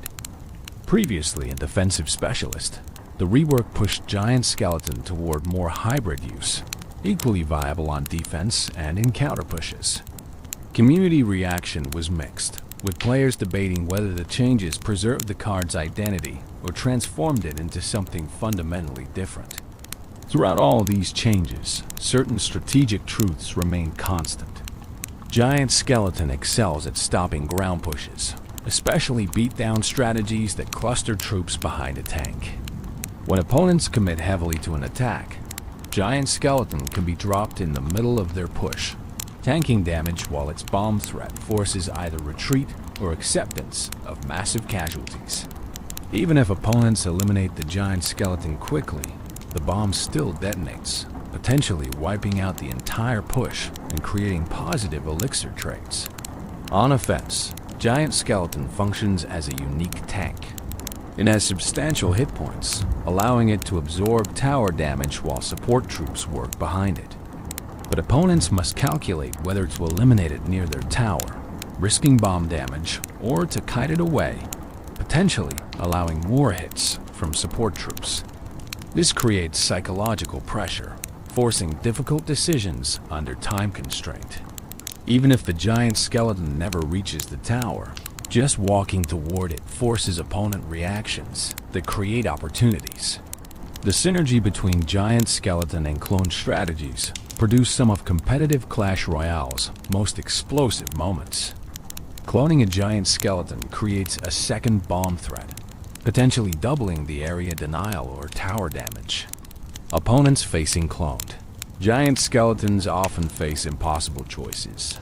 Let both reach the tower and accept devastating bomb damage, or eliminate them quickly and still take significant bomb damage. The psychological impact of 2 bombs ticking down simultaneously cannot be overstated. Dark Prince became a classic companion for Giant Skeleton, as the Charging Prince could clear path for the slower skeleton while benefiting from the bomb-clearing defensive troops. Tornado paired excellently, pulling enemy troops into the bomb's blast radius and preventing their escape. Executioner and Bowler, synergized by clearing swarms that might distract or quickly eliminate the giant skeleton before it reached valuable positions. Night Witch often accompanied giant skeleton, spawning bats that forced opponent responses while the skeleton lumbered forward. In terms of lore, the giant skeleton raises fascinating questions. Is this a skeleton that grew to enormous size through dark magic or accumulated death energy? Is it a different species of skeleton entirely, perhaps once belonging to a giant humanoid creature? Or is it, as some theories suggest, what happens when regular skeletons like Lari are exposed to too much magic, too much power, transforming from small warrior into massive bomber? The bomb itself carries mysterious origins. Where did this enormous explosive device come from? Did some mad alchemist create it? Did the giant skeleton craft it from materials scavenged across the arena? Or is the bomb itself magical, conjured from death energy and manifested as physical explosive? The game never explains, leaving these questions to fuel fan theories and imaginative speculation. The giant skeleton's personality, as much as can be inferred from animations and behavior, seems almost melancholic. It moves slowly, deliberately, without the manic energy of smaller skeletons. Its stance suggests weight, not just physical, but existential. This skeleton knows it will die. It knows its death will cause massive destruction. It accepts this fate with what appears to be resignation, carrying its bomb toward enemies like Atlas carrying the world, burdened but unyielding. Community creativity around Giant Skeleton has produced countless memorable works. Animations showing the skeleton approaching towers while defenders scrambled desperately to stop it. Comics depicting the giant skeleton as a tragic figure, wanting friends but knowing its explosive death makes closeness dangerous. Memes about the satisfaction of perfectly timed bomb detonations versus the frustration of bombs that explode too late or in wrong positions. The card has personality despite or perhaps because of its simple, destructive purpose. In competitive play, Giant Skeleton has enjoyed periods of prominence and stretches of obscurity. During metas favoring beatdown strategies, Giant Skeleton emerges as counter, punishing players who cluster troops together. During spell-heavy metas where players hold splash damage specifically to counter swarms, Giant Skeleton struggles to find value. The card's viability ebbs and flows with the broader meta, but it never completely disappears, always lurking in some player's deck, ready to surprise opponents who forgot to respect the bomb. The Giant Skeleton's bomb has produced some of Clash Royale's most memorable tournament moments. Perfectly predicted bombs catching entire pushes, eliminating 6 or 7 elixir worth of troops in one explosion. Failed predictions, where the bomb explodes on empty ground while the troops it was meant to counter survive elsewhere. Desperate overtime situations, where a bomb detonating a tower delivers exactly enough damage for victory. Each moment becomes highlight, becomes story, becomes part of the card's growing legend. The visual spectacle of the bomb detonation deserves appreciation. The expanding circle of flame, the shockwave rippling outward, the sound design combining explosion with magical energy release. Everything about the detonation emphasizes impact, making each explosion feel significant even after you've seen it thousands of times. It's a death worthy of the skeleton carrying the bomb, spectacular and devastating in equal measure. As you drift into sleep, imagine the giant skeleton's slow march. Each step deliberate, bones creaking under the weight of the bomb, purple cape flowing behind like banner or shroud. It knows enemies await. It knows its journey ends in explosion. Yet it walks on, faithful to its purpose, accepting its role as both weapon and sacrifice. The bomb ticks down after death. 3 seconds of anticipation. 3 seconds of scrambling or acceptance. 3 seconds before the world erupts in flames that consume everything within reach. The giant skeleton is tragedy made tactical, death made deliberate, sacrifice made strategic. It is the skeleton that grew up, that took on greater burden in exchange for greater impact. Where Larry and his friends dance through battle with manic energy, the giant skeleton walks with grim determination. Where regular skeletons hope to survive and contribute, the giant skeleton knows its greatest contribution comes after life ends. It is the undead made more undead, animated for the express purpose of becoming unanimated again. Existence defined by the moment of cessation. And yet there's something admirable in that certainty, that acceptance of purpose. The giant skeleton doesn't question its role or resist its fate. It simply carries its bomb forward, step by step, closer to whatever awaits, ready to transform its death into devastating art. That's a kind of courage, isn't it? Knowing the ending yet marching toward it anyway, making peace with explosive destiny, finding meaning in destruction. Let the giant skeleton guard your dreams tonight. That massive frame a wall between you and anything that might disturb rest. Trust in the bomb to eliminate threats, to clear away chaos, to create space for peace. The skeleton that grew up can protect you now, carrying its burden so you don't have to carry yours. Sleep soundly, knowing that somewhere in the arena, a giant skeleton is walking its eternal walk, counting down to an explosion that will echo through tomorrow. The witch, mother of skeletons and necromantic architect behind every army of skeletons, stands a summoner, a wielder of dark magic who calls bones from the earth and animates them with purpose. The witch, that purple-robed necromancer with her staff of power and army of undead servants, represents the source from which skeletons flow. This epic card, unlocked from PEKK's Playhouse, which is Arena 4, costs 5 elixir and deploys a ranged splash damage dealer who continuously spawns skeletons throughout her lifetime. The witch's visual design immediately communicates her dark nature. She wears flowing purple robes adorned with skull motifs, marking her as a practitioner of death magic. Her staff, topped with a glowing skull, serves as both weapon and necromantic focus. Her face is obscured by her hood, adding mystery and suggesting someone who has looked into death's realm long enough to be changed by it. Purple energy swirls around her, the same purple that glows in skeleton eyes, connecting her visually to her undead creations. Every few seconds, the witch spawns skeletons behind her. These skeletons are identical to those from the Skeleton's card and Skeleton Army, having the same stats, speed, and behavior. They spawn in groups of 3, appearing in that familiar triangle formation. Over her lifetime, if left unchallenged, a single witch can spawn dozens of skeletons, creating a perpetual stream of undead warriors that overwhelm through attrition. She is factory and commander, creator and controller, the necromantic heart of skeleton society.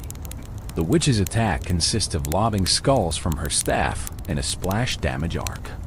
These projectiles travel through the air before impacting and dealing area damage to ground and air units.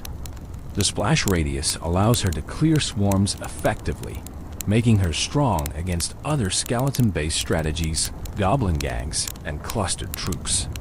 The damage is moderate, not devastating but respectable, enough to wear down targets over time while her skeletons do the primary offensive work. Since Clash Royale's launch on January 4th, 2016, the witch has undergone numerous balance changes, reflecting ongoing struggle to make her competitively viable without being oppressive. Early versions spawned skeletons more frequently and had different damage profiles. Over time, Supercell adjusted her skeleton spawn rate, hit points, damage, hit speed, spawn speed, and various other statistics, searching for the balance point where she felt powerful without dominating matches. The January 13th, 2016 update increased witch hit points by 5%. The February 2nd, 2016 update increased her damage by 5% and decreased her skeleton spawn time from 8 seconds to 7 seconds, making her spawn skeletons more quickly. The May 3rd, 2016 update decreased her range from 6 tiles to 5.5 tiles. The November 1st, 2016 update increased her first skeleton spawn time from 1 second to 2 seconds, preventing instant skeleton swarms upon deployment. More significant changes came in later years. The June 1st, 2018 rework completely reimagined the witch, increasing her first skeleton spawn time to 5 seconds, increasing her skeleton spawn speed to 7 seconds, but also allowing her to spawn 4 skeletons instead of 3. Her damage was increased, but her hit speed was decreased, fundamentally changing how she functioned in battle. These changes made her more powerful but less oppressive, requiring more skill to use effectively.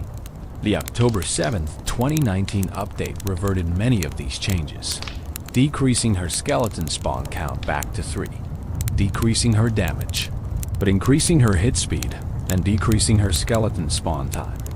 She was rebuilt again, differently from both her original incarnation and the 2018 rework. The community adapted once more, learning the new witch's rhythm, discovering her optimal placements and synergies. In 2021, the witch received her evolution, adding a new dimension to her character. When evolved, the witch becomes the Super Witch, her robes darker, her power greater, spawning big skeletons instead of regular skeletons. These big skeletons are larger, stronger, and more durable than regular skeletons, transforming the witch from moderate threat to genuine win condition. The evolution emphasized her identity as skeleton matriarch, the ultimate expression of necromantic power. Strategically, the witch functions primarily as a support card, rather than a tank or primary win condition. Her value comes from continuous skeleton generation, creating perpetual pressure that opponents must address. Place her behind a tank like Giant, Golem, or Lava Hound, and she spawns skeletons that protect the tank while dealing damage. She converts defense into offense, transforming a simple defensive witch into a counter-push threat that can spiral out of control if ignored. On defense, the witch excels against swarms and ground-targeting troops. Her splash damage clears skeleton armies, goblin gangs, and bats quickly. Her spawn skeletons distract single-target threats like Prince, P.E.K.K.A., or Mini P.E.K.K.A., buying time for towers to deal damage while preventing charge abilities. A well-placed witch can stop ground pushes single-handedly, then transition into offense with her surviving health and accumulated skeleton bodyguards. Rocket kills her instantly, though at neutral elixir trade. Lightning hits her and nearby troops simultaneously, making it efficient if opponents can catch her with support units. Mini P.E.K.K.A., Prince, and other high-damage troops can reach and eliminate her before her skeletons overwhelm them if they read properly supported or have clear paths. The relationship between Witch and her skeletons has inspired significant lore speculation. Is she their creator, literally animating bones with dark magic? Is she their commander, calling forth skeletons that already exist in some netherworld? Is she their mother, as her title Mother Witch in some contexts suggests, giving birth to undead children through necromantic means? The game never clarifies, leaving these questions open for interpretation. Consider the implications if the witch truly creates skeletons. Every Larry, every Harry, every member of the skeleton army might ultimately trace their existence back to a witch's spell. In this interpretation, the witch is skeleton genesis, the source from which all other skeleton cards derive. Regular skeletons are simply those that persist after their witch falls, continuing to serve their purpose even after their creator's demise. Alternatively, if the witch merely summons existing skeletons from elsewhere, she becomes a portal or conduit. Somewhere in the Clash universe exists a skeleton realm, a boneyard or underworld where countless undead warriors await. The witch's magic creates temporary bridges between that realm and the arena, allowing skeletons to cross over, fight, and return. In this interpretation, Larry and his friends have independent existence, and the witch is simply the means by which they enter battle. The Mother Witch title, introduced with a separate card later in Clash Royale's history, adds another layer. This variant transforms enemy troops into pigs rather than spawning skeletons, but her title suggests a maternal relationship with something. If there's a mother witch, does that make the regular witch their sister, daughter, or simply lesser variant? Does the title indicate biological or metaphorical motherhood? Can the undead even have family structures in the traditional sense? Community content often portrays the witch as caring for her skeletons, treating them as her children or loyal servants. Animations show her mourning when they fall, celebrating their victories, scolding them for misbehavior. Comic strips depict domestic scenes where the witch prepares meals skeletons can't eat or tucks them into beds they do in need. These humanizing portrayals transform her from mere game piece into character with emotional depth and relationships worth exploring. In battle, the witch's skeleton spawning creates interesting rhythms. She spawns. Enemies clear the skeletons. She spawns again. A cycle that continues until she falls or reaches her target. This rhythm means pressure is constant but predictable. Skilled opponents time their spells to clear skeletons immediately after they spawn, maximizing efficiency. Skilled witch players time their deployments to align skeleton spawns with pushes, maximizing their impact. The sound design around witch emphasizes her necromantic nature. Her attack carries ethereal, ghostly tones. Her skeleton spawning comes with distinctive audio cues, alerting attentive players even if they're not watching that specific position. Her death sound suggests magic dissipating, the spell that held everything together finally breaking. Even her presence on the field has ambient audio, subtle whispers that reinforce her dark magic theme. The witch has been featured in various game modes beyond standard battles. In certain draft challenges, she becomes high-value pick, offering splash damage, swarm generation, and versatility. In triple elixir mode, her skeleton spawning becomes overwhelming, creating floods of undead that opponents struggle to contain. In special challenges where certain cards are buffed, powered-up witches become nearly unstoppable, spawning skeletons so quickly that the screen fills with rattling bones. Competitive usage of witch has varied across Clash Royale's history. She's been meta-defining during certain periods, appearing in top ladder decks and championship tournaments. She's been completely absent during others, considered too vulnerable or slow for the pacing of competitive play. She's the definition of meta-dependent, strong when the cards that counter her are weak, weak when those counters dominate. This volatility makes her interesting, never quite settling into permanent position in the tier lists. The witch also represents player progression for newer players. Unlocked relatively early from Arena 4, she provides accessible splash damage and swarm generation that helps players understand key strategic concepts. Learning when to deploy the witch, how to support her, when to sacrifice her for value, these lessons translate to understanding the game at deeper levels. Many players remember their first witch, the excitement of unlocking that epic card and trying it in battle for the first time. As sleep deepens and dreams begin, imagine the witch standing at the boundary between life and death. Her staff glows with purple energy, that light that connects all skeletons to their source. She raises the staff, speaks words in languages long forgotten, and bones rise from the earth. 3 skeletons, then 3 more, then 3 more again. An endless procession of undead warriors answering her call. She is mother, creator, commander, architect of skeletal armies. Where other troops fight alone or in fixed groups, she builds her army dynamically, adapting to the flow of battle. Her magic is patient, inexorable, the kind of power that doesn't overwhelm immediately, but accumulates over time until suddenly the battlefield is covered in rattling bones and gleaming purple eyes, and her enemies realize, too late, that they should have addressed her sooner. The witch represents transformation of death into purpose. Bones that should rest in peace instead rise to serve. Endings become beginnings.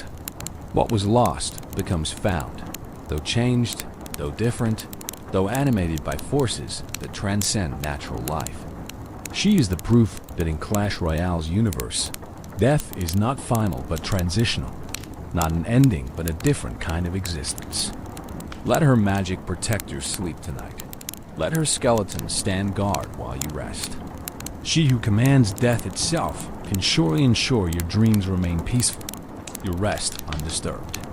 The witch watches, staff in hand, ready to summon defenders should nightmares approach. Behind her, an infinite army of bones awaits her command, loyal until the final tower falls, faithful beyond death itself. The mother of skeletons nurtures her children through battle after battle. She calls them forth, watches them fight, welcomes them back when they fall. This is her purpose, her power, her eternal role in the arena. And as long as witches exist, skeletons will never truly be gone. They are always just a spell away from rattling back into existence, ready for one more battle, one more charge, one more moment in the moonlight, before returning to whatever realm spawned them. Night Witch, sister of darkness and bat matriarch, while the witch rules over skeleton armies, her darker counterpart holds dominion over a different form of death servants. The Night Witch, released on May 12, 2017, as part of a major update, brought with her not skeletons but bats, those small flying creatures that swarm through the night sky with chittering malevolence. This legendary card, unlocked from Hog Mountain, which is Arena 10, costs 4 elixir and represents the witch's shadow, the necromancer who chose a different path towards similar ends. The Night Witch's appearance immediately distinguishes her from her skeletal sibling. Where the witch wears purple, the Night Witch wears black with purple accents. Her robes are darker, more tattered, suggesting someone who has delved deeper into Forbidden's magic. Her staff is twisted and gnarled, topped not with a skull, but with a purple crystal that pulses with malevolent energy. Her face is pale, her expression severe, her entire design suggesting someone who has sacrificed more for power than the witch ever did. Most distinctively, the Night Witch's familiar spirits are not skeletons, but bats. She continuously spawns bats throughout her lifetime, 4 at a time rather than 3 skeletons, creating airborne swarms that attack both ground and air units. These bats are fragile, even more so than skeletons, dying to any damage whatsoever. But they fly, giving them mobility and targeting flexibility that ground-bound skeletons lack. They swarm around enemies, overwhelming through numbers and speed, death delivered on leathery wings. The Night Witch's attack differs fundamentally from the witch's splash projectiles. Instead, she shoots dark energy bolts that deal high single-target damage to ground units. This makes her excellent at eliminating high hit point threats rather than clearing swarms. Combined with her bat spawning, she represents a different strategic niche. Tank killer rather than swarm counter, assassin rather than area denier, precision rather than spread. Upon death, the Night Witch spawns 4 bats immediately, a death spawn similar to but distinct from the giant skeleton spawn. These final bats represent her last act of necromancy, a posthumous contribution that can catch opponents off guard. The death spawn ensures that defeating the Night Witch doesn't completely end her threat, as those 4 bats might reach towers or eliminate weakened troops, extracting final value from your elixir investment. The Night Witch's introduction to Clash Royale was explosive, arguably one of the most impactful card releases in the game's history. When she first arrived, she was overwhelmingly powerful, dominating the meta so completely that nearly every competitive deck included her. Her bat spawn rate was too fast, her damage too high, her death spawn too threatening.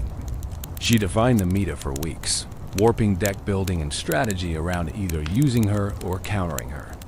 The June 12, 2017 balance update, mere weeks after her release, significantly nerfed the Night Witch. Her bat spawn time was increased from 6 seconds to 7 seconds. Her hit points were decreased by 9%. Her damage was decreased by 9%.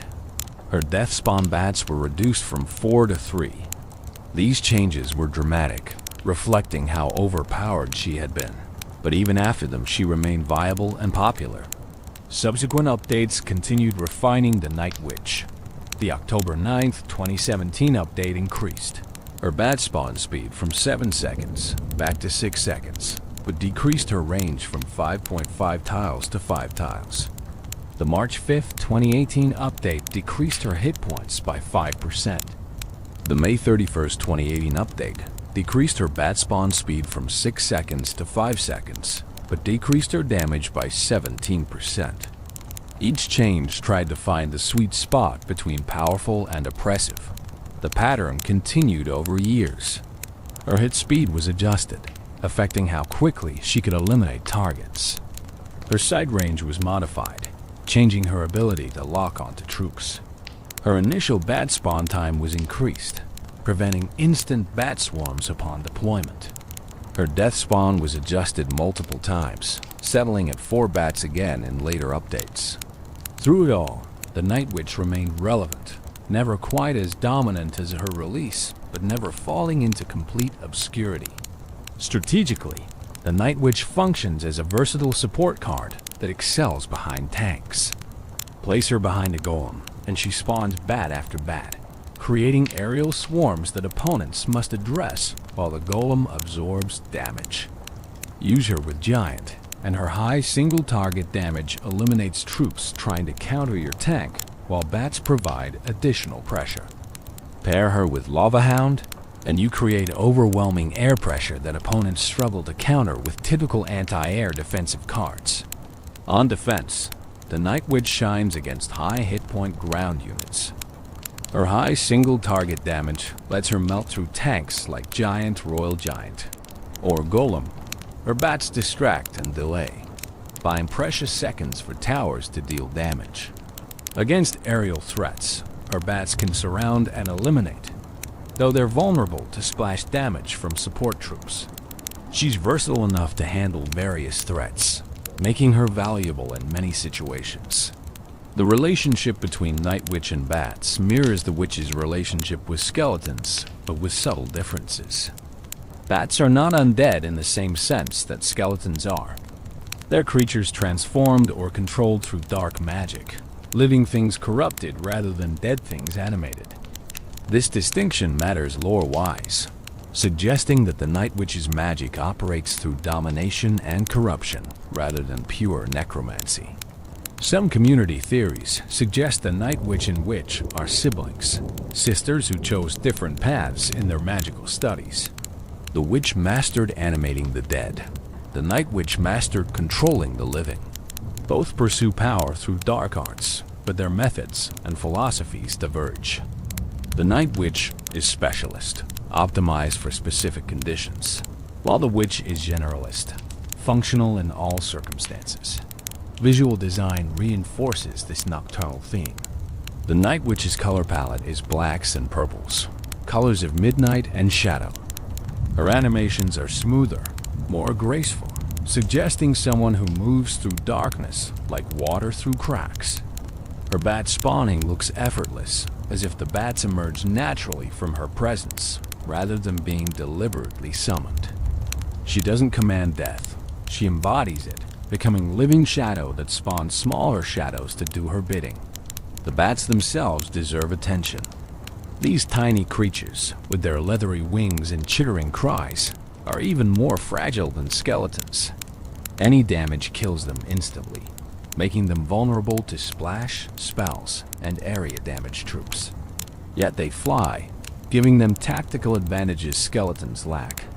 They can cross rivers without bridges, bypass ground defenses entirely, target air units, and reach towers more directly. Their fragility is offset by mobility and spawn rate, creating constant pressure through renewed waves. In competitive play, Night Witch has been part of numerous meta decks. The Golem Night Witch beatdown archetype dominated for months, overwhelming opponents through relentless pressure. Bridge spam decks utilized her for quick pressure and tower damage. She appeared in various hybrid decks that leveraged her versatility. Professional players pioneered techniques for maximizing her value, like timing bat spawns to tank tower shots for more valuable units or using her to kite building targeting troops while bats dealt damage. The Night Witch's legendary rarity makes her harder to obtain and upgrade than the common witch, creating accessibility barriers for free-to-play players. This rarity feels appropriate given her power level and versatility, but it means many players experience her primarily as opponent rather than tool. Facing fully upgraded Night Witches when your own is underleveled creates frustration, as the card's strength scales significantly with levels, affecting bat spawn rate and survivability. Special game modes featuring Night Witch reveal different facets of her power. In Triple Elixir, she spawns bats so quickly that the air fills with leathery wings.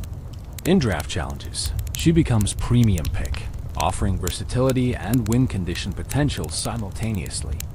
In challenges where certain rarities are banned, her absence is felt immediately, highlighting how much her presence shapes strategies and deck building. The Night Witch has become so integral to certain playstyles that her removal fundamentally changes how those decks function. Animations depict her as more sinister than the Witch, more willing to embrace morally questionable magic. Fan art frequently shows her in dramatically shadowed settings, surrounded by swirling bats and dark energy. Comics contrast her seriousness with the Witch's occasional whimsy, suggesting personality differences alongside their magical specializations. The Night Witch is the one who didn't hesitate, who dove into forbidden knowledge without reservation, who paid whatever price power demanded. The bats she commands reflect this darker commitment. While skeletons retain some cartoonish charm despite being undead, bats feel more genuinely threatening. Their chittering, their swarming, their association with vampires and caves in darkness all contribute to making them feel dangerous rather than merely deadly. When Night Witch spawns bats, it feels like releasing something that should remain contained, letting loose creatures that belong in nightmares rather than battlefields.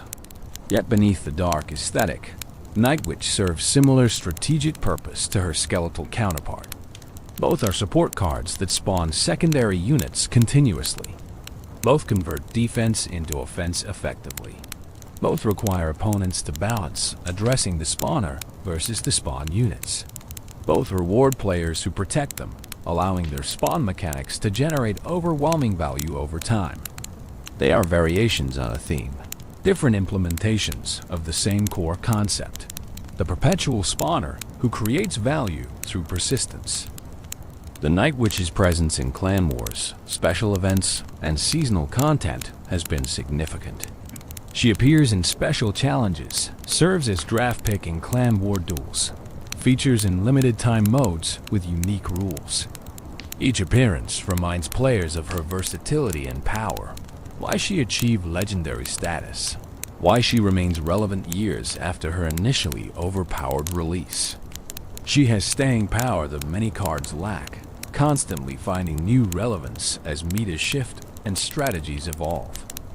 As sleep deepens and consciousness fades further into dreams, picture the Night Witch in your mind. She stands in shadow, staff planted firmly in ground, purple energy pulsing through the twisted wood. Around her, bats circle endlessly, their wings creating soft whooshing sounds that blend into a susurrus of dark promise.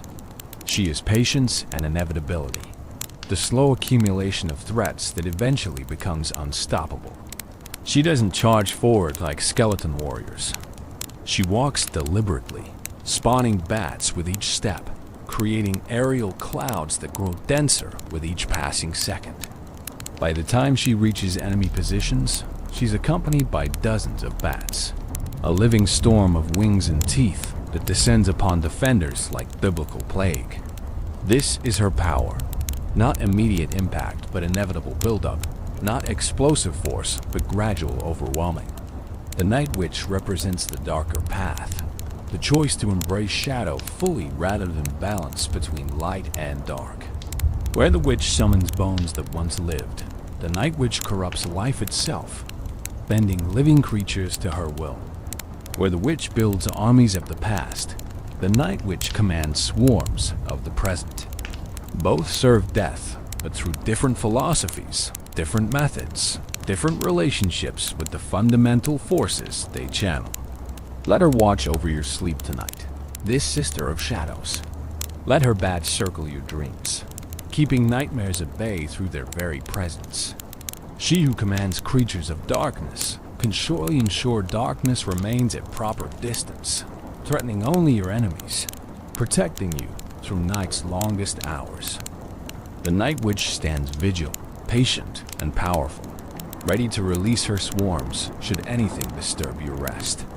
In the morning, you'll wake without remembering her presence, without knowing that through the night, bats circled overhead and dark magic held watch. That's how the Night Witch prefers it, working from shadows, letting others claim glory while she accomplishes what needs accomplishing. She is the dark to the witch's light, the shadow to her sister's substance, the necessary balance that allows both to exist. Evolved skeletons, purple hats, and never-ending resurrection. On October 24th, 2022, Clash Royale introduced a new mechanic that would fundamentally change how certain cards functioned. Card evolution arrived, allowing specific cards to reach new heights of power when upgraded beyond maximum level.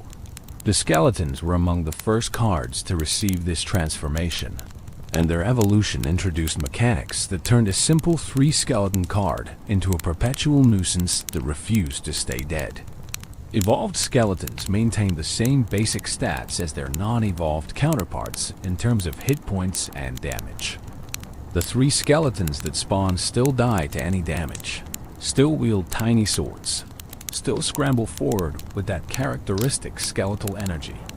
But there's one crucial, game-changing difference. When an evolved skeleton dies, it respawns as another evolved skeleton after 4 seconds. This creates a cycle of resurrection that continues until time expires or something breaks the cycle through overwhelming force. The visual indicator of evolution is subtle but distinctive. Evolved skeletons wear purple hats, small caps that mark them as different from regular bone warriors. These hats don't provide defense or change behavior. They're purely cosmetic markers that let players instantly identify which skeletons will resurrect. The purple color matches the skeleton's glowing eyes, creating visual consistency that ties the evolution theme together. It's a whimsical touch, suggesting that achieving evolution grants skeletons not just power but style. The evolution mechanic transforms how players use and opponents counter the skeleton's card.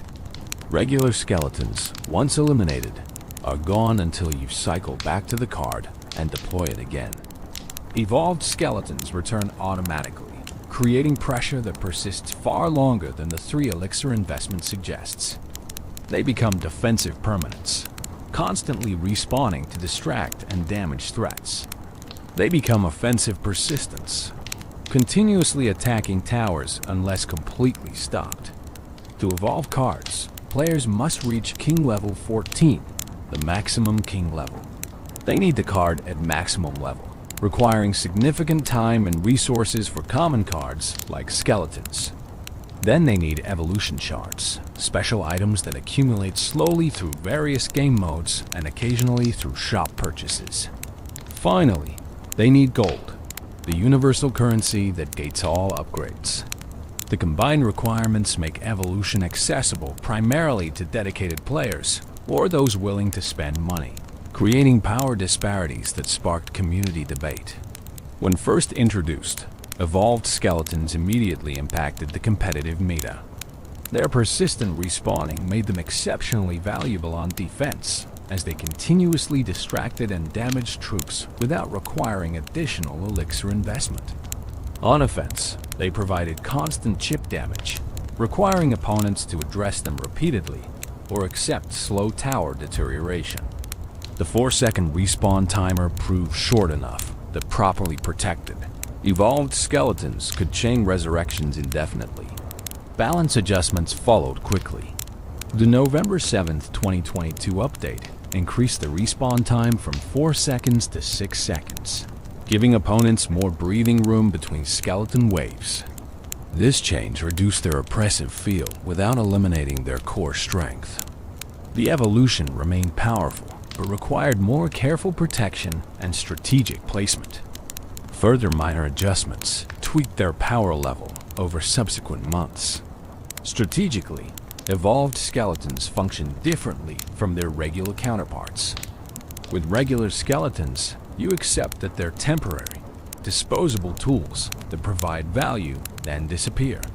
With evolved skeletons, you invest in permanence, creating threats that require sustained attention or hard counters. They're less about immediate impact and more about maintaining pressure, about creating problems opponents must repeatedly address. On defense, evolved skeletons shine against predictable attacks.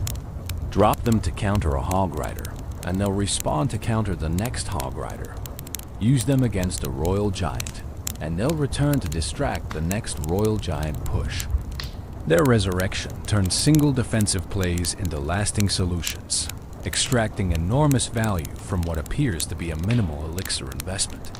However, this strength depends on protecting them, ensuring they die in your territory where they can respawn safely. Offensively, evolved skeletons function as perpetual chip damage. Deploy them at the bridge and, even if they're immediately countered, they'll respawn and attack again. This forces opponents into difficult choices.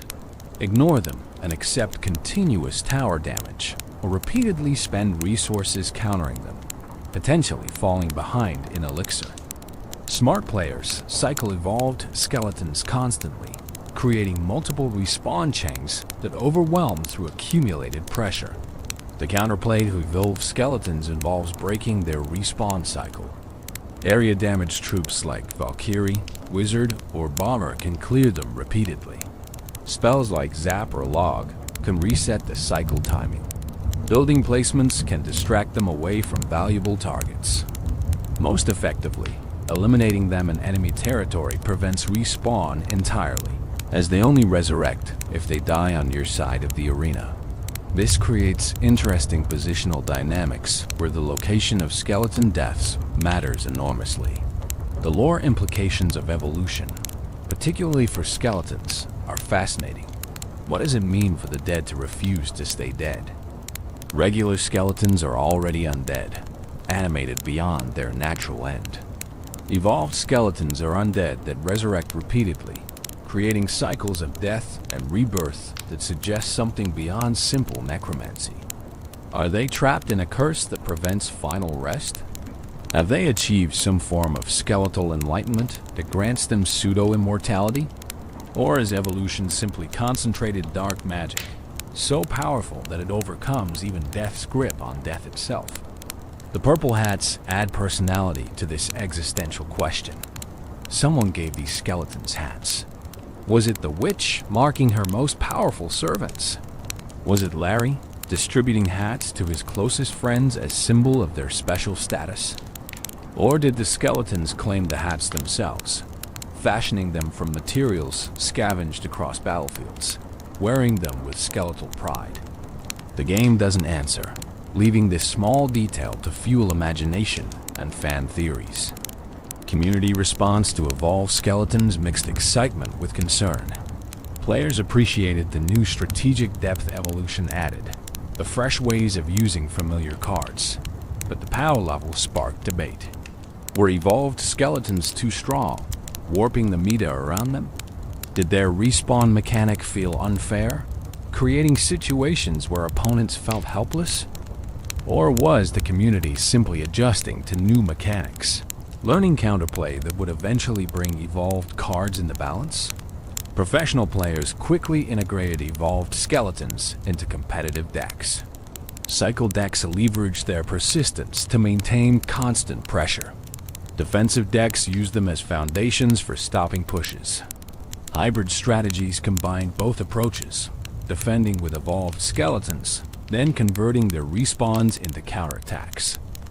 Tournament matches showcased clever evolution timing, with players cycling to evolved cards precisely when opponents lacked answers.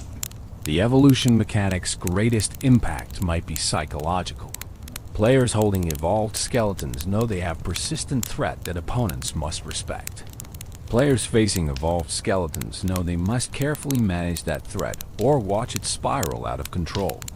This mental component, the weight of knowledge that these skeletons won't simply die and disappear, changes how both players approach the entire match. It's pressure that exists even when the card isn't deployed, simply because it could be. In terms of sound and visual design, evolved skeletons receive special attention. Their respawn animation is distinctive, purple energy swirling as bones reassemble from ethereal components. The sound of resurrection carries magical tones, clearly different from initial deployment. These design choices ensure players immediately recognize when skeletons are respawning versus being freshly deployed, maintaining clarity even during chaotic battles. The community has created extensive content around evolved skeletons. Guides explaining optimal usage, when to protect respawns versus when to let skeletons die in enemy territory. Montages showing endless chains of resurrection. Skeletons dying and respawning dozens of times in single matches. Memes about opponents' frustration facing infinite skeleton loops. Discussions debating whether the evolution mechanic is healthy for the game or problematic power creep. Consider also the philosophical dimension of never-ending skeletons. In stories, undead that cannot be permanently killed are typically horrors, curses, problems to be solved rather than powers to be celebrated. But in Clash Royale, this eternal return becomes tactical advantage, strategic tool, blessing rather than curse. It's a fascinating inversion of traditional undead narratives, where resurrection is desirable rather than tragic, where refusing to stay dead is victory rather than damnation. As you descend deeper into sleep, imagine evolved skeletons in their endless cycle. 3 warriors fall in battle, bones scattering across arena floor. Purple energy swirls, and they rise again. Hats slightly askew, but spirits undimmed. They charge once more, knowing death is temporary, that they'll return again and again until victory is achieved or time expires. They are persistence incarnate, the refusal to accept defeat, the embodiment of try again, taken to supernatural extremes. Let them guard your dreams with their immortal vigilance. When nightmares approach, the skeletons fall defending you. 4 seconds pass, and they rise again, ready to face the same threats once more. They cannot be permanently defeated because they cannot permanently die. They are evolution's gift to those who need protection that never wavers, defense that never rests. Warriors who literally cannot quit because quitting would require staying dead, and they've evolved beyond death's ability to hold them. The purple hats bob in rhythm with their movements, marking them as special, as chosen, as evolved beyond their common origins. Larry and his friends reach new heights, not through size or strength, but through transcending death itself. They are skeletons squared, undead made more undead, the already impossible made more impossible still. And they march through your dreams wearing those ridiculous purple hats with absolute dignity, because style matters even when your bones held together by dark magic and stubborn refusal to rest. Evolution made skeletons immortal in the most literal sense possible. They don't just survive, they return. They don't just persist, they resurrect. They are the answer to the question, what if skeletons simply refuse to accept defeat? And that answer is terrifying for opponents, comforting for allies, and absolutely fascinating for anyone who appreciates the philosophical implications of animated bones that won't stay unanimated. Sleep soundly, knowing that somewhere in the arena, evolved skeletons are dying and respawning, maintaining eternal watch, ensuring that no threat goes unchallenged, that no tower stands undefended, that no battle is truly over until time expires.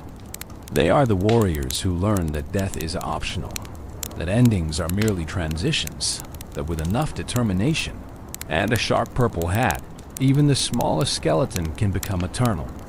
The Skeleton King, from Larry to royalty on October 26, 2021. Clash Royale introduced champions, a new rarity of cards that could only be unlocked from King level 14, and brought unique abilities that no other troops possessed. Among the first 3 champions released was the Skeleton King, and the community immediately recognized him as potentially connected to skeleton lore as most beloved character, Larry himself. The Skeleton King stands as the largest, most imposing skeleton in the game. He towers over regular skeletons, dwarfing even the giant skeleton in presence and authority. His appearance immediately communicates royalty. He wears an ornate crown, golden and glittering, sitting atop his skull with undeniable majesty. He carries a massive club, larger than several regular skeletons combined, capable of delivering devastating area damage with each swing. His bones appear thicker, sturdier, suggesting supernatural durability befitting a monarch. His purple cape flows behind him as he moves, the same purple that marks all skeleton units, connecting him to his subjects through shared coloration. His eyes glow with intense purple light, brighter than any regular skeleton, as if concentrated power or authority manifests through more brilliant luminescence. Everything about his design screams importance, power, leadership. This is not merely a skeleton. This is the skeleton, the king of all bones, the ruler of the undead realm. The Skeleton King's most distinctive feature is his ability, Soul Gathering. When activated, all troops within range that die contribute their souls to the Skeleton King, granting him increased damage. Additionally, he can resurrect fallen troops as skeletons that fight for him, bringing back even enemy units as undead servants. This ability, thematically perfect, connects him to skeleton lore, positioning him as the ultimate necromancer, the being who commands death itself rather than being merely subject to it. The resurrection mechanic feels like evolution of the witch's skeleton spawning, where she continuously creates skeletons from nothing. The Skeleton King transforms death itself into skeleton warriors. Fallen allies, defeated enemies, even other skeletons once they die, can all be resurrected by the King's power. He is recycler of death, ensuring nothing truly ends while he reigns, converting every casualty into another undead servant. The theory that Larry became the Skeleton King draws primarily from the animated short, Lost and Crowned. In this film, Larry steals the Red King's crown, triggering a series of misadventures that see the crown damaged and Larry punished. The Skeleton King's crown bears visual similarity to the crown from the animation, suggesting narrative connection. If Larry kept the crown after his punishment, if he discovered it held transformative power if wearing it long enough changed him fundamentally, then perhaps the small skeleton who couldn't resist touching things eventually became the king who rules all skeletons. The timeline supports this theory if we assume the animated shorts exist in a chronological sequence relative to card releases. Lost and Crowned could be Larry's origin story, explaining how he obtained the crown that would eventually transform him. His punishment, reduced to washing dishes, might have been temporary. Perhaps he continued wearing the crown in secret, its magic working slowly, gradually enlarging his bones, amplifying his power until he emerged transformed as the Skeleton King. Alternatively, the transformation might have been subtle. Perhaps the crown's damage during the adventure released concentrated magic, blessing or cursing Larry with immediate transformation. Maybe the dragon's involvement, the fire spirit's explosions, or the Red King's own magic residue all combined to create circumstances under which a simple skeleton could become royalty. The exact mechanism isn't important to the theory. What matters is the possibility, the narrative satisfaction of Larry's journey from lowly skeleton to ultimate skeleton authority. The Skeleton King's personality, as evidenced through his animations and emotes, shares characteristics with Larry from the shorts. There's a playfulness beneath the regal exterior, a sense that he doesn't take himself entirely seriously despite his imposing presence. His victory animations have whimsy that suggests someone enjoying their power rather than solemnly bearing responsibility. This lighter touch feels consistent with Laurie's character, the curious skeleton who touched things he shouldn't, who stole crowns on impulse, who approached the world with childlike wonder despite being undead. Supercell has never officially confirmed or denied the Larry to Skeleton King theory. This ambiguity is likely intentional, allowing fans to believe what resonates with them while maintaining flexibility for future lore developments. The company seems to appreciate that sometimes fan theories enhance engagement more than official declarations would. By leaving the connection implied rather than explicit, they invite community participation in skeleton lore, making players co-creators rather than merely consumers. Competitively, the Skeleton King has been impactful since his release. His high hit points make him difficult to eliminate quickly. His area damage allows him to clear swarms and pressure multiple targets simultaneously. His ability provides value in both offense and defense, resurrecting fallen troops during enemy pushes, or creating overwhelming attacks by converting your own casualties into skeleton reinforcements.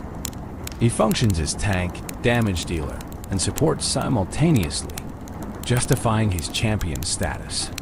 The 80 elixir cost makes him expensive, requiring careful elixir management and strategic timing.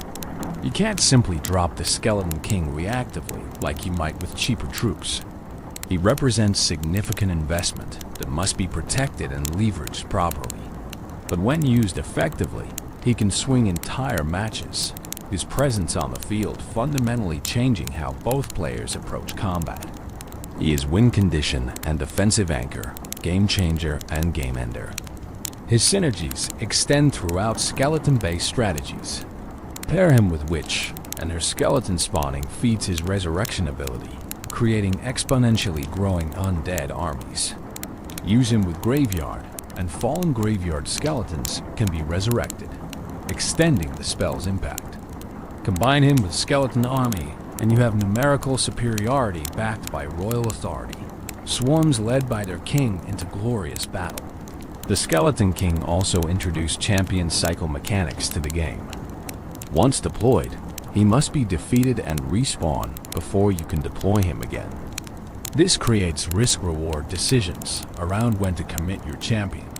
Deploy him too early, and he might die without extracting full value, forcing you to wait through respawn timer during crucial moments. Deploy him too late, and you've left powerful tool unused, potentially losing matches you could have won. Mastering champion timing separates skilled players from merely competent ones. In terms of lore significance, the Skeleton King represents culmination of skeleton evolution in Clash Royale. From common 3 skeleton card, to epic skeleton army to legendary Night Witch, and now champion Skeleton King, skeletons have climbed the rarity ladder, proving their worth at every tier. The King embodies everything skeleton lore represents: persistence despite fragility, power through numbers, dignity despite being literal bones, and the refusal to accept that death is the end. His existence also raises questions about skeleton society and hierarchy. If there's a king, is there a kingdom? Do other skeletons serve him willingly or through compulsion? When you deploy skeletons or skeleton army, are you calling forth the king's subjects, or are these independent warrior bands? Does the witch answer to the Skeleton King, or are they rivals, competing powers within the undead realm? The game doesn't answer, but these questions fuel fan discussions and creative works. The Skeleton King's emotes add personality beyond what gameplay reveals. He has expressions of joy, frustration, cockiness, and determination. These emotional displays humanize him despite his decidedly inhuman nature. He's not merely a powerful game piece, but a character with feelings, reactions, personality. This emotional depth makes his connection to Larry feel stronger, as both display that crucial trait, character that transcends their undead nature. Community content around the Skeleton King often explores his royal duties and relationships with other skeleton units. Animations show him leading skeleton armies into battle, not from the back, but from the front. club swinging with regal authority. Comics depict his coronation, possibly showing Larry's transformation or simply celebrating the king's existence. Fan theories connect him to every other skeleton-related card, building elaborate mythologies around the Skeleton Kingdom and its ruler's role within it. As sleep claims you more completely, envision the Skeleton King on his throne. Not a physical throne in some castle, but a throne of bones assembled from countless fallen skeletons who served before him. He sits with crown gleaming, club resting against his shoulder, surveying his domain of death and battle. Around him, skeletons bow, skeletons train, skeletons prepare for the next deployment. He rises when battle calls, moving with purpose and power that lesser skeletons cannot match. His very presence inspires his subjects, transforms frightened bones into confident warriors. When he activates Soul Gathering, death itself becomes his servant, corpses rising at his command, everything that falls becoming his to command. He's the alpha and omega of skeleton existence, the beginning and end, the Larry who was and the king who is. Let him rule your dreams tonight, this monarch of bones. Let his authority ensure your rest remains undisturbed. What nightmares would dare approach when the Skeleton King stands guard? What fears could penetrate his royal protection?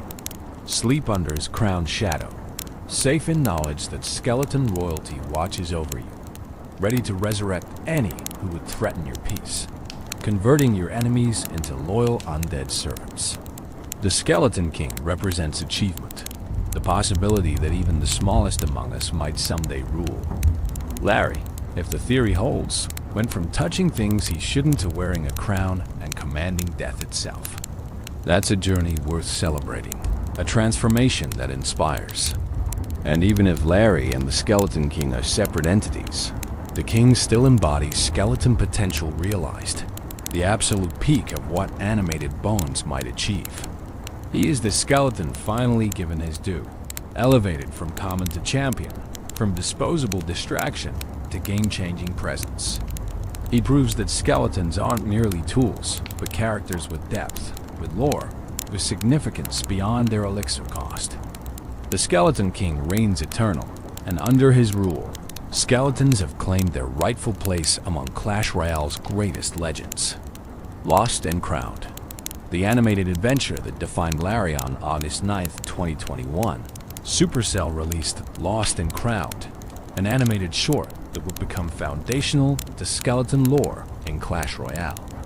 This beautifully crafted film, running approximately 3 minutes, tells the story of Larry and his brother Peter working for the Red King in the arena. The narrative that unfolds is simple yet profound, combining comedy, adventure, and character development into a package that resonates far beyond its brief runtime. The short opens with Larry and Peter performing maintenance work in the Red King's castle or arena facilities. They're janitors, essentially, skeletons given the unglamorous job of keeping things clean and functional. This immediately establishes them as everyman characters, workers rather than warriors, skeletons with jobs beyond battle. It humanizes them, showing that skeleton existence includes mundane duties alongside glorious combat. Larry's attention is immediately drawn to the Red King's crown, glittering golden atop the monarch's head. Larry has always been characterized by curiosity, that same impulse that led him to touch the Archer Tower in the original commercial. Here, that curiosity fixates on the crown, that symbol of authority and power that sits tantalizingly visible, yet completely inaccessible to a simple cleaning skeleton. You can see in Larry's body language, in the tilt of his skull, in his reaching gestures, that he wants that crown desperately. What follows is a comedy of errors driven by skeleton determination and questionable decision-making. Larry manages to steal the crown, though the exact mechanism varies between different viewer interpretations of the rapid sequences. With crown in hand, Larry and Peter must navigate the castle's defensive systems, chambers filled with traps designed to protect valuable items from thieves. The fact that the crown was improperly secured before they stole it raises interesting questions about the Red King's security, protocols, or perhaps his trust in his skeleton employees. The Fire Spirit sequence provides some of the animation's most memorable moments. Larry and Peter encounter fire spirits, those small explosive elementals that hover and burn with manic energy. The skeleton's attempts to avoid or neutralize the fire spirits result in cascading chaos, explosions triggering more explosions, flames spreading through chambers, and chain reactions of fiery destruction. The animation quality shines here, with fluid movements and dynamic camera angles that create genuine tension despite the comedic tone. Peter proves himself a loyal brother throughout the ordeal, staying with Larry despite the increasingly dangerous situations Larry's theft has created. This brotherly bond adds emotional weight to the narrative. These aren't just two random skeletons. They're family, connected by something deeper than simply being spawned by the same witch. Their relationship suggests that skeletons have social structures, family bonds, relationships that matter beyond mere unit deployment. The dragon's lair represents the adventure's climax. Having escaped the fire spirits and navigated countless traps, Larry and Peter find themselves in a chamber dominated by a massive dragon, possibly a juvenile or sleeping dragon that suddenly awakens. The scale contrast is powerful. Two tiny skeletons, one wearing a stolen crown, facing a creature that could incinerate them with a single breath. Yet they persist, somehow surviving through combination of luck, quick thinking, and skeletal resilience. The crown becomes damaged during the dragon encounter, dented or cracked depending on how you interpret the visual damage shown. This detail becomes crucial for theories about Larry's eventual transformation into the Skeleton King. The crown's damage might have released magic, altered its properties, or simply made it wearable for a skeleton, whereas the perfect crown would have been too large or incompatible with skeletal anatomy. Eventually, Larry and Peter manage to return the crown to the Red King, though it's no longer in pristine condition. The king's reaction is disappointment rather than fury, suggesting he has some fondness for his skeleton employees despite their criminal behavior. The punishment is gentle by royal standards. Larry and Peter are assigned to dishwashing duty, a demotion from their previous janitorial roles, but hardly cruel and unusual punishment for crown theft and castle destruction. The final scenes show Larry and Peter washing dishes together, banter between them suggesting they don't particularly regret their adventure despite its consequences. They're together, they survived, they experienced something beyond their normal existence. The crown theft, the chase, the dragon, all of it created memories and stories worth more than the punishment they received. It's a satisfying conclusion that acknowledges consequences while maintaining the lighthearted tone throughout. Lost and Crowned achieves several crucial things for Clash Royale's lore. First, it established Larry and Peter as distinct characters with personalities, relationships, and agency. They're not merely game pieces, but beings who make choices, albeit questionable ones. Second, it showed skeleton society beyond battle, revealing that skeletons have jobs, hierarchies, and lives that extend past the 3 seconds they typically survive in arena combat. Third, it created narrative foundation for the Skeleton King theory, providing origin story for how a simple skeleton might obtain the crown that would transform or mark him as royalty. The animation quality itself deserves recognition. The movements are fluid and expressive, giving the skeletons impressive range of body language despite lacking faces capable of detailed expression. The environments are richly detailed, showing the Red King's castle as lived in space rather than abstract background. The action sequences are dynamic and well choreographed, maintaining clarity even during chaotic moments. It's professional-grade animation that respects the source material while elevating it. The short soundtrack complements the action perfectly, with music that swells during dramatic moments and softens during character beats.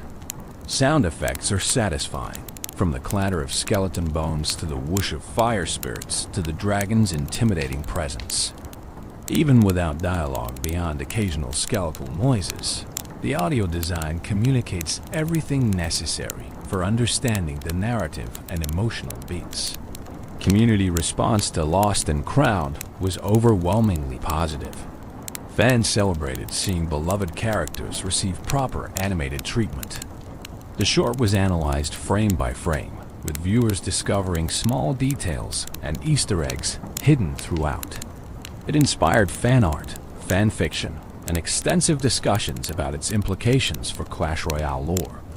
Supercell had created something that transcended marketing, becoming genuine entertainment that enriched player connection to the game. The short also raised interesting questions that remain unanswered. Why did Larry want the crown so badly? Was it simple kleptomania, the same impulse that made him touch the Archer Tower? Or did he sense something about the crown, some connection or destiny that drew him to it? Why did Peter help him despite knowing it was wrong? Brotherhood? Or does he also feel the crown's pull, supporting Larry's quest even if he doesn't fully understand it? What happened to the crown after Larry and Peter returned it? Did the Red King have it repaired? Did he discard it as damaged? Or, as the Skeleton King theory suggests, did Larry manage to keep it after all, perhaps as partial payment for his labor, or through another theft we never witnessed? The animation doesn't show us, leaving these crucial plot points open for interpretation and speculation. The dragon's role also invites questions. Why was a dragon living in the Red King's castle? Is it a pet, a prisoner, a guard? Does it relate to other dragon cards in the game, like Baby Dragon or Inferno Dragon? Or is it unique, an individual creature whose story intersects with Larry's just this once? The animation treats the dragon as obstacle rather than character, but its presence suggests depths to arena world building that other content only hints at. Lost and Crowned exists in a peculiar narrative space. It's clearly part of Clash Royale's official lore, released by Supercell through official channels. Yet it's also somewhat divorced from the game itself, telling a story that doesn't directly connect to gameplay mechanics or match outcomes. It's world building, character development, lore enrichment that asks nothing of players except that they watch and enjoy. This willingness to create content that exists for its own sake, rather than serving immediate game promotion, demonstrates Supercell's investment in their universe. The short has been used in promotional campaigns, appearing in advertisements and social media posts. But it's also become something players seek out independently, something they share with friends who don't play Clash Royale, something that stands as entertainment regardless of game knowledge. A well-crafted story with appealing characters transcends its original purpose, becoming a cultural artifact that outlives its marketing intent. As you drift deeper into dreams, let Lost and Crowned play in your mind. See Larry reaching for that glittering crown, unable to resist despite knowing consequences await.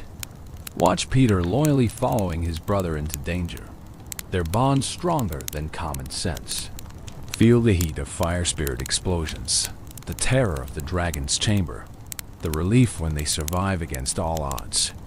Experience their adventure, their choices, their punishment, their ultimate acceptance that some experiences are worth any price. Larry and Peter's story reminds us that curiosity, while dangerous, leads to adventures worth having. That loyalty to those we care about matters more than following rules. That consequences, while unavoidable, can be survived and even embraced. That simple skeletons can have complex motivations, can want things beyond their assigned roles, can dream of crowns even when they know crowns aren't meant for creatures like them. Lost and Crowned gave skeletons depth, narrative, the beginning of mythos that players would build upon for years to come. It transformed Larry from meme into protagonist, from running joke into hero of his own story. And in doing so, it elevated all skeletons, showed that even the most disposable units in the game could be characters worth caring about, worth creating content around, worth dreaming about as sleep finally claims you fully. Tombstone and skeleton spawners. Buildings that bleed bones, Not all skeletons enter the arena through direct deployment. Some emerge from structures, spawn continuously by buildings that serve as skeletal factories, producing warriors at regular intervals until destroyed or time expires. The tombstone, introduced early in Clash Royale's history, represents the classic skeleton spawner, a building that creates tactical advantages through persistent troop generation rather than direct damage or defensive mechanics. The tombstone unlocks from Bone Pit, appropriately Arena 2, and costs 3 elixir to deploy. It's a rare building card that spawns skeletons at regular intervals throughout its 30-second lifetime. The building itself appears as a weathered gravestone, cracked and ancient, emanating purple necromantic energy that marks it as more than mere stone. The visual design immediately communicates its purpose. This is where skeletons come from, the literal tombstone from which the undead rise. Every 2.9 seconds, the tombstone spawns one skeleton, continuing this production until the building is destroyed or its lifetime expires. Additionally, when destroyed, the tombstone spawns 4 skeletons as a death spawn, similar to the Night Witch's posthumous bat production. This ensures that even successful destruction of the tombstone rewards the deploying player with additional skeletons, extracting final value from the elixir investment. The historical evolution of Tombstone reveals constant adjustments aimed at keeping it relevant without making it oppressive.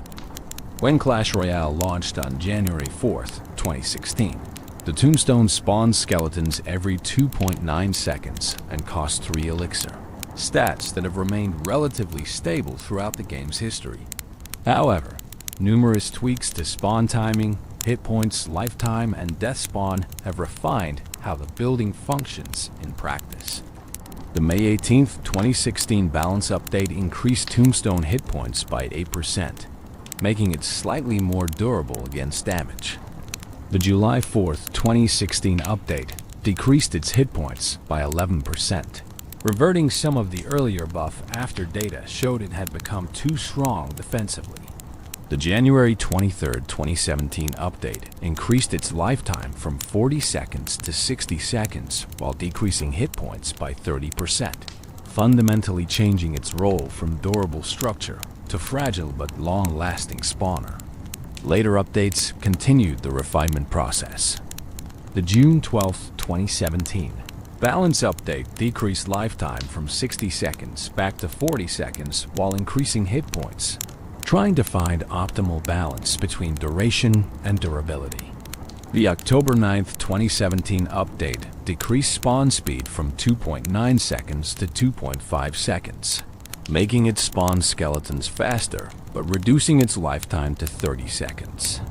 Each change affected how players used Tombstone and how opponents countered it, creating evolving strategies around this seemingly simple building. The death spawn mechanic has also been adjusted multiple times. Originally spawning 4 skeletons, it was reduced to 3 at one point, then increased back to 4. The timing of the death spawn, whether skeletons appear immediately or after a brief delay, has been fine-tuned to prevent exploitation while maintaining the mechanic's value. These adjustments reflect Supercell's ongoing effort to make Tombstone useful without making it frustrating to face. Strategically, Tombstone excels as a distraction building that provides continuous value through skeleton spawning. Against single-target troops like Prince, Hog Rider, or Mini P.E.K.K.A., the Tombstone pulls them toward the center of your side while spawning skeletons that surround and attack. Even after the building falls, the death spawn provides additional distraction and damage. For 3 elixir, you receive significant defensive value if the building survives long enough to spawn multiple skeleton waves. The building's placement is crucial for maximizing effectiveness. Plant it too close to the river, and it becomes vulnerable to direct tower damage or spells. Place it too far back, and enemy troops might ignore it, targeting towers directly.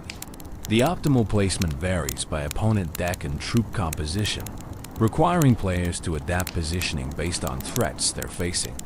Mastering tombstone placement separates players who extract maximum value from those who waste its potential. Tombstone also functions as spell bait in certain deck archetypes.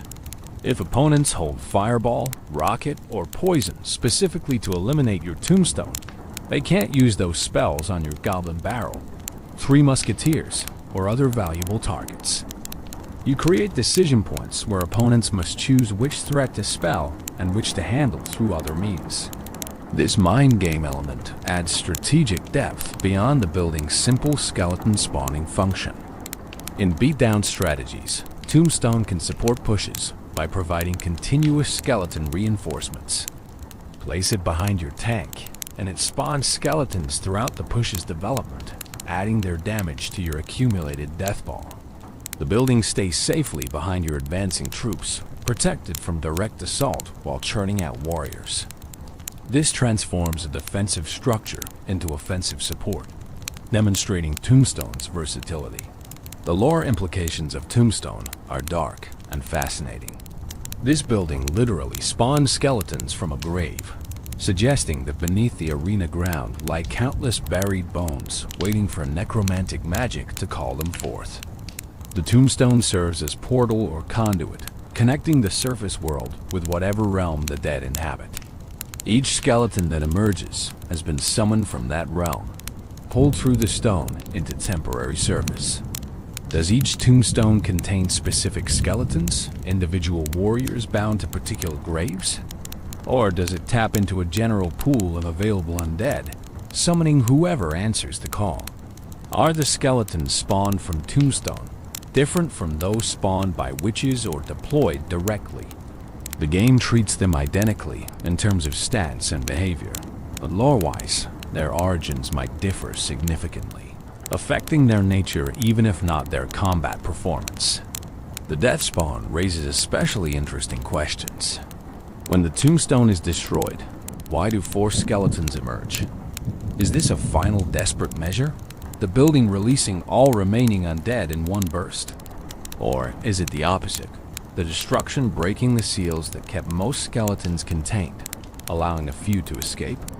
Perhaps the tombstone as destruction creates conditions where the boundary between Death's realm and the arena thins momentarily, permitting skeletons to cross over without full ritual or sustained magic. Community creativity around Tombstone includes strategies, guides, and humorous content about its role in matches.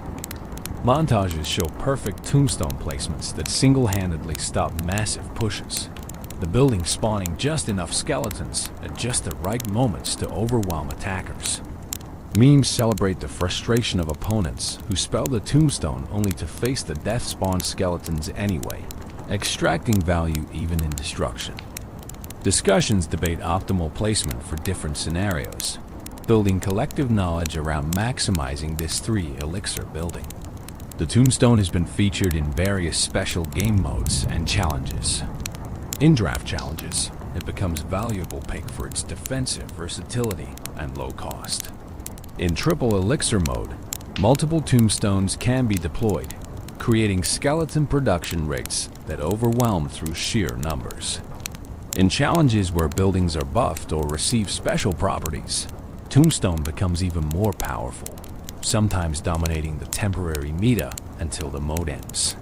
Professional players have utilized Tombstone in tournament decks when the meta favored its defensive capabilities. It's been part of various archetypes, cycle decks appreciating its low cost, defensive decks valuing its distraction potential, and beatdown decks leveraging its spawning for push support. Its usage statistics ebb and flow with balance changes and meta shifts, but it never completely disappears, always finding relevance in some players' strategy. The building's visual design has been refined over Clash Royale's history. The gravestone itself has received updated textures, making weathering and cracks more detailed. The purple necromantic energy has been enhanced, making it more visible and thematically consistent with other skeleton-related cards. The skeleton spawn animation has been polished, ensuring smooth emergence from the ground rather than jarring materialization. These aesthetic improvements enhance player experience without changing fundamental gameplay. Other skeleton spawners exist in Clash Royale beyond Tombstone, though they're fewer than one might expect given how popular skeletons are. The graveyard spell continuously spawns skeletons in a targeted area, functioning as offensive spawner rather than defensive building. The Witch and Night Witch spawn skeletons and bats respectively while moving, making them mobile spawners rather than static buildings. Each spawner type offers different strategic applications, different ways of leveraging continuous troop generation. The absence of additional skeleton spawner buildings is notable. Why doesn't Clash Royale have a skeleton barracks or bone tower or crypt? Perhaps Supercell felt Tombstone adequately filled the skeleton spawner niche. Or perhaps they worried about oversaturating the game with skeleton-generating cards. Alternatively, future updates might introduce new spawners as the game evolves, though predicting content releases is always speculative. As your consciousness fades deeper into sleep, picture the Tombstone standing vigil in the arena, that ancient grave marker, weathered by countless battles, glowing with purple energy that pulses like a heartbeat. Every few seconds, the ground before it shifts and cracks, bones emerging from below, assembling into skeletal warriors that immediately scramble toward their duties. The cycle continues endlessly, death feeding life feeding death in perpetual rotation. The Tombstone represents permanence and impermanence. The building itself eventually falls or expires, but while it stands, it creates. It takes death, that ultimate ending, and transforms it into beginning, into continuous generation of warriors who fight despite having already fallen once. It's philosophical commentary disguised as game mechanic, even from graves. From the absolute conclusion, new possibilities emerge. Let the Tombstone guard your dreams tonight. Let it spawn skeletal sentinels who patrol the boundaries of your rest, ensuring nothing disturbs the peace you've earned. Every few seconds, new guardians emerge, replacing those who fell defending you, maintaining constant watch that never wavers because the source never depletes. The grave gives endlessly, the dead serve eternally, and you sleep soundly knowing that from the Tombstone's magic, protection flows without end. The building that bleeds bones, the grave that grants warriors, the stone that spawns soldiers. Tombstone is all these things and more, a 3-elixir investment that pays dividends in distraction, damage, and defensive depth. It stands where you place it, spawning skeletons until destruction or expiration, then spawning 4 more for good measure, ensuring that even in defeat, it contributes. That's skeleton philosophy in architectural form. Persist, provide value, and when you finally fall, make certain you take something with you. Skeleton Barrel, airborne delivery of rattling chaos on October 9th, 2017. Clash Royale introduced a card that combines skeletons with aerial mobility in a way no previous card had achieved. The Skeleton Barrel, a common card unlocked from Jungle Arena, which is Arena 9, costs 3 elixir and deploys a barrel carried by 2 balloons that, when destroyed or reaching its target, drops 8 skeletons to wreak havoc below. It's the skeleton equivalent of the Goblin Barrel, trading surprise tower damage for overwhelming skeleton swarm delivered from above. The visual design of Skeleton Barrel immediately communicates its purpose. A wooden barrel, weathered and cracked, hangs suspended beneath 2 purple balloons. The balloons match the color scheme of all skeleton-related cards, that signature purple that marks them as products of dark magic. Inside the barrel, if you look closely during brief moments before deployment or destruction, you can see skeletons packed tightly, waiting for their aerial journey to conclude so they can begin their ground assault. The barrel itself appears fragile, held together by rusted metal bands that look like they might fall apart at any moment.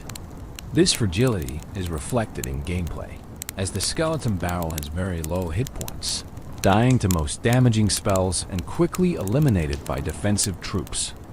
But this fragility serves design purpose, making the barrel high risk high-reward card that requires skill and timing rather than being automatically effective. When deployed, the skeleton barrel moves toward targeted building or the nearest princess tower if no building is specified. Its speed is medium, faster than tanks like Giant, but slower than quick troops like goblins. As it travels, it's vulnerable to air targeting troops and spells, creating opportunities for opponents to destroy it before it reaches valuable positions. But if ignored or inadequately defended, the barrel reaches its destination and drops its skeletal payload directly onto defenders. Upon destruction, either from damage or reaching its target, the skeleton barrel releases 8 skeletons. These skeletons drop simultaneously in a circular formation around where the barrel was when it broke, creating instant surrounding threat to any troops or buildings nearby. 8 skeletons is substantial, more than twice the 3 from the basic skeletons card, enough to overwhelm single-target troops quickly or deal significant damage to buildings before being cleared. The historical evolution of Skeleton Barrel shows Supercell's struggle to balance this unique card. Upon release, it spawned 8 skeletons and cost 3 elixir, statistics that have remained mostly stable. However, numerous adjustments to the barrel's hit points, death damage, skeleton count, and deployment mechanics have tweaked its power level over the years. The November 20th, 2017 update increased barrel hit points by 14%, making it more likely to reach targets before destruction. The January 24th, 2018 update decreased skeleton count from 8 to 7, reducing the swarm's overwhelming potential. Later updates continued refining the card. The June 4th, 2018 update increased skeleton count back to 8 while adjusting other properties to compensate.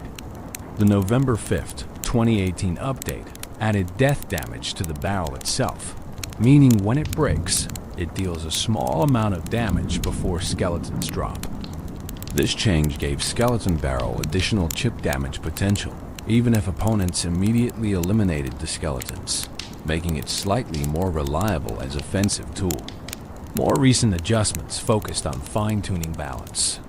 The April 4th, 2022 update increased barrel hit points by 5%. The June 27th, 2022 update increased death damage by 10%.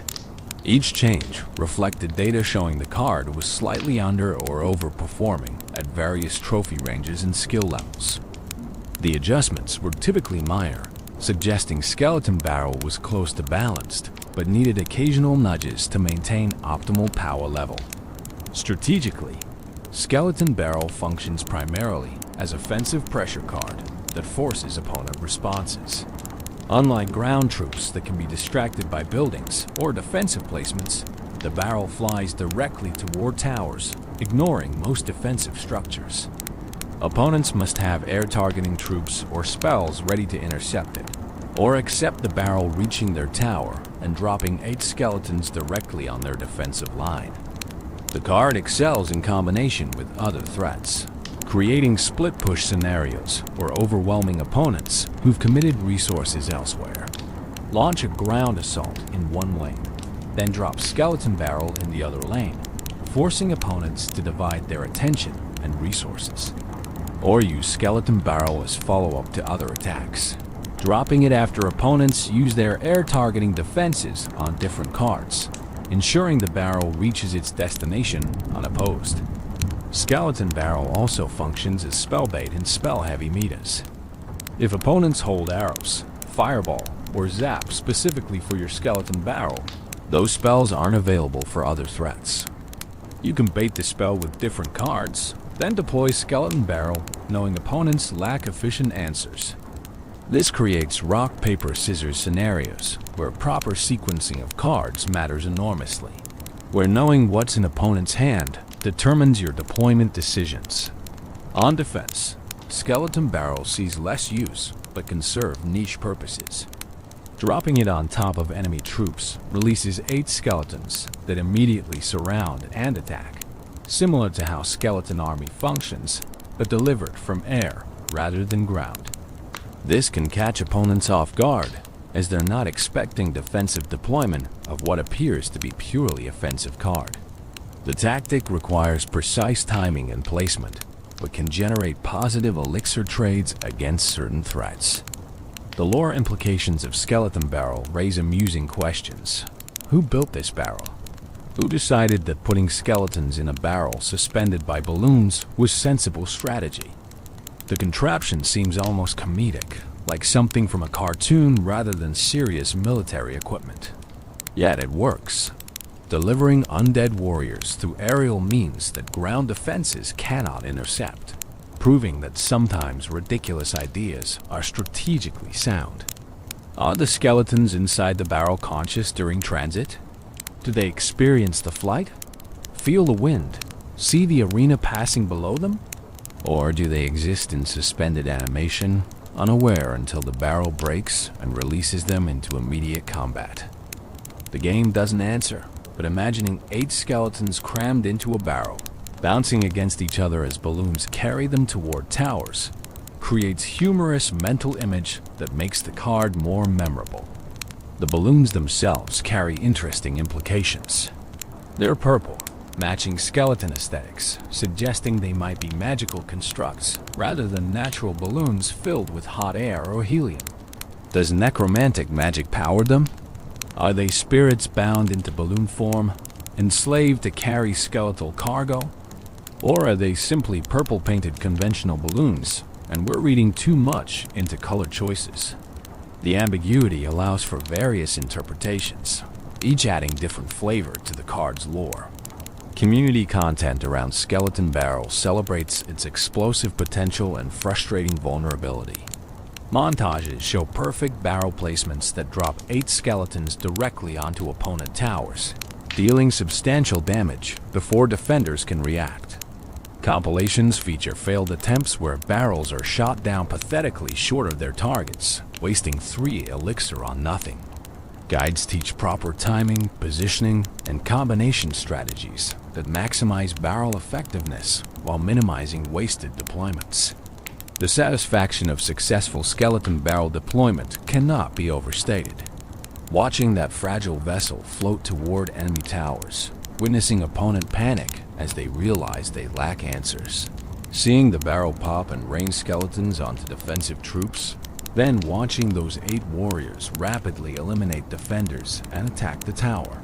All of it creates emotional payoff that makes the card fun even beyond its competitive viability. Conversely, the frustration of having Skeleton Barrel easily countered is equally memorable. Spending 3 elixir only to watch opponent casually shoot down the barrel before it reaches anything valuable feels terrible, like throwing away resources for no return.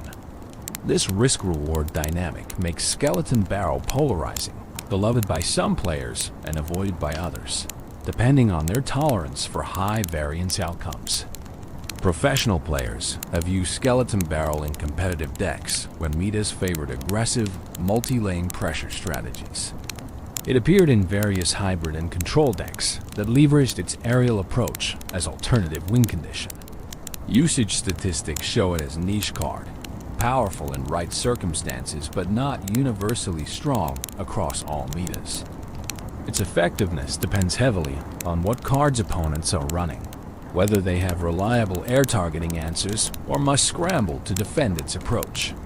The Skeleton Barrel represents innovation in skeleton delivery systems, where Tombstone spawns them from graves and witches summon them through magic. The barrel simply carries them through the air and drops them onto enemies. Its low-tech solution to high-level strategic problem: how to get fragile ground troops past ground defenses. The answer, apparently, is to put them in a barrel and float them over obstacles. It shouldn't work as well as it does, but that's part of its charm. As sleep takes you further into dreams, imagine the Skeleton Barrel floating through night sky. 2 purple balloons carrying that wooden container, inside which 8 skeletons wait patiently or impatiently for their journey to end. They don't know exactly where they're going or what awaits them. They just know that when the barrel breaks, they'll spill out and fight whatever's there. That's faith. In a way, trust that whoever deployed them chose wisely, that their aerial insertion will place them where they're needed most. Let the skeleton barrel drift through your dreams tonight, carrying skeletal guardians to wherever nightmares might spawn. When fears approach, the barrel breaks above them, raining bones and swords and that distinctive rattling laughter. 8 defenders appear instantly, surrounding threats before they can approach, overwhelming through numbers what they lack in individual strength. The barrel is delivery system, and what it delivers is protection, 8-fold security dropped from sky. The airborne assault of rattling chaos, the flying barrel of bones, the purple balloon vessel of violence. Skeleton barrel is all these things. 3 elixir of potential that either pays off dramatically or fails spectacularly, depending on opponent readiness and your timing. It's Clash Royale at its most volatile, most exciting, most dependent on skill and circumstance rather than raw power. And that makes it perfect for skeletons, those troops that have always been about smart play over brute force. Graveyard, the spell that spawns an endless swarm. On November 1st, 2016, Clash Royale introduced a spell unlike any that had come before.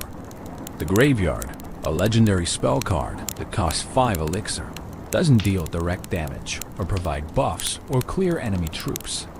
Instead, it summons skeletons, continuously spawning them in a targeted area for 9 seconds, creating what amounts to temporary tombstone that opponents cannot destroy through conventional means.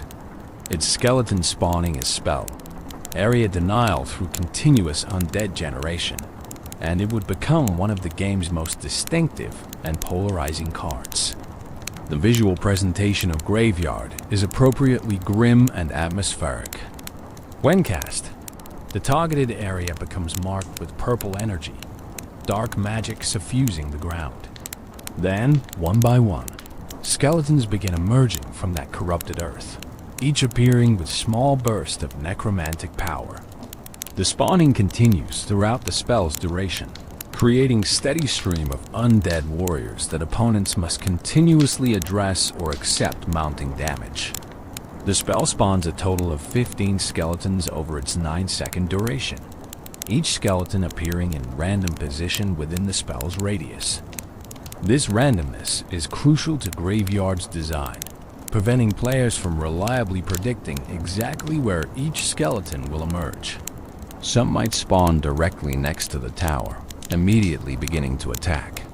Others might appear at the radius edge, requiring precious seconds to walk toward targets.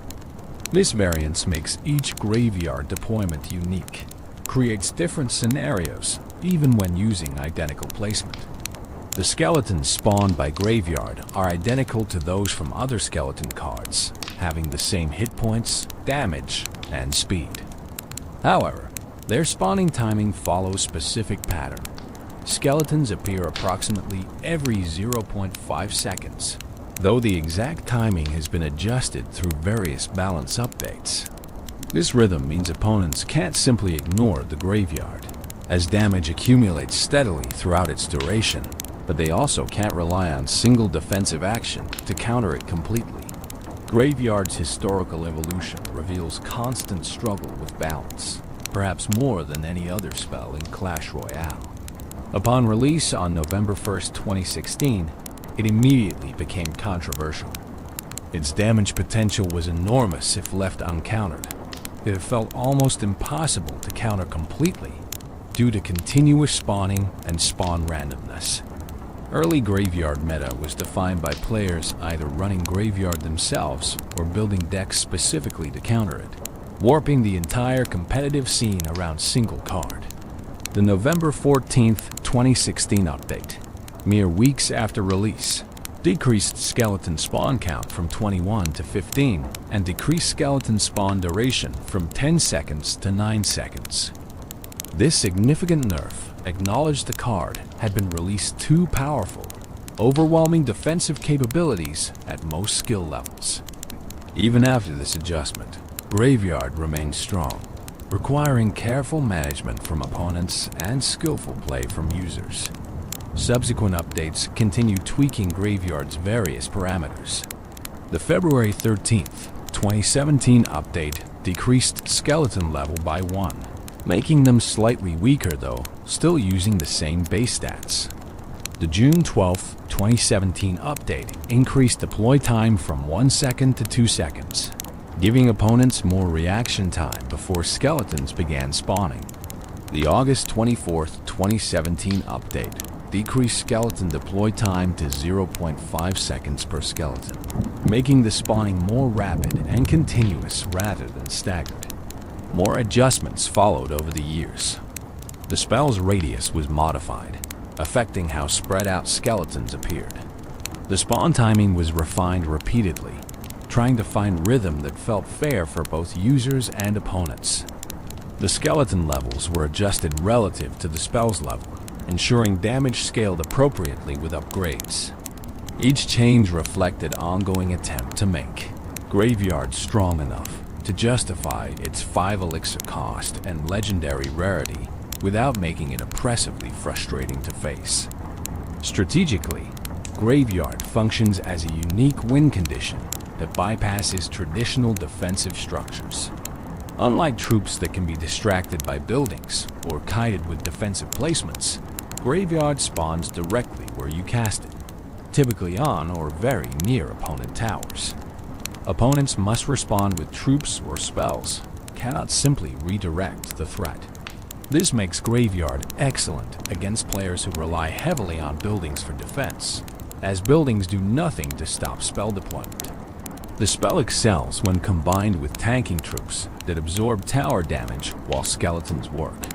Place a Knight, Valkyrie, or Ice Golem in front of opponent's tower, then cast Graveyard on that tower. The tank draws tower aggro while skeletons spawn and attack, potentially dealing thousands of damage before opponents can eliminate both the tank and all the skeletons. This tank plus Graveyard combination has been Graveyard's primary usage pattern since its release, defining the archetype of Graveyard beatdown. Graveyard also creates psychological pressure. Once opponents know you're running Graveyard, they must play more conservatively, holding defensive troops or spells specifically to counter future Graveyard deployments. This allows you to pressure other lanes or build pushes, knowing opponents are playing around your spell.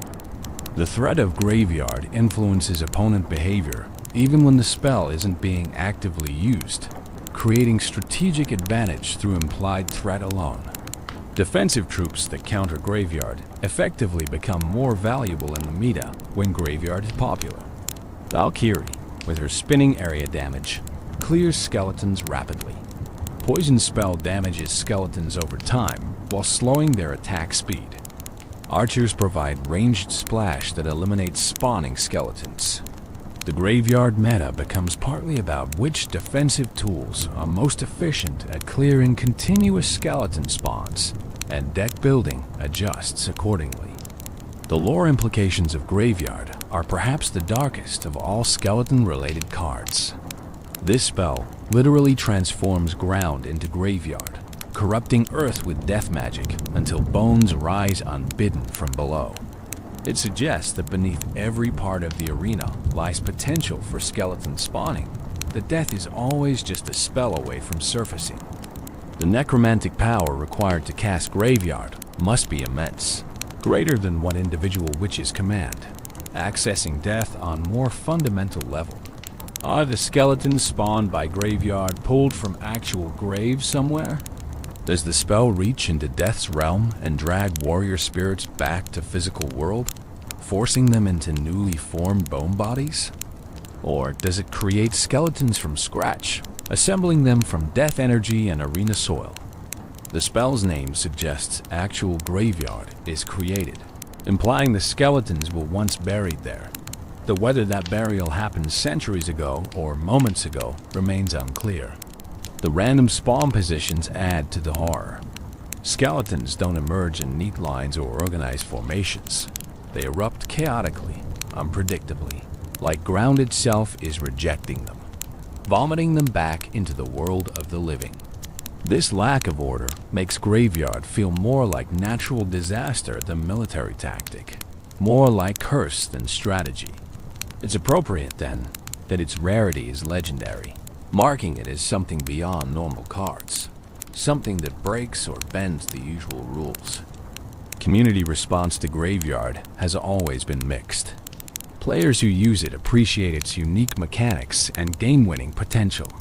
Players who face it often complain about its randomness, the way lucky spawn positioning can decide matches through variance rather than skill.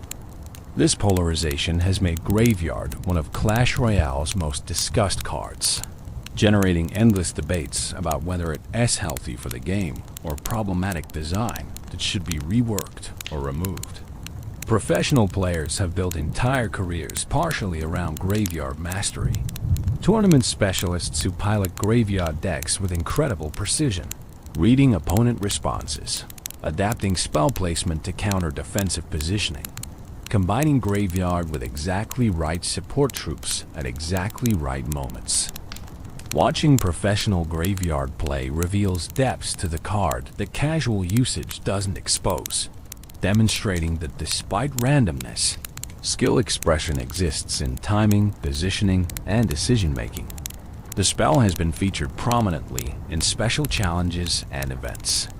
Graveyard Focus challenges task players with winning matches using decks built around the spell. Special modes sometimes buff Graveyard, spawning more skeletons or spawning them faster, creating overwhelming undead floods that showcase what the spell could be if balance weren't a concern. These temporary experiences remind players why Graveyard must be carefully balanced, as unbridled skeleton spawning becomes unstoppable quickly. Graveyard's interaction with other cards creates interesting synergies and counters. Free spell cast on opponent towers prevents them from targeting spawning skeletons, allowing the undead swarm to deal devastating damage. Rage spell increases skeleton attack speed, making them deal damage faster. Poison cast on opponent defensive troops weakens them while they try to clear skeletons, improving Graveyard's effectiveness.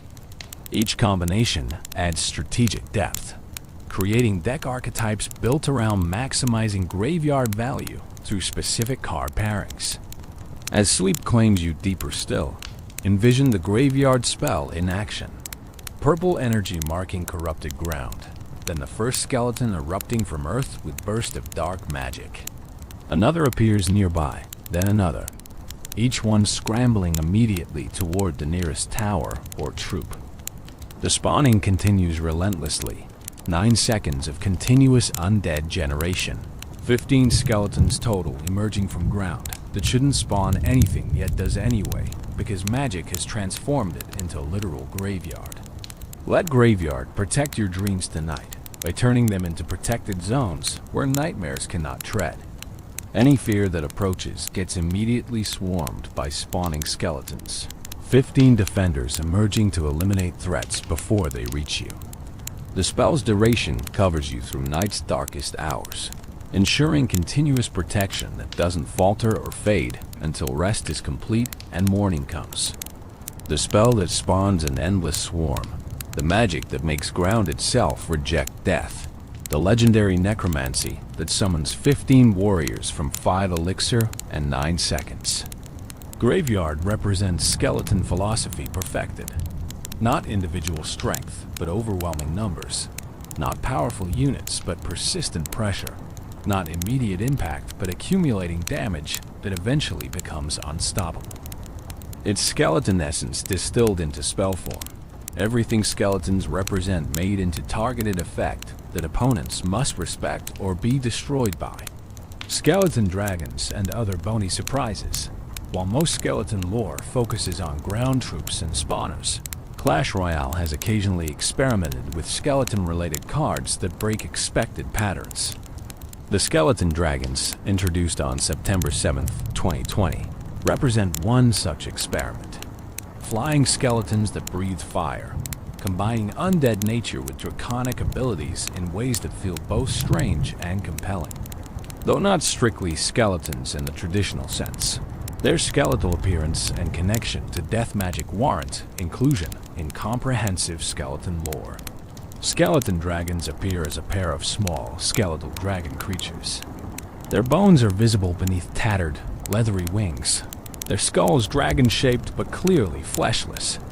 Purple energy glows from their eye sockets, connecting them visually to other skeleton units while their dragon form sets them apart.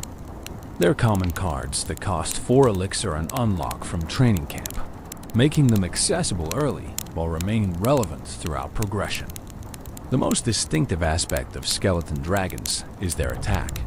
They breathe fire and area damage cones, hitting multiple targets with each blast. This gives them splash damage capability from the air, rare combination that makes them valuable against swarms and clustered troops. They're not individually powerful, having relatively low hit points and moderate damage, but together as a pair, they provide reliable area control both offensively and defensively. When skeleton dragons were first introduced, they represented Supercell's attempt to create accessible splash damage air troop, filling niche between expensive cards like Baby Dragon and less reliable options. The community response was generally positive, appreciating the versatility these skeletal flyers provided. However, balance concerns emerged quickly, as their combination of low-cost splash damage and flying made them perhaps too efficient in too many situations. Balance updates followed their release, adjusting hit points, damage, and hit speed to bring skeleton dragons into better equilibrium with other cards. The October 5, 2020 update decreased their damage by 6%. The March 1, 2021 update decreased their hit points by 3%. These changes were relatively minor, suggesting the card launched close to balanced, but needed fine-tuning rather than major rework. Strategically, skeleton dragons function as versatile support troops that provide aerial splash damage. Behind a tank, they clear swarms that might distract the tank while dealing damage to towers. On defense, they eliminate air swarms like minions or bats while providing ranged area damage against ground troops. Their 4 elixir cost makes them affordable enough to deploy reactively while substantial enough to provide meaningful impact. The lore implications of skeleton dragons are fascinating. Are they actual dragons that died and were resurrected through necromancy? Their flesh rotted away, but their bones animated through dark magic? Or are they artificial constructs, skeleton warriors modified with dragon characteristics through magical experimentation? Their small size suggests they might be young dragons, juveniles who died prematurely and were brought back, trapped in undead state before reaching full maturity. The connection between skeleton dragons and other skeleton units isn't explicitly stated in-game. Do they serve the Skeleton King? Were they created by witches as specialized aerial units? Or do they represent entirely separate faction of undead? Skeletal dragons, having their own society and purposes beyond the ground-based skeleton warriors we're more familiar with. The game doesn't clarify, leaving these questions open for interpretation. Beyond skeleton dragons, Clash Royale has hinted at other skeleton-related content through cosmetics, emotes, and seasonal events. Halloween celebrations often feature skeleton-themed content, acknowledging the connection between skeletons and spooky celebrations. Special challenges sometimes modify skeleton spawn rates or behaviors, temporarily transforming the game into skeleton-dominated chaos. These seasonal touches keep skeletons relevant beyond their competitive viability, cementing them as cultural touchstones within the game. Emotes featuring skeletons have been particularly popular. Larry's various expressions, the Skeleton King's reactions, generic skeleton celebrations and frustrations all have been immortalized in emote form. Players use these to communicate, to taunt, to celebrate, to commiserate.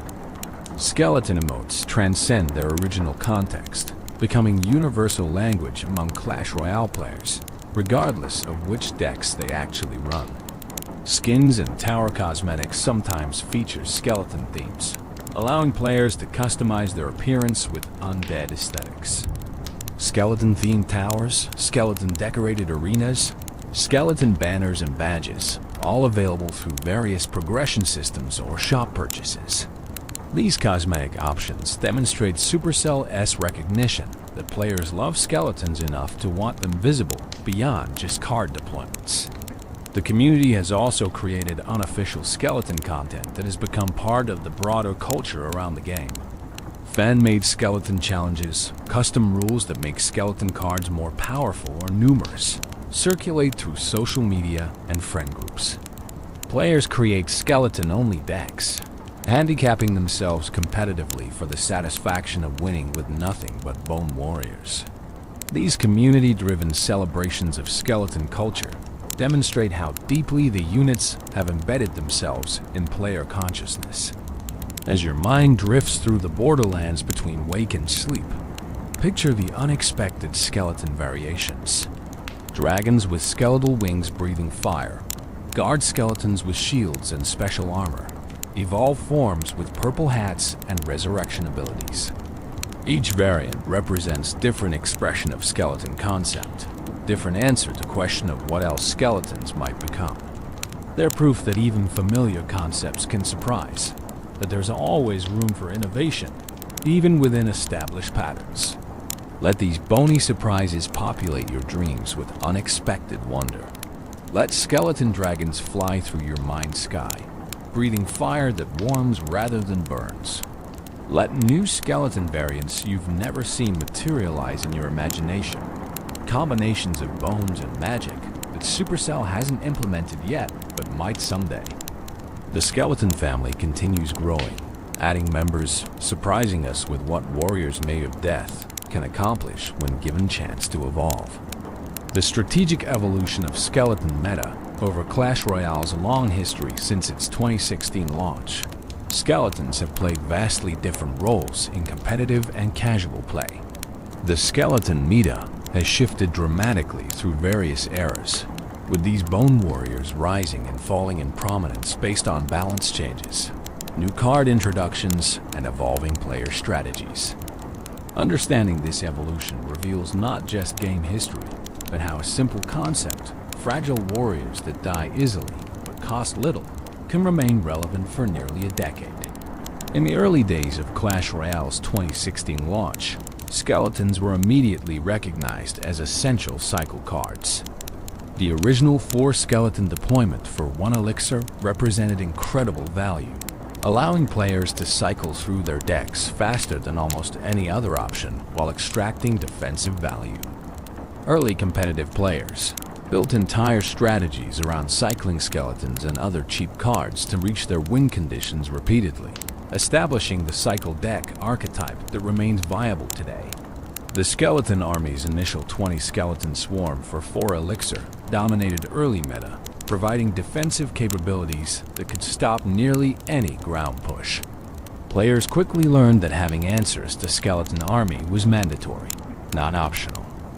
Decks without area damage spells or splash troops struggled against the overwhelming Bone Tide. This forced diversity in deck building as pure single-target strategies became unviable when 1, 3, or 4 elixir card could completely shut them down.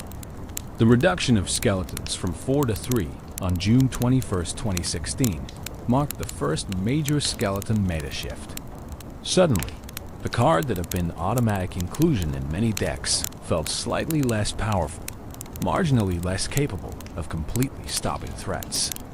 Some players abandoned it, seeking other cycle options. Others adapted, learning new placement techniques that maximized the value of 3 skeletons instead of 4. The community debated whether the change was necessary or excessive, with passionate arguments on both sides. When skeletons returned to 4 count on February 13, 2017, the community celebrated. The familiar 4-skeleton squad had returned, and players who had maintained faith in the card felt vindicated. But the celebration was short-lived. On November 2, 2017, the count decreased back to 3 permanently, establishing the current standard. By this point, players had experienced both versions extensively and largely accepted that 3 skeletons represented better balance, providing value without being oppressive. The introduction of Graveyard on November 1, 2016 created entirely new skeleton archetypes. Graveyard beatdown decks became competitively viable, combining tanks with Dispel to create overwhelming pressure. Players who had never considered skeleton-focused strategies suddenly found themselves building entire decks around maximizing graveyard value. The spell's legendary rarity and unique mechanics made it aspirational, something players worked toward unlocking and mastering. Throughout 2017 and 2018, skeleton-based strategies ebbed and flowed with the meta. Log-bait decks, which relied on forcing opponents to use their log on other troops before deploying skeleton army or goblin barrel, became prominent. These decks required careful sequencing and mental tracking of opponent spells, elevating strategic depth. Skeleton Army became not just a defensive card, but a mind game, a threat opponents had to respect even when not deployed. The Night Witch, as May 2017 release and subsequent dominance, created a brief Night Witch meta, where the card appeared in nearly every competitive deck. Her bat spawning, rather than skeleton spawning, technically falls outside pure skeleton lore, but her thematic kinetic connection to dark magic and the witch made her feel like part of the skeleton family. When she was nerfed, skeleton purists felt relief, as the Night Witch's overwhelming power had somewhat overshadowed traditional skeleton strategies. The years 2019 and 2020 saw skeleton strategies remain relevant but not dominant. The introduction of new cards, new mechanics, and continued balance changes meant skeleton decks competed with increasingly diverse strategies. Yet they persisted, their fundamental efficiency ensuring they never completely fell out of favor. Professional players continued piloting skeleton-heavy decks in tournaments, demonstrating that mastery of these simple units could compete with the flashiest new legendary cards. The October 2021 introduction of champions, including the Skeleton King, revitalized skeleton strategies at the highest competitive levels. The Skeleton King's ability to resurrect fallen troops as skeletons created new strategic possibilities. Decks built around maximizing soul collection and resurrection value emerged, with players carefully managing deaths to feed the king's power. The 80 elixir cost made him high risk, high reward, perfectly fitting the skeleton philosophy of extracting maximum value from minimal resources. The Evolution Mechanics October 2022 introduction, with evolved skeletons among the first evolutions, fundamentally changed how players viewed the basic skeleton's card. What had been purely disposable suddenly became potentially immortal, respawning every 4 seconds if they died in your territory. This transformed defensive strategies, as evolved skeletons could be planted once and continuously respawn to counter multiple threats. The meta adapted around this new reality, with players either evolving their own skeletons or building specific counters into their decks. According to recent statistics, Skeleton Army has become one of the most used cards globally, appearing in approximately 18% of all decks above 5,300 trophies. This remarkable statistic demonstrates that nearly 9 years after Clash Royale's launch, skeleton-based strategies remain not just viable, but dominant in many trophy ranges. The 3 elixir cost and potential to shut down major pushes keeps Skeleton Army relevant despite countless new cards and mechanics introduced over the years. The regular Skeletons card maintains strong usage as well, with recent data showing over 30% usage in competitive ranges and a 51% win rate. These statistics prove that 1 elixir cycle cards remain fundamental to Clash Royale strategy. Players continue discovering new ways to extract value from 3 fragile warriors, continuing the tradition established in 2016 of skeleton efficiency defining successful deck building. The Skeleton King has seen significant usage increases in recent seasons, doubling its presence in competitive decks according to seasonal data. This surge correlates with various balance changes and the introduction of new synergistic cards.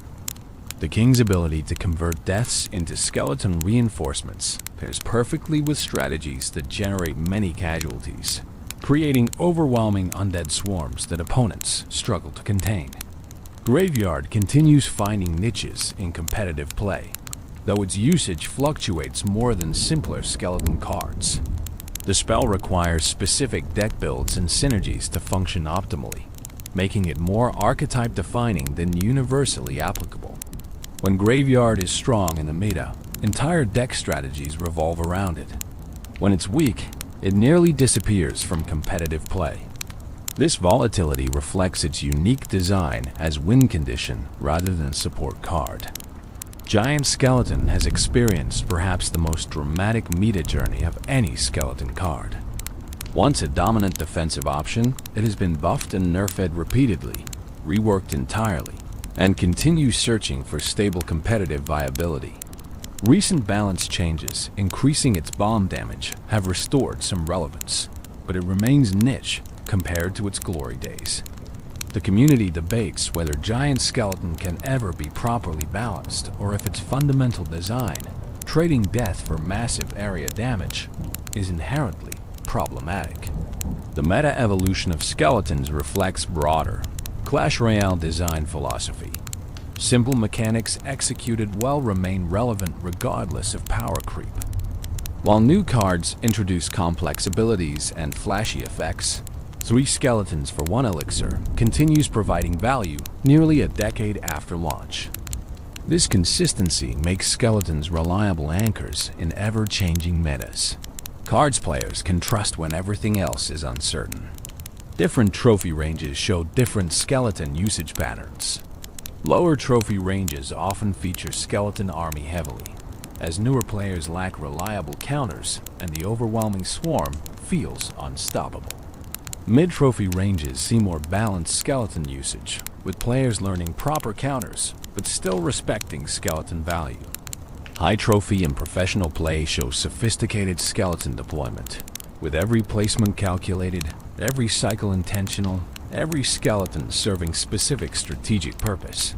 Regional differences also affect skeleton meta.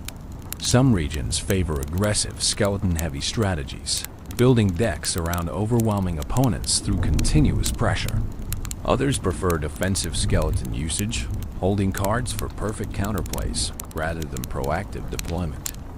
These regional meta differences create interesting dynamics in international tournaments, where players must adapt to unfamiliar strategic philosophies. The seasonal meta shifts keep skeleton strategies evolving.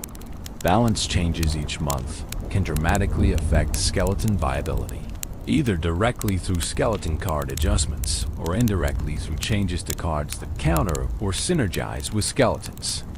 Players who master skeletal strategies must constantly adapt, learning how each balance update affects their preferred deck archetypes. Looking at win rates over time, skeleton cards have maintained remarkable consistency. While individual cards fluctuate, skeleton cards collectively hover around 50 to 52% win rates, suggesting good overall balance. This consistency is remarkable, given how many cards exist and how dramatically metas shift.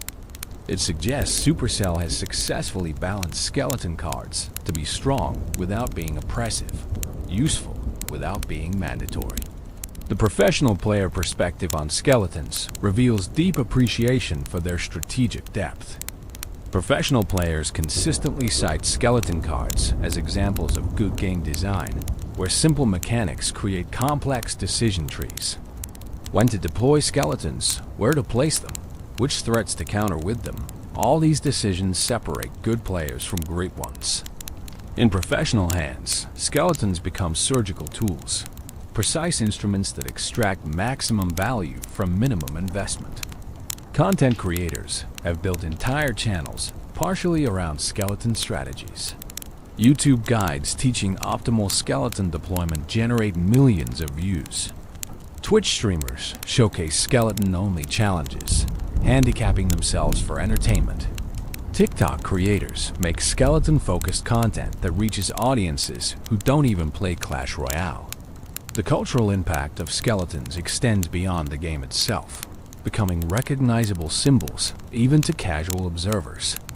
The cycle deck archetype, which relies heavily on skeletons and other cheap cards, has been competitively viable throughout Clash Royale's entire history. This archetype emphasizes quick cycling to your win condition, using cheap cards like skeletons to maintain defensive pressure while constantly rotating through your deck.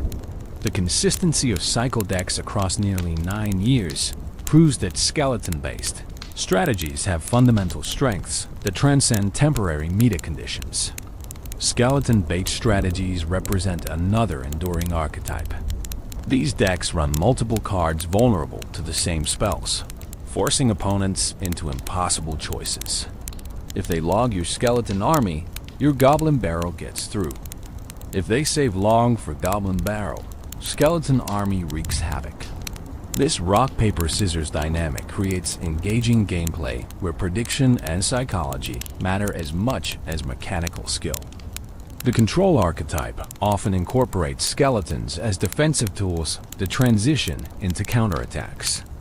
After using skeletons to stop an enemy push, the surviving skeletons become offensive threats that must be addressed.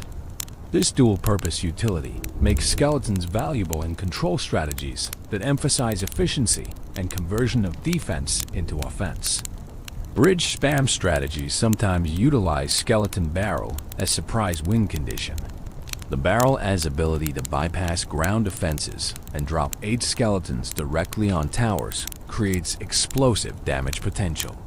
Combined with other fast troops like Battle Ram or Bandit, Skeleton Barrel becomes part of relentless pressure that overwhelms opponents through speed rather than power. Beatdown strategies, particularly those using Golem or Giant, often include skeletons for cycling and defensive support. While the main win condition is the big tank, skeletons help reach that tank faster while providing cheap defensive answers that preserve elixir for offensive investments. The supporting role skeletons play in Beatdown demonstrates their versatility across vastly different strategic philosophies. The evolution of skeleton counters has been as important as skeleton evolution itself. Log became nearly mandatory in competitive decks, partially because of its efficiency against skeleton army and other swarms. Zap's instant reset and damage made it valuable for clearing skeletons quickly. Arrows, Fireball, Poison. Each spell's viability has been partially determined by how effectively it handles skeleton threats. Troop-based counters have also shaped meta. Valkyrie's spinning area damage makes her excellent against skeleton swarms. Bomber's Splash can clear skeletons rapidly. Dart Prince's Charge and Shield give him advantages against skeleton-based strategies. The presence or absence of these counters in meta directly affects how often skeleton strategies appear and succeed. Building placements have evolved to better handle skeleton threats. Players learned optimal positions for buildings to pull and distract skeletons from graveyard or kite giant skeleton away from towers. These placement refinements represent meta knowledge that has accumulated over years, passed down from professional players to casual players through guides, streams, and direct experience. Prediction plays involving skeletons showcase the highest levels of strategic thinking. Predicting opponent's skeleton army deployment and preemptively using log or arrows demonstrates not just mechanical skill, but psychological understanding of opponent patterns. These predictions become mind games themselves, with players faking patterns to bait predictions that can then be punished. The interaction between skeletons and various game mechanics has created interesting strategic wrinkles. Skeletons can activate King Tower if placed correctly against certain attacks, providing permanent defensive advantage. They can be used to test for enemy traps or hidden troops. They can kite building targeting troops into disadvantageous positions. Each interaction adds strategic depth that rewards experience and game knowledge. Tournament meta often differs from ladder meta in how skeletons are deployed. Tournament standard levels create different relative power levels than ladder's level-dependent calculations.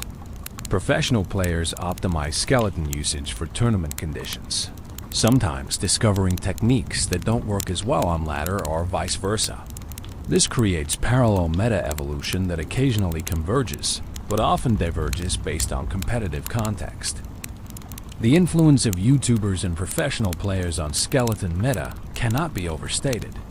When prominent players showcase successful skeleton strategies, usage rates spike across all levels as players attempt to replicate professional success. This trickle-down effect means professional meta decisions about skeleton usage eventually affect millions of casual players, creating ripple effects throughout the entire player base. Special challenges and limited-time modes often feature modified skeleton mechanics that temporarily reshape meta. Triple elixir modes make continuous skeleton spawning overwhelming.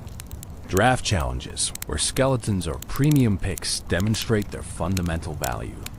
Special rules that buff specific rarities can make common skeletons temporarily dominant or weak.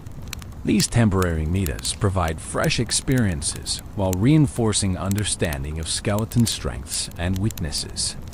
As Sleep claims you deeper, picture the meta evolution as living entity, constantly shifting landscape where skeletons navigate through changing conditions. See them rising in prominence as counters fade, falling as new threats emerge, but never disappearing completely. Watch the pendulum swing between 4 skeletons and 3, between 20 skeleton army and 15, between various spawn rates and costs and mechanics, all adjustments seeking balance that remains eternally elusive because perfect balance might be impossible in complex systems.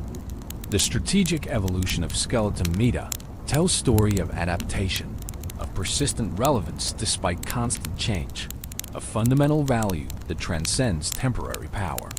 These bone warriors have marched through 9 years of shifting metas, always finding their place, always mattering to some players and some strategies. That's remarkable longevity that few cards achieve, testament to elegant design that serves multiple purposes without being mandatory for any. Let the meta history guard your dreams tonight. The endless cycle of buffs and nerfs, the rise and fall of various skeleton strategies, the constant search for optimal usage that drives millions of players to experiment, adapt, and discover. The meta never stops evolving, but skeletons remain constant presence within that evolution, bones rattling through every era, reminding us that some things persist not through domination, but through being exactly what S needed when it S needed. Community legends, when players became skeleton storytellers. Beyond official content and competitive statistics, skeleton lore has been profoundly shaped by community creators who fell in love with these rattling warriors and dedicated countless hours to celebrating them through various creative mediums. From animations to comics, from fan fiction to custom challenges, the Clash Royale community has transformed skeletons from game pieces into cultural icons with rich, player-generated mythology that rivals and sometimes surpasses official lore. The animation community deserves first recognition for their extraordinary contributions to skeleton lore. Independent animators, some professional and others hobbyist, have created hundreds of skeleton-focused videos that collectively represent thousands of hours of work. These animations range from simple comedic shorts showing hilarious misadventures to elaborate multi-episode series exploring skeleton society and culture. The best of these animations achieve view counts in the millions, sometimes reaching audiences far beyond Clash Royale's player base. One particularly influential animation trend involves Larry's daily life outside of battles. These videos depict Larry and his skeletal friends engaging in mundane activities, shopping for bones, trying to eat food they can't digest, attempting to make friends with non-skeleton troops who find them creepy. The humor comes from treating skeletons as normal people with skeleton-specific problems, creating comedy through contrast between their undead nature and very human desires for connection, purpose, and acceptance. Another animation trend explores darker themes, presenting skeletons as tragic figures trapped in cycles of death and resurrection. These more serious works question the ethics of necromancy, explore what consciousness means for animated bones, and contemplate whether skeletons suffer or simply exist without capacity for suffering. While less popular than comedic content, these philosophical animations demonstrate the creative community's willingness to engage deeply with skeleton lore's implications. The comic and illustration community has been equally prolific. Artist platforms like Twitter, Instagram, and DeviantArt host thousands of skeleton-themed Clash Royale artworks. Some present skeletons in epic battle scenes, portraying them as heroic warriors despite their fragility. Others focus on cute, chibi-style interpretations that emphasize skeletons' endearing qualities. Still others create dark, gothic pieces that lean into death magic aesthetics, presenting skeletons as genuinely eerie rather than comical. Long-form comic series following skeleton characters have developed dedicated followings. These comics develop original characters, create ongoing narratives, and build worlds where skeletons have personalities, relationships, and agency beyond their game roles. Some comics are strictly canon compliant, working within established Clash Royale lore. Others take wild liberties, creating alternate universes where skeletons rule kingdoms, fight interdimensional wars, or run surprisingly successful businesses. Fan fiction represents another massive category of community skeleton content. Archive sites host thousands of Clash Royale stories, and skeletons appear prominently in many. Some stories explore Larry's transformation into the Skeleton King, filling narrative gaps that official content leaves open. Others create romance between skeleton characters and other troops, somehow making relationships between undead warriors and living beings feel genuine and emotionally resonant. The shipping community, which pairs characters in romantic relationships, has enthusiastically embraced skeleton characters. Larry and various other characters have been shipped in countless stories and artworks, with creators finding ways to depict romance despite anatomical challenges inherent in skeleton-involved relationships. These works range from wholesome and innocent to explicitly adult, demonstrating the full spectrum of fan creation across all content rating levels. Theory crafting represents more analytical community engagement with skeleton lore. Dedicated fans compile every skeleton-related detail from official sources, building elaborate theories about skeleton origins, purposes, and futures. The Larry to Skeleton King theory, discussed extensively in earlier sections, emerged entirely from community observation and speculation before any official confirmation or denial. These theories spread through forums, Discord servers, and Reddit threads, gaining adherents and skeptics in equal measure. The custom challenge community has created skeleton-specific game modes that push skeleton strategies to extremes. Skeleton-only challenges, where players can use only skeleton cards, demonstrate the versatility of bone-based strategies. Triple skeleton spawning modes that make witches and tombstones, produce skeletons 3 times as fast, create overwhelming undead floods that completely change gameplay. These custom modes, shared through friend challenges, provide fresh experiences that official Supercell modes don't offer. YouTube creators have built substantial followings partially through skeleton-focused content.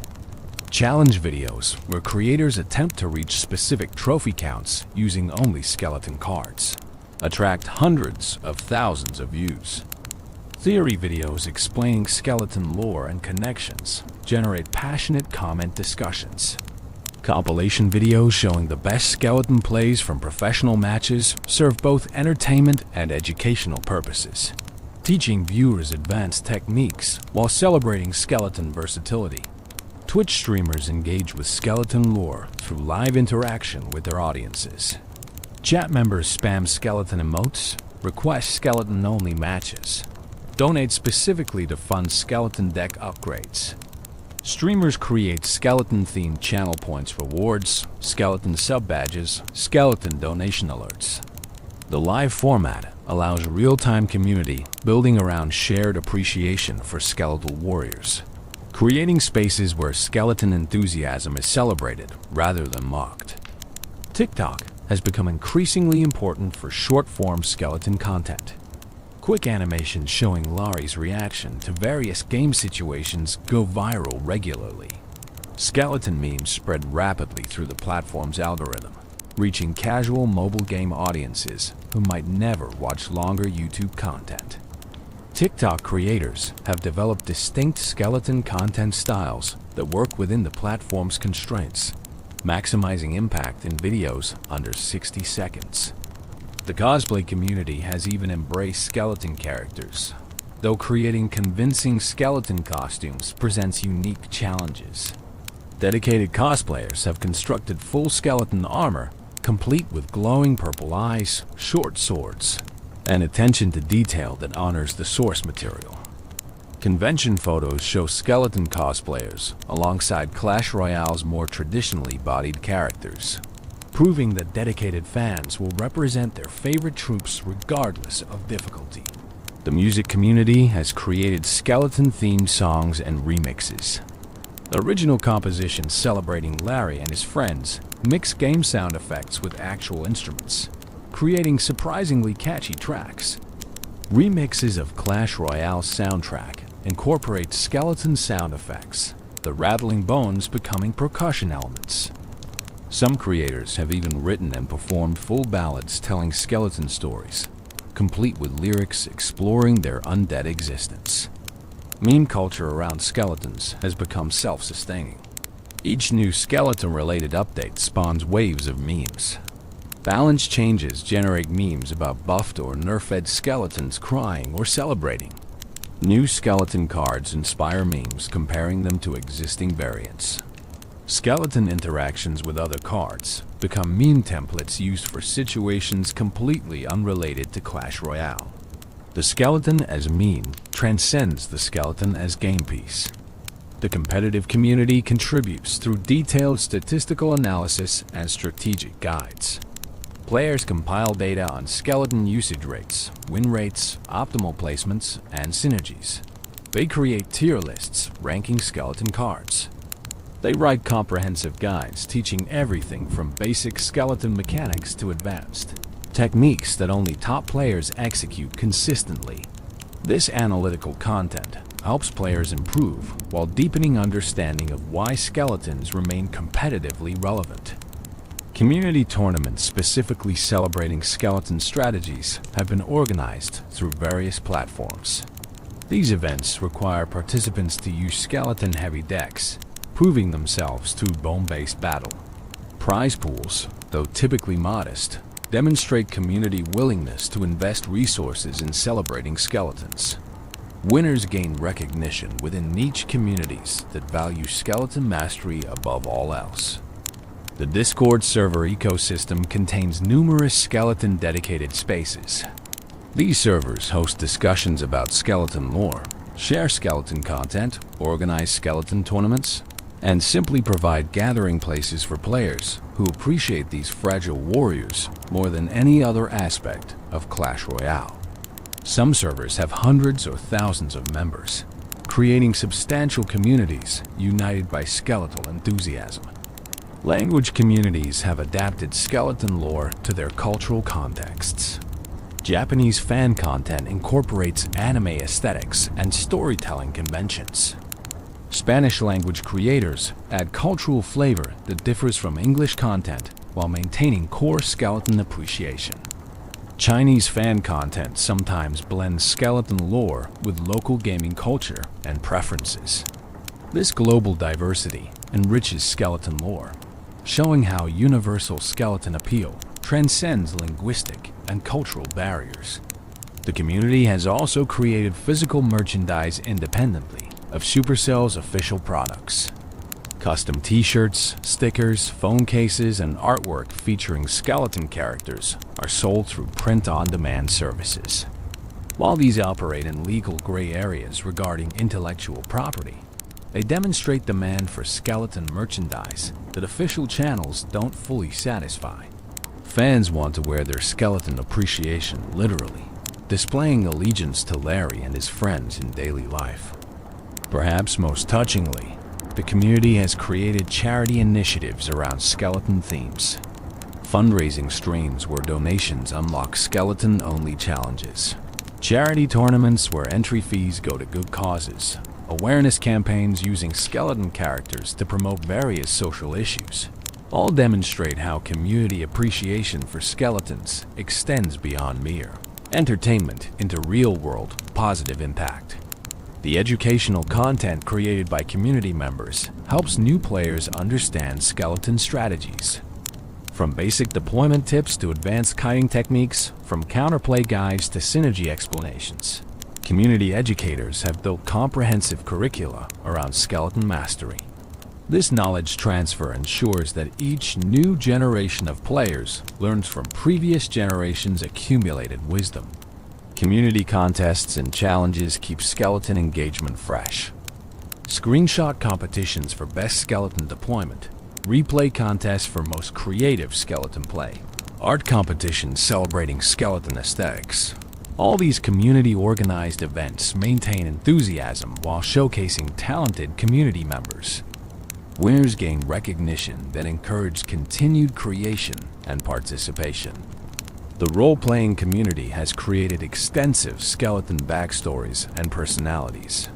Detailed character profiles for Larry, Harry, Gary, Terry, and Mary establish their relationships, motivations, and personal histories. Some role players create original skeleton characters that exist alongside canon skeletons, expanding the skeleton family through collaborative storytelling. These role-playing exercises develop narrative skills while celebrating skeleton characters in deeply personal ways. Modding communities, though less prevalent for mobile games than PC games, have created skeleton-focused modifications where possible. Custom skins that change skeleton appearances, modified game files that adjust skeleton stats for personal enjoyment, fan-made skeleton games inspired by, but separate from Clash Royale, all demonstrate technical community members' dedication to skeleton celebration through code and design. The archive and preservation community ensures skeleton content remains accessible. Dedicated fans download and save skeleton videos, artwork, and stories, protecting them against potential deletion or platform closures. These digital archivists understand that community-created content represents valuable cultural artifacts worth preserving for future skeleton enthusiasts who might discover these warriors years from now. As sleep deepens, picture this vast community of creators and fans. Millions of people across the world who saw 3 small skeletons in a mobile game and decided they mattered enough to create around, to build upon, to celebrate through countless creative works. Animation studios, art galleries, fiction archives, all built on foundation of skeleton appreciation, all proving that community passion can rival official content in depth, breadth, and impact. Let their creativity inspire your dreams tonight. Let fan animations play in your mind's theater. Let community theories about skeleton origins weave narratives in your sleeping thoughts. Let the sheer volume of creative works dedicated to celebrating bones and swords and purple eyes remind you that sometimes the most unlikely things become beloved precisely because they re so simple, so humble, so genuinely themselves. The community made skeletons legends not because Supercell demanded it, but because something about these fragile warriors resonated so deeply that millions couldn't help but create, share, discuss, and celebrate. That's organic cultural phenomenon, authentic appreciation that no marketing campaign could manufacture. The community saw Larry touch that Archer tower and collectively decided, yes, this skeleton matters to us. And in making that decision, they ensured he always would. Rest now, knowing that while you sleep somewhere in the world, a community member is creating new skeleton content, drawing Larry in new situations, writing stories about skeleton adventures, theorizing about skeleton futures. The community never sleeps, constantly producing, constantly celebrating, constantly ensuring that skeleton lore grows richer with each passing day. They are the true keepers of skeleton legend, and their dedication ensures these bone warriors will rattle through gaming culture for generations to come. Close your eyes for a moment and imagine the sound. Not the clash of swords against shields. Imagine something more elegant, more deliberate, more hypnotic. The sound of a double-bladed axe spinning through the air, cutting precise circles through space itself, accompanied by the most unexpected of battle cries. An opera singer's voice, soaring and powerful, echoing across the battlefield with notes that somehow make destruction beautiful. This is the signature of the Valkyrie, and her story is woven through thousands of years of mythology, game design philosophy, strategic evolution, and the countless battles fought in the arenas of Clash Royale.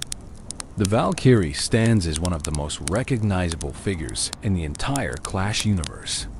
With her vibrant orange hair flowing behind her, her piercing blue eyes focused with warrior's intensity, and that massive double-bladed axe that seems impossibly heavy yet moves with grace in her hands, she represents something fundamental about the game itself.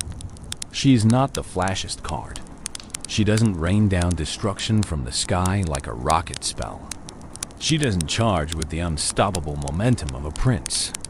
She doesn't possess the raw, devastating power of a P.E.K.K.A. What she does, however, is something perhaps more valuable. She endures. She persists. She stands her ground and spins, and in that spinning motion, she creates zones of absolute control that few other cards can match. When you deploy a Valkyrie on the battlefield, you're not just placing a troop. You're making a statement about your strategy, about your patience, about your understanding of the fundamental rhythm that governs Clash Royale combat. She costs 4 elixir, a moderate investment that sits in that perfect middle ground between cheap cycle cards and expensive win conditions. 4 elixir buys you not just her considerable health pool, not just her area damage that strikes in a full 360-degree circle, but something more intangible. It buys you breathing room. It buys you time to think, to react, to formulate your next move while she handles the immediate threat with her methodical, spinning assault. Her appearance tells a story all by itself. The orange hair is no accident of design. It's a visual signal, a flag that announces her presence on the battlefield. In the chaos of a Clash Royale match, where units swarm and spells explode and buildings crumble, that shock of orange hair becomes a landmark, a reference point. Your eyes can find her instantly in the mayhem, track her movement, judge her health, assess whether she needs support, or whether she's handling the situation with her characteristic efficiency. The blue eyes provide contrast, a touch of cold calculation to balance the fiery hair. They suggest intelligence behind the strength, strategy behind the spinning. This is not a berserker who charges blindly into combat. This is a warrior who has mastered her weapon so completely that what looks like a simple spinning attack is actually a carefully controlled expression of martial prowess. The double-bladed axe itself deserves contemplation. In real historical warfare, double-bladed axes were actually quite rare. They look impressive, certainly, but they present significant balance issues and don't offer substantial advantages over single-blade designs in practical combat. But the Valkyrie doesn't exist in the realm of practical historical warfare. She exists in a space where mythology meets game mechanics, where the rule of cool and the demands of gameplay balance create their own internal logic. That double-bladed axe serves multiple purposes in her design. Visually, it justifies her 360-degree attack pattern. She doesn't need to turn, doesn't need to reposition. The axe itself, with blades on both ends, creates damage in all directions as she spins. Mechanically, it explains why her attacks can hit multiple targets simultaneously, why ground troops surrounding her all take damage regardless of their position relative to her facing direction. The team-colored suit she wears speaks to the essential nature of Clash Royale itself.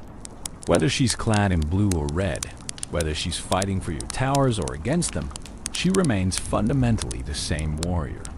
The color marks allegiance, but doesn't change identity. This is elegant game design philosophy made manifest in character design.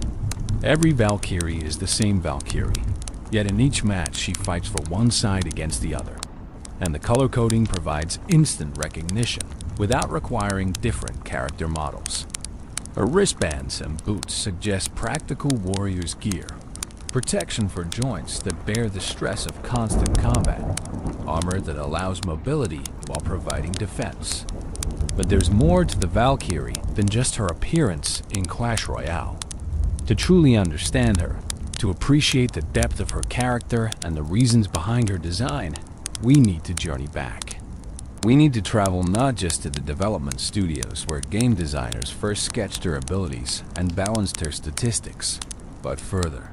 We need to go back thousands of years, to the cold northern lands where ancient peoples told stories around fires, where warriors sought glory in battle, and poets sang of what waited beyond death.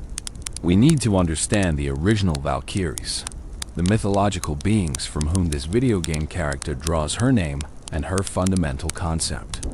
Because the Valkyrie in Clash Royale is not just a character plucked from nowhere. She is a translation, an interpretation, a modern retelling of one of mythology's most fascinating and complex figures. The ancient choosers Norse mythology's Valkyries, long before the first mobile device displayed a Clash Royale battlefield, long before the concept of video games existed, long before electricity or engines or even the printing press, people in the harsh lands of Scandinavia told stories. These weren't just entertainment, though they certainly served that purpose during long winter nights. They were explanations for the world, frameworks for understanding life and death, courage and cowardice, fate and choice. Among the most captivating figures in these Norse myths were the Valkyries, and their story is both darker and more nuanced than most modern interpretations suggest. The word Valkyrie comes from Old Norse Valkyrja, which translates literally to chooser of the slain. Already in this name we find the core of what made these figures so compelling and so fearsome to the Norse peoples. They were choosers. They exercised agency over the most fundamental question a warrior could face, whether they would live or die in battle. This wasn't a passive role. The Valkyries didn't simply arrive after battles ended to collect souls like some cosmic cleanup crew. They were active participants in the determination of fate itself, deciding before swords were even drawn which warriors would fall and which would survive. In the most ancient tellings, before the concept of Valhalla developed into the glorious hall we know from later sources, Valkyries were quite likely much darker figures. Some scholars believe they evolved from older death demons, supernatural entities drawn to battlefields not as noble guides, but as harbingers of carnage, beings who feasted on the violence and death that warfare produces. Think of them as closer to the Greek Keres, those spirits of violent death who hovered over battlefields, or to the Irish Morrigan, the war goddess who appeared as a crow picking over the dead. These weren't beautiful maidens on white horses. They were aspects of death itself, supernatural predators for whom human warfare was both hunting ground and banquet. This darker origin helps explain some of the more sinister aspects of Valkyrie lore that persisted even in later, more romanticized versions. The Darhalja, a poem preserved in the Njal saga, provides one of the most vivid and disturbing depictions of Valkyries. It describes 12 women working at a loom, but this is no ordinary weaving. The loom is weighted with severed human heads. The threads are human intestines. And what they weave is the fate of warriors about to fight at the Battle of Clontarf. As they work, they sing about how they're determining who will live and die, how their weaving dictates the flow of battle. This is far from the noble warrior maidens of later depictions. These are beings whose power over life and death is visceral, physical, grounded in the bloody reality of medieval warfare. But as Norse culture evolved, as the concept of Valhalla became more developed and central to Norse religious thought, the Valkyries evolved with it. They transformed from death demons into something more complex, more nuanced. They became servants of Odin, the Allfather, the chief god of the Norse pantheon. Their role shifted from causing death capriciously to selecting which fallen warriors were worthy of a place in Valhalla. This is a crucial distinction. They were still choosing who died in many versions of the myths, but now that choice had purpose, had meaning, had a grander design behind it. Valhalla itself deserves understanding to fully grasp the Valkyrie's role. The word likely derives from Volvol, which may have originally meant something closer to Rock of the Slain rather than Hall of the Slain. This suggests that even the concept of the afterlife destination evolved over time. In its most developed form, Valhalla was portrayed as a magnificent hall in Asgard, the realm of the gods. Its roof was made of shields, its rafters from spears. Inside, chosen warriors called Einherjar spent their days fighting each other in glorious combat, dying again and again, only to be restored to life each evening for a night of feasting and drinking mead served to them by the Valkyries themselves. This eternal cycle of combat and feasting had a purpose. It was preparation. The Einherjar were training, maintaining their skills, keeping themselves battle-ready for Ragnarok, the twilight of the gods, the prophesied final battle where the forces of chaos would assault Asgard and the gods themselves would fight and die. When that day came, Odin would need every warrior he could muster. The Valkyrie's job, therefore, wasn't simply to collect the dead. It was to recruit for this ultimate army, to identify warriors who combined skill in battle with the courage and honor that made them worthy of fighting alongside gods. The sources describe Valkyries in varying ways. Sometimes they number 9, sometimes 12, sometimes 13. Some sources suggest there were as many as 300. Individual Valkyries were named in various texts.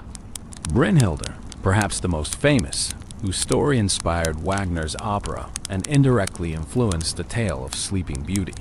Sigrun, who appears in the Helga Visa Hundingsbana poems. Hildur, associated with endless battle. Skegel, who appears in the tale of King Haakon. Gndul, mentioned in the Poetic Edda. Each had their own stories, their own characteristics, their own relationships with mortal heroes. Because yes, the Valkyries didn't remain distant, purely supernatural figures in all the myths. Many stories tell of Valkyries who fell in love with mortal heroes, who defied Odin's commands to save the men they loved, who married humans and lived mortal lives. The story of Brynhildr exemplifies this. She defied Odin by choosing the wrong king to survive in a battle, choosing based on who she thought deserved victory rather than following Odin's decree. As punishment, Odin stripped her of her Valkyrie status, put her into an enchanted sleep, and imprisoned her within a ring of fire. Only a hero brave enough to ride through those flames could wake and claim her. This became the hero Sigurd, and their tragic love story has echoed through literature for over 1,000 years. These stories of Valkyries loving mortals and choosing to become mortal themselves add fascinating complexity to their mythology. They suggest that Valkyries, despite their supernatural status, weren't so different from humans. They could feel love, could question orders, could choose personal bonds over divine duty. This made them more relatable, more sympathetic, but it also emphasized their role as intermediaries between human and divine realms. They existed in both worlds, understood both perspectives, and sometimes found themselves torn between them. The imagery associated with Valkyries in the myths includes several recurring elements. Horses were primary among these. Valkyries were often depicted riding to battlefields on horseback, though these weren't ordinary horses. Some sources describe them as riding through the air, the horse's hooves never touching ground. Some Valkyries were associated with swans, able to transform into these birds while wearing swan cloaks that granted flight. Others rode wolves or boars. The emphasis was always on their ability to travel between realms, to move from Asgard to Midgard and back, to cross the boundary between life and death. Their weapons were typically spears, and they wore armor and helmets. They were warriors themselves, not just collectors of warriors. This is important. The Valkyries weren't passive observers of combat. They understood warfare intimately. They knew what made a warrior skilled, what made them brave, what made them worthy. In some versions of the myths, they actively participated in battles, fighting alongside or against mortal warriors to ensure the outcomes Odin desired. Their power included the ability to influence battles through supernatural means, to cast spells that protected some warriors while leaving others vulnerable, to create confusion in enemy ranks or inspire courage in allied forces. The association with brightness, gold, and fairness appears frequently in descriptions of Valkyries. They were beautiful, certainly, but it was a terrible beauty, the kind that inspired awe and fear in equal measure.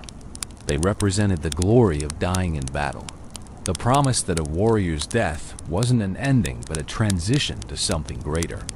For a culture where dying peacefully in bed was considered shameful, where glory in combat was the highest aspiration, the Valkyries offered hope. They promised that the best warriors, those who fought bravest and fell with honor, would be chosen, would be elevated, would fight in the greatest battle at the end of time itself. It's worth noting that the goddess Freya also collected half of the slain warriors, taking them to her realm of Folkvanger. This created an interesting duality in Norse afterlife beliefs. Odin and Freya essentially divided the honored dead between them, though the myths are unclear about exactly how this division was determined. Some scholars suggest it represented different types of warriors or different paths of initiation into warrior culture. Freya was associated with magic, fertility, and love as well as war, suggesting her chosen might be different from Odin's in some fundamental way. The relationship between Freya and the Valkyries is complex, with some sources suggesting the Valkyries served both Odin and Freya, or that Freya herself was in some sense the ultimate Valkyrie, the prototype from which they all derived. The Valkyries also served as Odin's cupbearers in Valhalla, serving mead to the Einherjar during their nightly feasts. This domestic role might seem strange alongside their fearsome battlefield duties, but it reflects the Norse understanding of women's roles as both warriors and homemakers, both fearsome and nurturing. The Valkyries embodied this duality. They brought death on the battlefield, but they also brought comfort in the afterlife.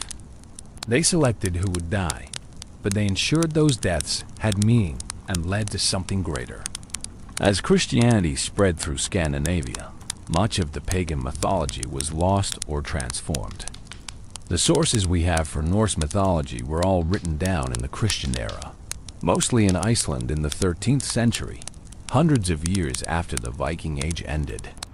Writers like Snorri Sturluson, who composed the Prose Edda, were Christians trying to preserve and explain the old pagan beliefs. This inevitably colored how the myths were recorded. Some scholars believe the more noble, romanticized depictions of Valkyries reflect Christian influence, making them more like angels or saints and less like the darker death spirits they may have originally been. The concept of Valhalla itself may have been influenced by Christian ideas of heaven, or it may have influenced how Northern European Christians conceptualized their own afterlife. This cultural exchange worked in both directions.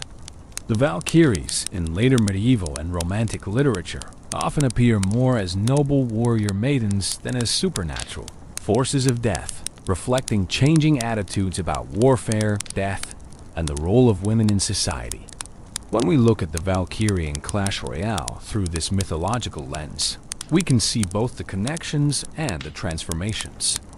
The game's Valkyrie doesn't ride a horse, doesn't fly through the air, doesn't choose who lives or dies or carry souls to any afterlife. She's been stripped of her supernatural qualities and reimagined as a warrior, pure and simple. But the core concepts remain. She's a fierce female fighter, associated with spinning motion that recalls the circular nature of battle and fate. She's powerful, effective against groups of enemies, just as mythological Valkyries dealt with masses of warriors. She operates according to rules and mechanics that make her valuable in the right situations. just as mythological Valkyries operated according to divine decree and cosmic purpose. The connection isn't literal, but it's there. A thread of inspiration running from ancient Norse campfires to modern mobile devices. The warrior's form, design, and appearance. To understand the Valkyrie as she appears in Clash Royale, we need to examine her visual design with careful attention. Character design in video games isn't arbitrary. Every choice, from color palette to proportions to equipment, serves multiple purposes. Designs must be instantly recognizable, must communicate gameplay function, must fit within the larger aesthetic of the game world, and must resonate emotionally with players. The Valkyrie's design accomplishes all of this with remarkable efficiency.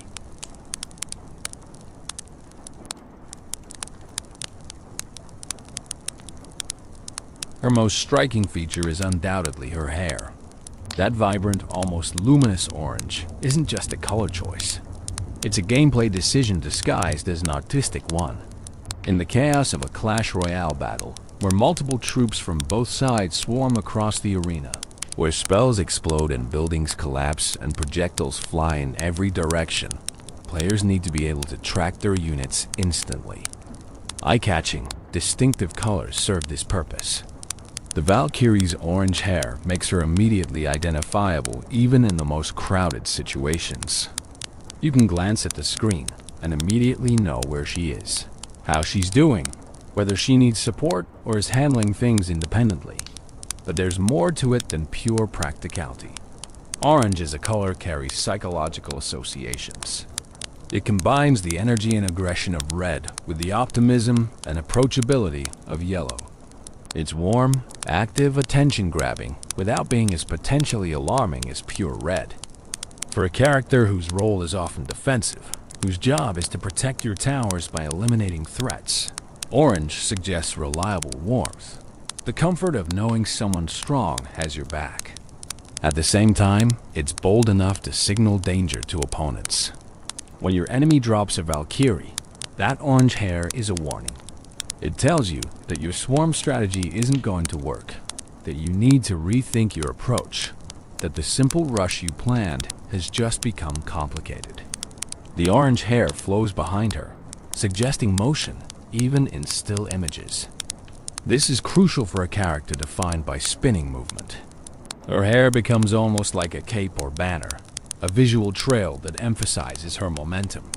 When she spins, that hair whips around her, creating a circular visual effect that reinforces her circular attack pattern.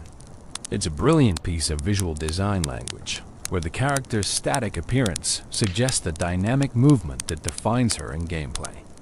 Her eyes are striking blue, creating strong contrast with the orange hair.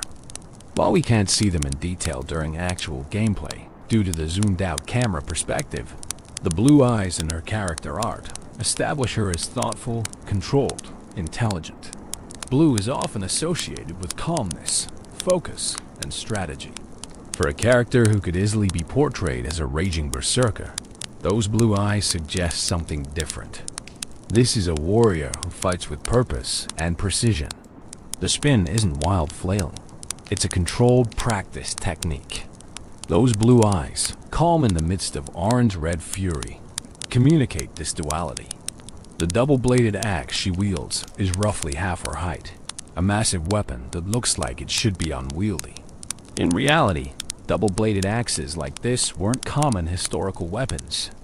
They look impressive, certainly, but they present balance problems and don't offer significant advantages over single-bladed designs in actual combat. But the Valkyrie doesn't exist in reality.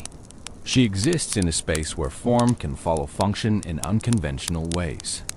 That double-bladed axe serves a clear gameplay purpose.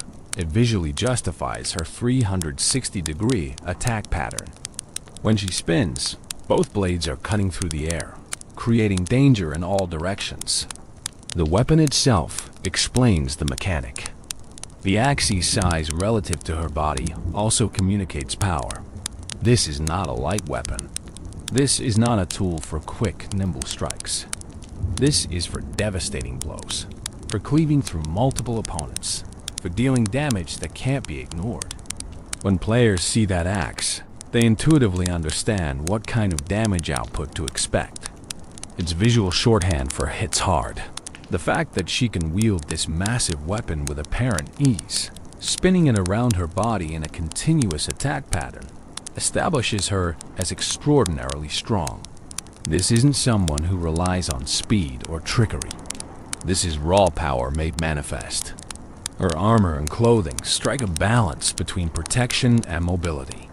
She wears what appears to be a form-fitting suit in team colors, blue or red, depending on which side of the battle she's on, with armored elements protecting vital areas without restricting movement.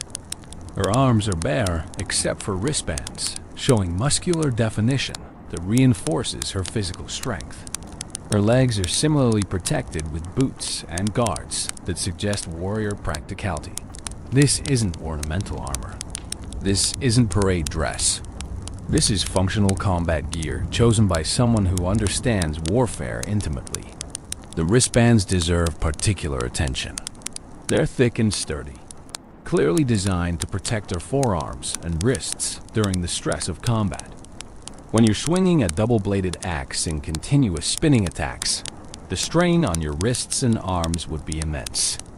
Those wristbands are practical protective equipment, but they also serve as visual indicators of a warrior who knows her craft. She's not just naturally gifted with a weapon. She's prepared, equipped, professional.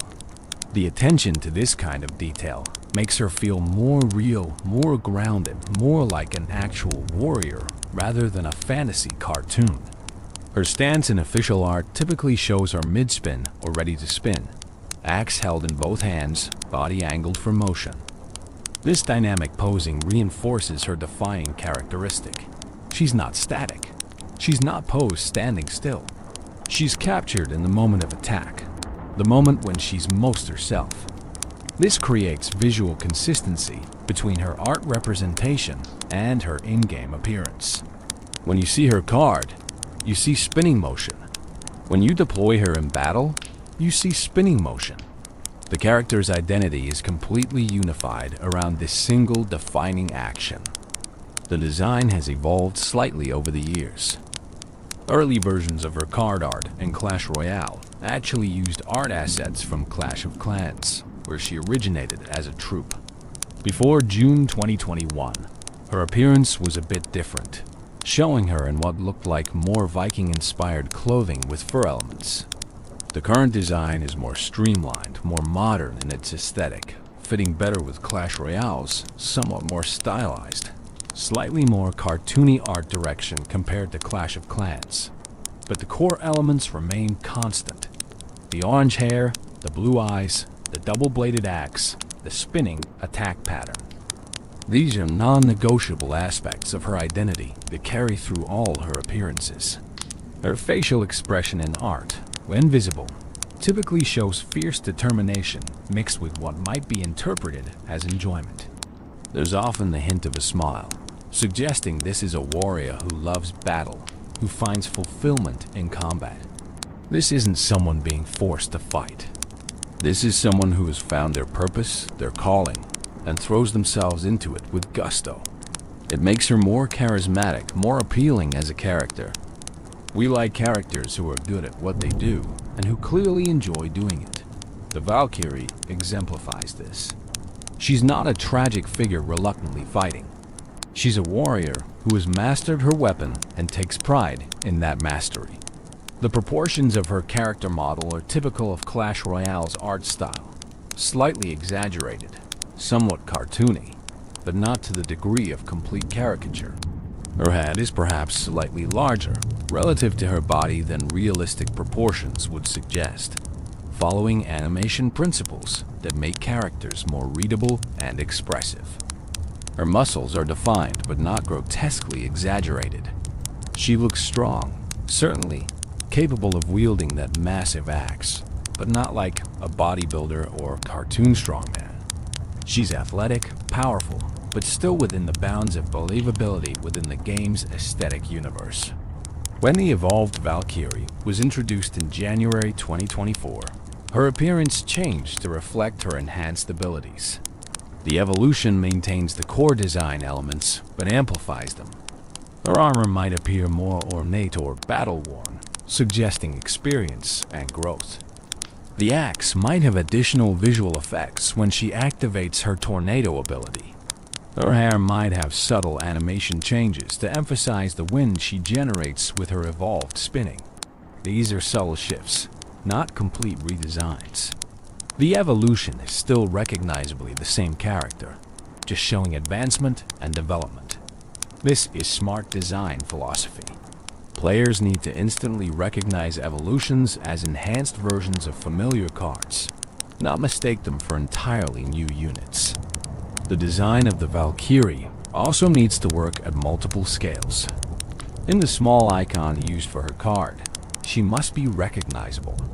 In the zoomed-out battlefield view during actual gameplay, she must be distinguishable from other units. In promotional art and larger images, she must have enough detail to be interesting and characterful. This multi-scale requirement demands elegant simplicity in core design elements combined with enough detail to reward closer inspection. The orange hair and spinning axe serve the recognition requirements.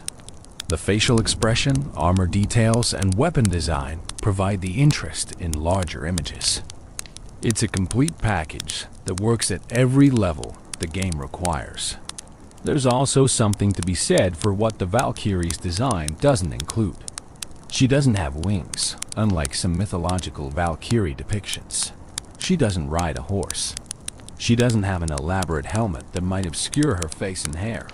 She doesn't carry a shield. These omissions are as meaningful as the inclusions. Wings and horses would complicate her silhouette, make her less immediately recognizable, and wouldn't serve any gameplay purpose since she's a ground unit. A helmet would hide that distinctive orange hair. A shield would take up hand space needed for her two-handed axe. Every element of her design has been stripped down to essentials, keeping only what serves both visual clarity and gameplay communication. In the broader context of Clash Royale's character roster, the Valkyrie's design fits a particular niche. She's clearly a warrior, but distinctly different from other fighters in the game. She's not as heavily armored as a knight. She's not as imposing as a prince. She's not as wild-looking as a barbarian.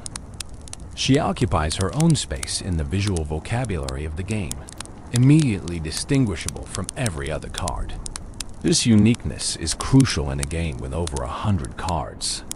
Each one needs to be instantly identifiable, and the Valkyrie's design accomplishes this perfectly. The team color system, where her suit changes color based on which side she's fighting for, is an elegant solution to a common game design problem. In real-time multiplayer games, players need to instantly distinguish friendly units from enemy units. The color coding system in Clash Royale handles this without requiring duplicate character models or complicated marking systems. The Valkyrie's core design remains the same whether she's blue or red, but that color shift provides all the information players need to know whether to support her or counter her. Her design also needs to appeal to Clash Royale's diverse player base. She can't be too childish or she won't appeal to older players. She can't be too realistic or gritty or she won't fit the game's approachable aesthetic. She can't be too sexualized or she becomes inappropriate for younger players and alienates female players. The current design threads this needle successfully. She's tough, capable, powerful, but also somewhat cartoonish and stylized in a way that keeps her appropriate for all ages, while still being cool enough to appeal to teenagers and adults. It's a delicate balance that many game character designs fail to achieve, but the Valkyrie manages it. From one game to another, the Clash of Clans journey, the Valkyrie's story in the Clash universe, didn't begin with Clash Royale. To understand her fully, we need to travel back to Clash of Clans, the game that laid the foundation for everything that followed. Clash of Clans launched in 2012, 3.5 years before Clash Royale would arrive in early 2016. In those years, the game established the world, the characters, and the visual language that would define Supercell's breakout franchise. The Valkyrie was there from relatively early on. Introduced as a Dark Elixir troop, unlocked at Town Hall 8, requiring players to upgrade their Dark Barracks to level 3. In Clash of Clans, the Valkyrie served a similar but not identical role to her Clash Royale incarnation. She was a ground troop with area damage, specializing in destroying groups of buildings or enemy troops with her spinning axe attacks. Her signature move was the same, spinning to create 360-degree damage around her. But the context was different. Clash of Clans is a base-building strategy game with asynchronous PvP combat. You design a village with defenses, then attack other players' villages with an army you've trained. Battles unfold in real time once launched, but you're not playing against the other player directly. You're replaying against their base design and whatever troops they may have stationed in their clan castle for defense. In this context, the Valkyrie's role was primarily offensive. You would include Valkyries in your attacking army to quickly clear buildings or deal with defending clan castle troops. Her spinning attack let her damage multiple buildings simultaneously if they were close together, making her very efficient in certain base layouts. But she had to be used carefully. Unlike many Clash of Clans troops that target specific building types, Valkyries simply attacked the closest building. If they got distracted by the wrong targets, they could waste valuable time and accomplish little.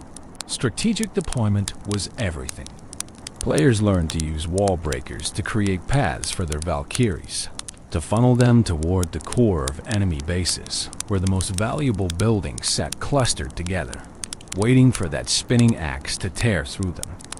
The Valkyrie in Clash of Clans underwent numerous balance changes over the years, much like she would later in Clash Royale. There were periods when she was considered overpowered, dominating the meta with strategies built entirely around mass Valkyrie attacks.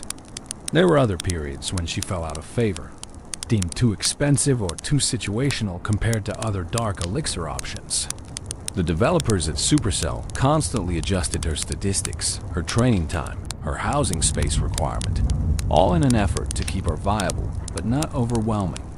One of the most significant updates came in 2016 when Supercell dramatically reduced her housing space from 20 to 8 spaces in the army camps. This change transformed her viability overnight. Suddenly, players could bring far more Valkyries in a single attack. Where before you might include 3 or 4 Valkyries as specialized tools in a diverse army composition, now you could field armies of 10, 12, even 15 Valkyries.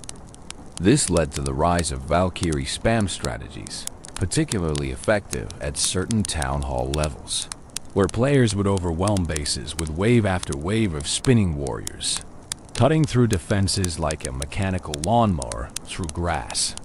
The visual design in Clash of Clans established the template that Clash Royale would later refine. The orange hair was already distinctive. The double-bladed axe was already her signature. The spinning attack animation was already mesmerizing to watch.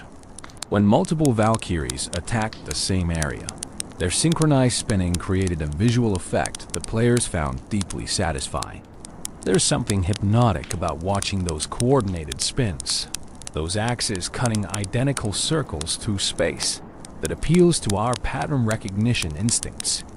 It looks organized, efficient, almost beautiful, despite being focused entirely on destruction. The sound design for the Valkyrie in Clash of Clans also established elements that would carry forward. Her battle cry, that operatic wail, was already present. According to developer commentary, this was inspired by Richard Wagner's Ride of the Valkyries, perhaps the most famous musical piece associated with Valkyrie mythology. Wagner's opera cycle, the Ring des Nibelungen, drew heavily from Norse mythology and helped shape modern popular understanding of Valkyries. The opening of Die Walküre, the opera where Ride of the Valkyries appears, features warrior maidens riding to collect fallen heroes. The music is dramatic, powerful, unmistakably martial. Having the Valkyrie in Clash of Clans belt out operatic notes during combat was both a clever reference to this cultural touchstone and a way to make her orally distinctive. Players could hear when Valkyries were fighting, even if they weren't looking directly at them. When Supercell began developing Clash Royale, they faced interesting decisions about which units from Clash of Clans to include and how to adapt them for the new game's real-time, head-to-head format. Clash Royale is fundamentally different from Clash of Clans. It's a real-time strategy game with MOBA elements, where two players face off directly, deploying troops and casting spells in lanes leading to each other's towers. Matches last 3 minutes with potential overtime, demanding constant attention and rapid decision-making. The slower, methodical pacing of Clash of Clans attacks, where you could take your time planning your next deployment, wouldn't work here. The Valkyrie was an obvious inclusion for several reasons. First, she was popular and recognizable. Players who had experience with Clash of Clans would immediately understand what she did when they saw her card. Second, her area damage mechanic filled an important role in Clash Royale's gameplay ecosystem.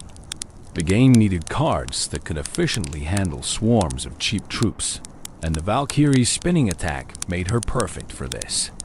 Third, her visual design was already distinctive and strong. She would stand out in the smaller, more zoomed-out battlefield view of Clash Royale without requiring significant redesign. But she did need adjustment. In Clash of Clans, you could deploy multiple Valkyries simultaneously, creating those mesmerizing spinning formations. In Clash Royale, when you play a Valkyrie card, you get exactly one Valkyrie. This makes each individual unit more important, more of an investment, more of a tactical decision point. The developers had to ensure that a single Valkyrie provided enough value to justify her 4 elixir cost, that she could function as a standalone defensive tool or offensive support, that she didn't require other specific cards to be effective.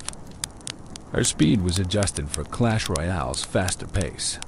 She moves at medium speed in Clash Royale, a stat that determines how quickly she crosses the battlefield. This speed classification is crucial. Too fast and she would leave supporting troops behind, arriving at enemy towers alone and vulnerable. Too slow, and opponents would have too much time to react to her, deploying counters before she could engage.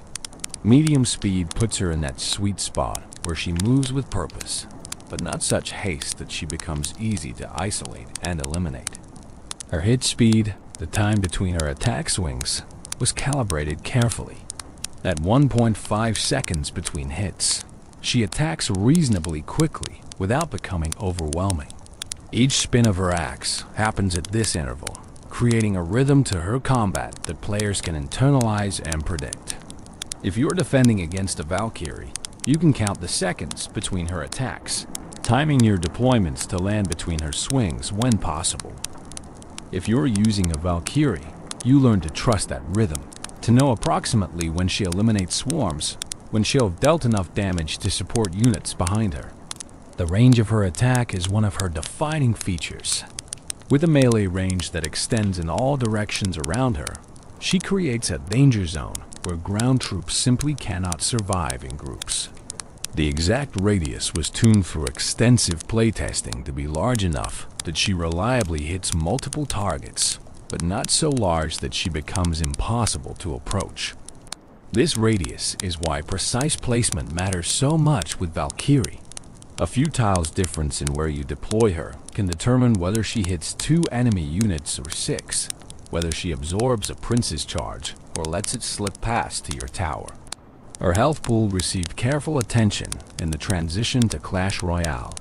She needed to be tanky enough to survive long enough to accomplish her purpose, to take hits from multiple small units or even a few strikes from larger threats without immediately crumbling. But she couldn't be too durable, or she would become a universal answer to everything, playable in every situation without meaningful counterplay. The health value they settled on makes her resilient against swarms and small to medium threats, but vulnerable to focused fire from air troops. Ranged units or heavy hitters like Prince or Mini P.E.K.K.A, the damage per hit was another crucial balance point. She needed to two-shot or three-shot most small troops like skeletons, goblins, and even sturdier units like archers or musketeers within a reasonable time frame.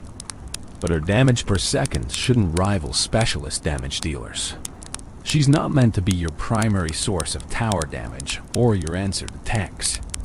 She's area control, swarm clear, a defensive anchor that can transition to offense.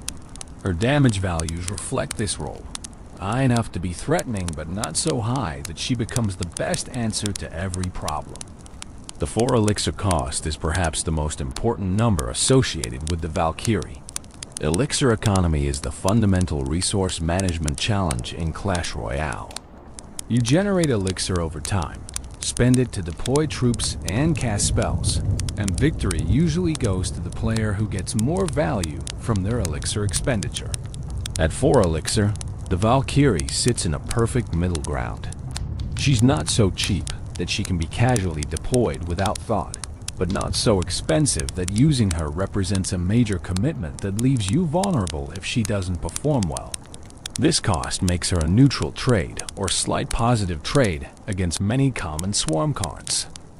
If your opponent plays Skeleton Army, 3 elixir, and you answer with Valkyrie, 4 elixir, you've spent 1 more elixir, but your Valkyrie survives and can continue forward. If they play Goblin Gang, 3 elixir, and you drop Valkyrie, same result. Even against more expensive combinations, like a Mini P.E.K.K.A supported by bats, the Valkyrie can provide value by eliminating the support troops and tanking some hits from the Mini P.E.K.K.A, allowing your tower and other defenders to clean up. These elixir trading calculations happen constantly in Clash Royale, and the Valkyrie's 4 elixir price point makes her a reliable participant in favorable trades. The adaptation from Clash of Clans to Clash Royale also involved thinking about how the Valkyrie would interact with the new game's spell system. Clash Royale features damage-dealing spells like Fireball, Rocket, and Lightning that can instantly eliminate or severely damage troops. The Valkyrie needed sufficient health to not be killed by spells in her cost range. A Fireball or Poison spell shouldn't eliminate her entirely, though they might weaken her significantly. This durability against spell damage is part of what makes her a reliable defensive option. Your opponent can't simply spell her away when she's defending against their push. Her interaction with building targeting troops became a crucial aspect of her design. Cards like Giant, Golem, Royal Giant, and Balloon ignore defending troops and head straight for your buildings and towers. The Valkyrie can't block their path effectively because they'll just walk around her, but she excels in eliminating the support troops that typically accompany these tank units. This gives her a clear niche in the defensive lineup. She's not your answer to the tank itself, but she's often your best answer to everything else in that push, creating situations where your tower can focus fire on the tank without distraction. The transition to Clash Royale also meant the Valkyrie would be interacting with entirely new mechanics and card types that didn't exist in Clash of Clans.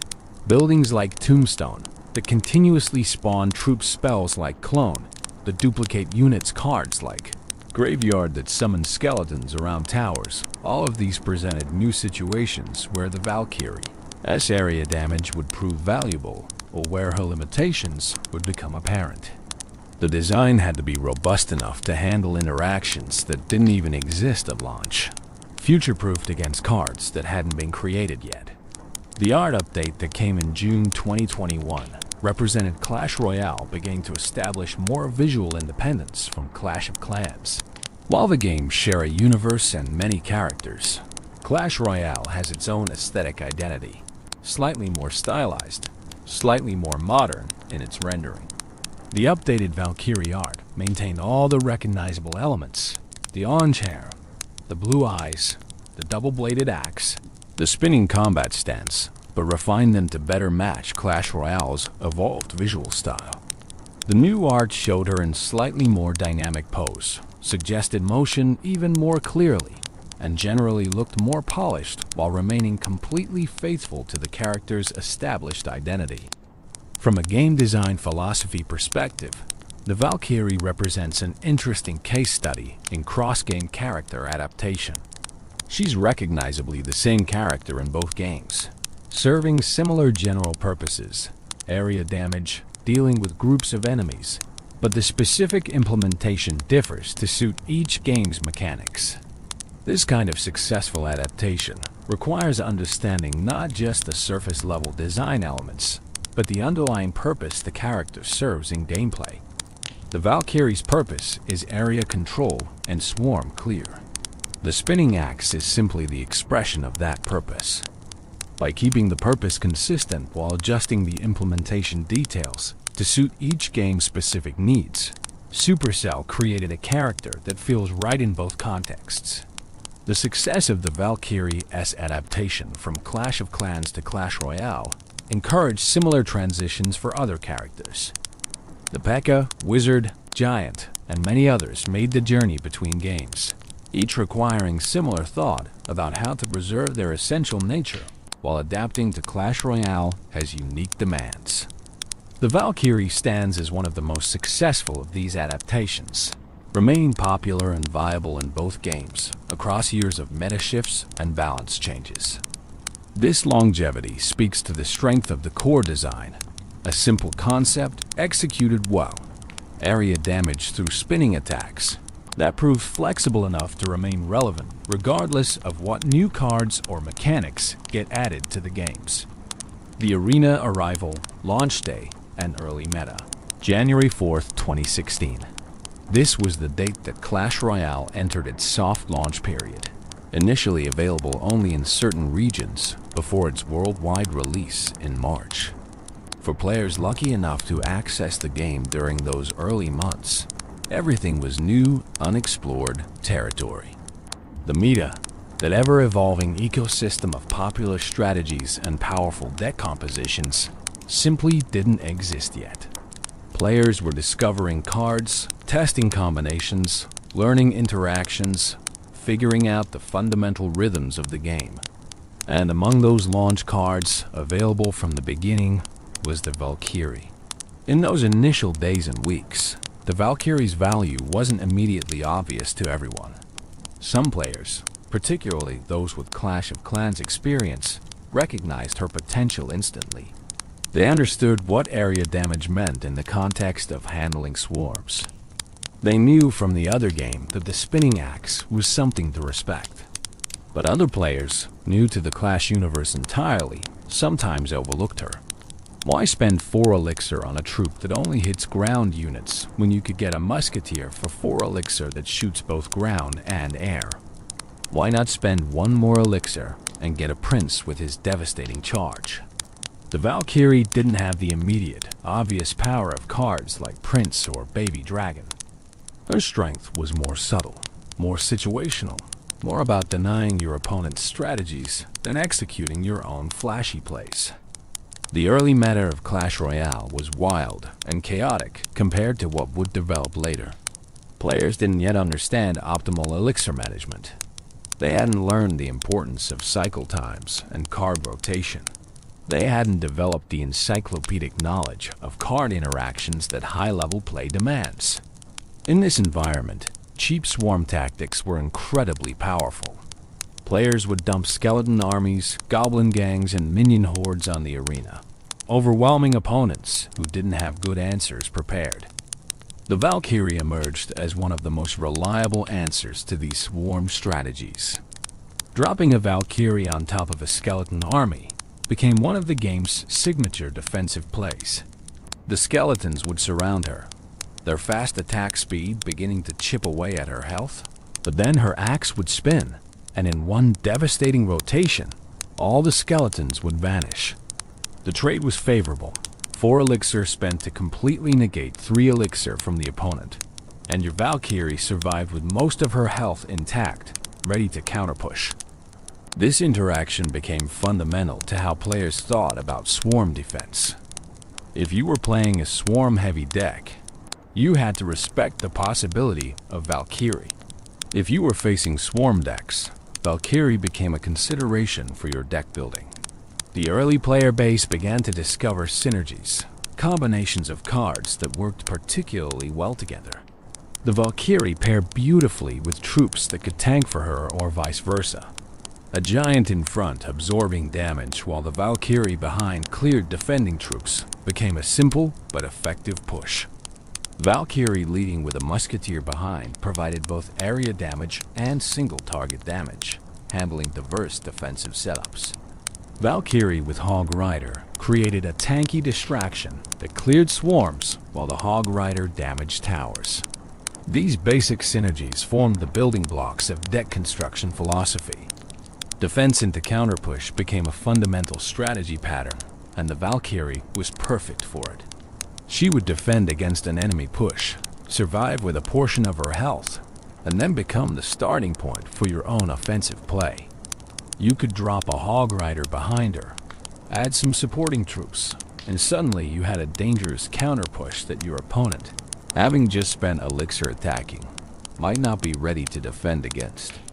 This rhythm of defend, survive, counter-attack is core to Clash Royale's strategic depth, and the Valkyrie has been a key enabler of this pattern since the beginning.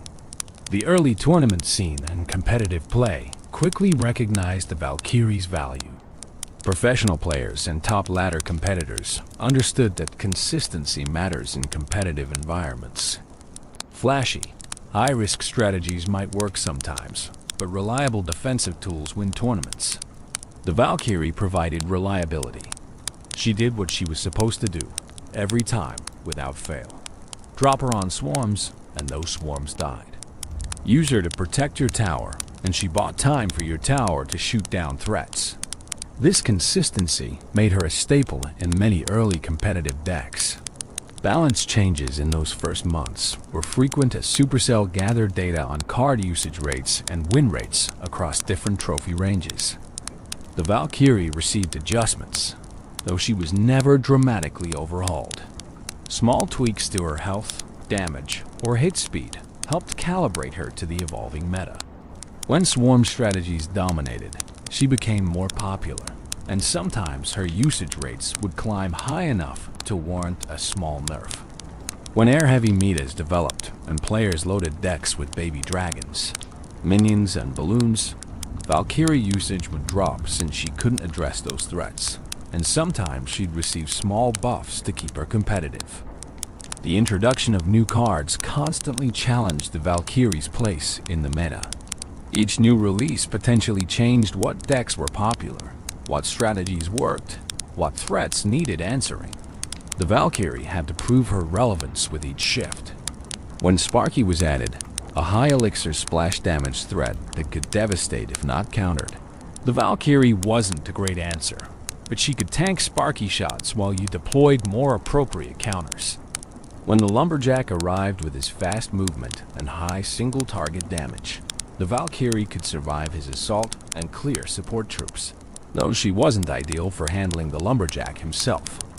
Each new card created new puzzles, and the Valkyrie's role in solving those puzzles had to be evaluated. Deck archetypes began to crystallize in those early months. Players discovered that certain strategies worked better than others, that certain combinations of cards had synergy that made them stronger than the sum of their parts.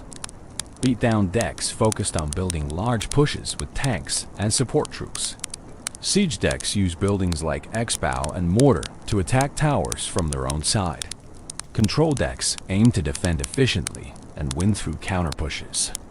Cycle decks used cheap cards to constantly threaten and outpace opponents. The Valkyrie found homes in multiple archetypes, most prominently in control and beatdown strategies where her defensive reliability and ability to support pushes made her valuable. The community began creating content around Clash Royale, strategy guides and deck lists, YouTube videos analyzing gameplay, Reddit discussions about optimal strategies. The Valkyrie featured prominently in these early learning resources. Beginner guides would recommend her as a solid defensive card that functioned well at every trophy level.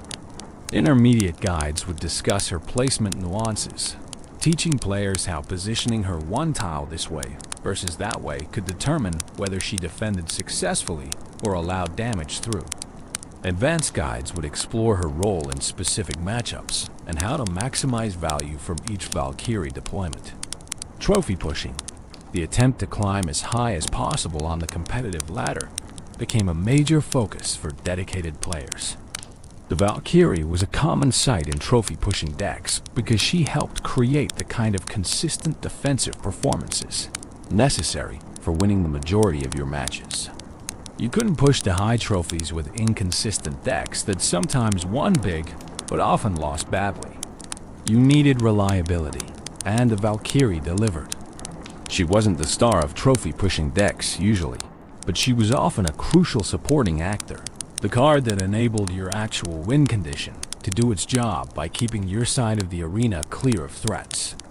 The social aspect of Clash Royale, the ability to join clans, share replays, request card donations, and participate in clan wars, created communities of players who would discuss strategy and share discoveries. Within clans, experienced players would advise newcomers, and the Valkyrie featured in much of this advice. Make sure you have a spell, and the Valkyrie for swarms became common wisdom passed from veteran clan members to newer players. These clan communities helped disseminate knowledge about card interactions and strategic principles, accelerating the development of the collective understanding of the game. The first major balance update after soft launch came and went, and the Valkyrie remained largely unchanged, a testament to how well calibrated she was from the start. Some cards received significant buffs or nerfs, having proven too weak or too strong in actual play. The Valkyrie sat in that desirable middle ground where her usage rate was healthy, present in enough decks to matter, but not so dominant that she appeared in every single match. And her win rate was balanced, neither so high that she guaranteed victories nor so low that playing her was a disadvantage. This balanced sweet spot is the goal for every card, and the Valkyrie achieved it early and maintained it consistently. As spring turned to summer in 2016, and Clash Royale's worldwide release brought millions more players into the game, the meta continued evolving rapidly. New players brought fresh perspectives, some having never played Clash of Clans, approaching the game with completely different intuitions and strategies. The Valkyrie's usage patterns shifted with the influx of players, but she remained viable, adaptable to whatever the current popular strategies demanded. If the meta shifted toward ground-heavy compositions, she saw more play. If air units dominated for a period, her usage would dip but never disappear entirely, because even in air-heavy metas, players still needed answers to the ground threats that inevitably appeared. The psychological aspect of the Valkyrie's presence in the meta shouldn't be underestimated. Even when she wasn't in your deck, the possibility that your opponent had Valkyrie influenced your decisions. You might hesitate to play Skeleton Army too aggressively, knowing that Valkyrie could be waiting. You might adjust how you built your pushes, spreading troops out more to avoid giving a Valkyrie maximum value. This invisible pressure, the need to respect cards even when they aren't currently on the field, is part of Clash Royale's strategic depth.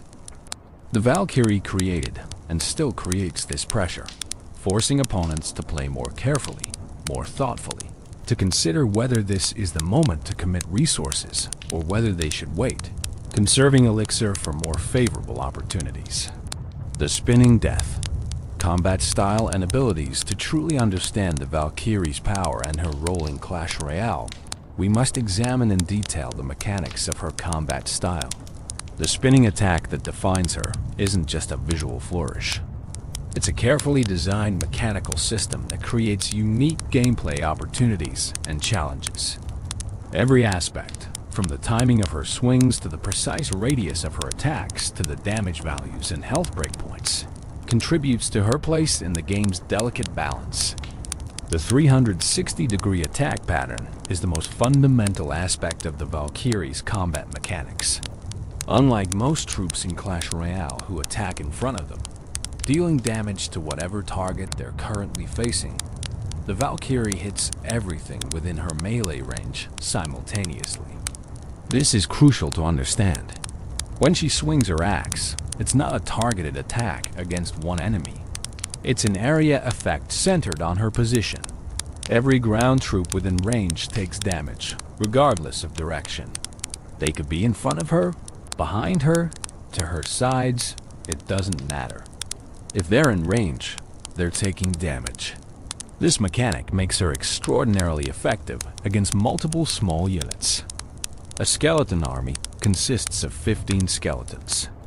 Against most single-target troops, those 15 skeletons deal their damage collectively, their DPS combining to quickly eliminate threats.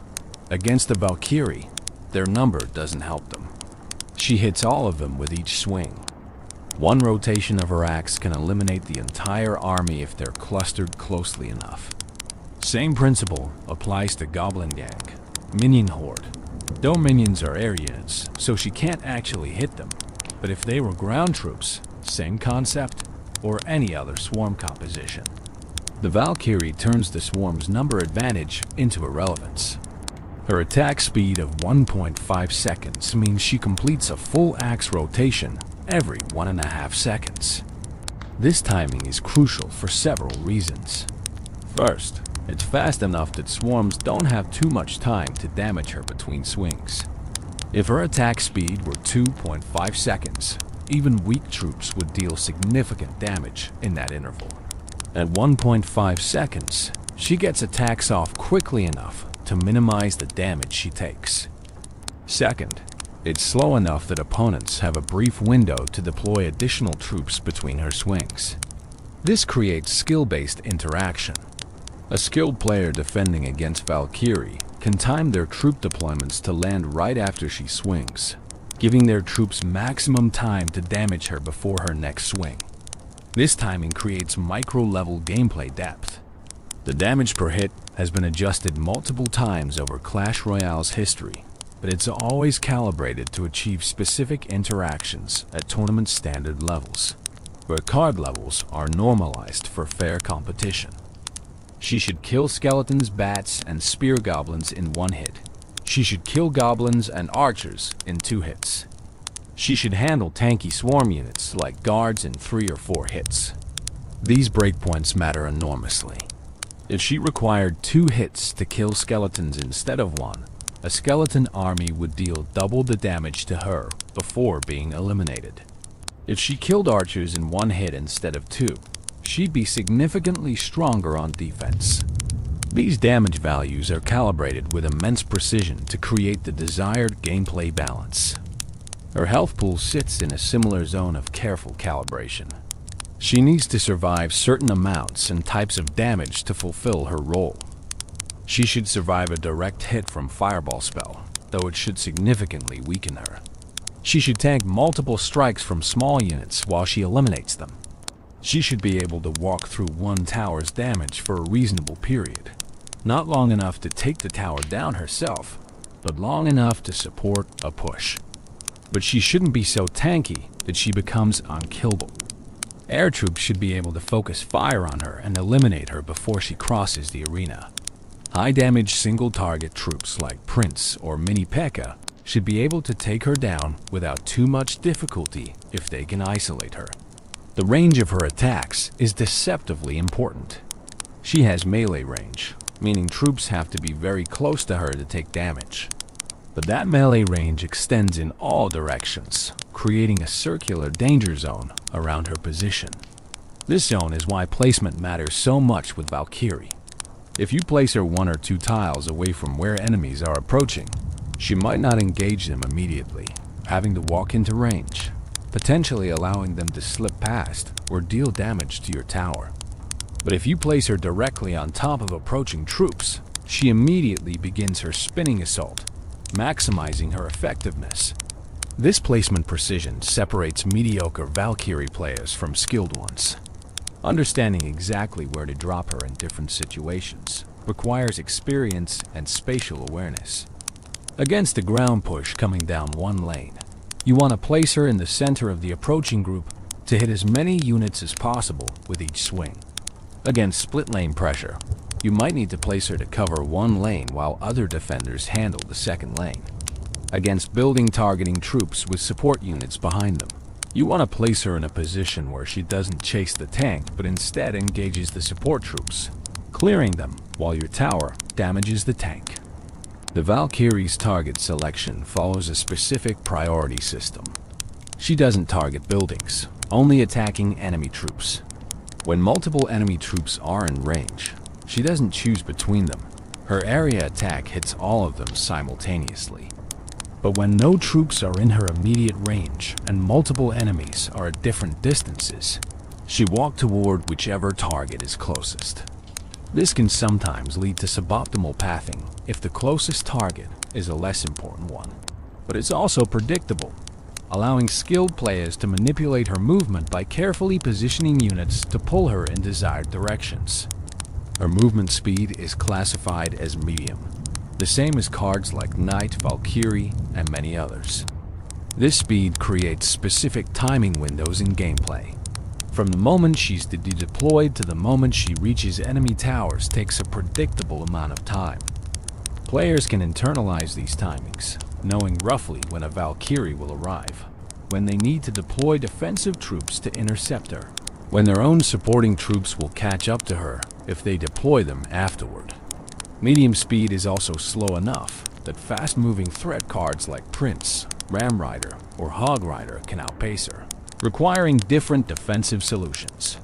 The interaction between the Valkyrie and Crown Towers, the main towers you're trying to defend and destroy, is carefully tuned. A Valkyrie by herself attacking a tower won't take it down. She doesn't deal enough damage quickly enough, and the tower's DPS will eliminate her before she deals critical damage. But she can chip away at tower health, and if supported by other troops, or if the opponent is low on elixir and can't defend properly, she can contribute meaningful damage. More importantly, her presence on offense forces defensive reactions. Opponents have to address her, which creates opportunities for your other cards to exploit. The spinning animation itself is mesmerizing and serves gameplay purposes beyond just looking cool. It provides clear visual communication. You can tell at a glance whether the Valkyrie is attacking or simply walking. When she's spinning, she's in combat mode, dealing damage to everything around her. When she's walking normally, she hasn't engaged enemies yet. This visual clarity helps players parse complex battlefield situations quickly. In the chaos of a battle with multiple troops from both sides, being able to instantly identify which troops are attacking and which are moving to position is crucial information. The opera singing that accompanies her attacks adds auditory communication to the visual signals. You can hear when a Valkyrie is fighting, even if you're focused on another part of the battlefield. This audio cue helps with battlefield awareness, letting you know that combat is happening in that location without needing to directly watch it every second. The choice of operatic singing specifically is both characterful and practical.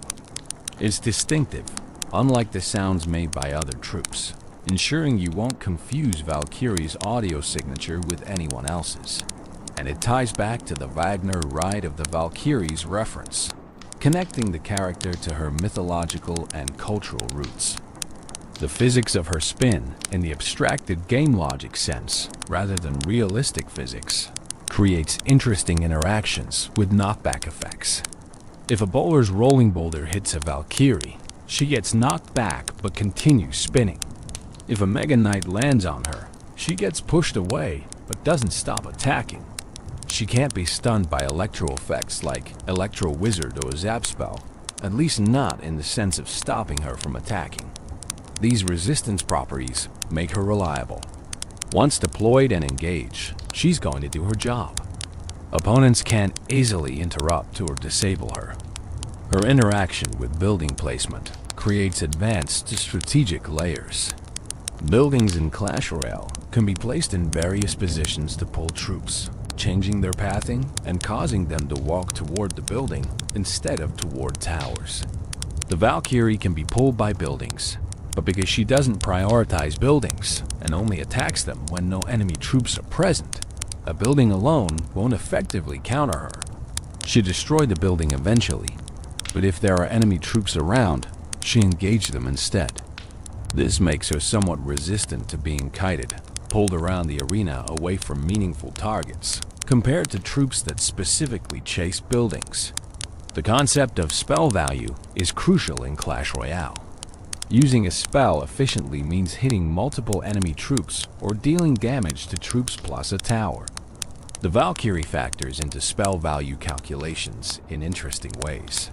She's tanky enough that using a medium-cost spell like Fireball on her alone is often poor value. You spend 4 elixir to damage, but not kill a 4 elixir troop. But if your opponent groups multiple troops together and your Fireball hits several of them plus deals chip damage to a tower, that's sufficient. The Valkyrie's presence actually improves the spell value your opponent can get if you're not careful about how you support her. Placing all your troops in a tight cluster around her makes them vulnerable to Fireball or poison spells that hit everything at once.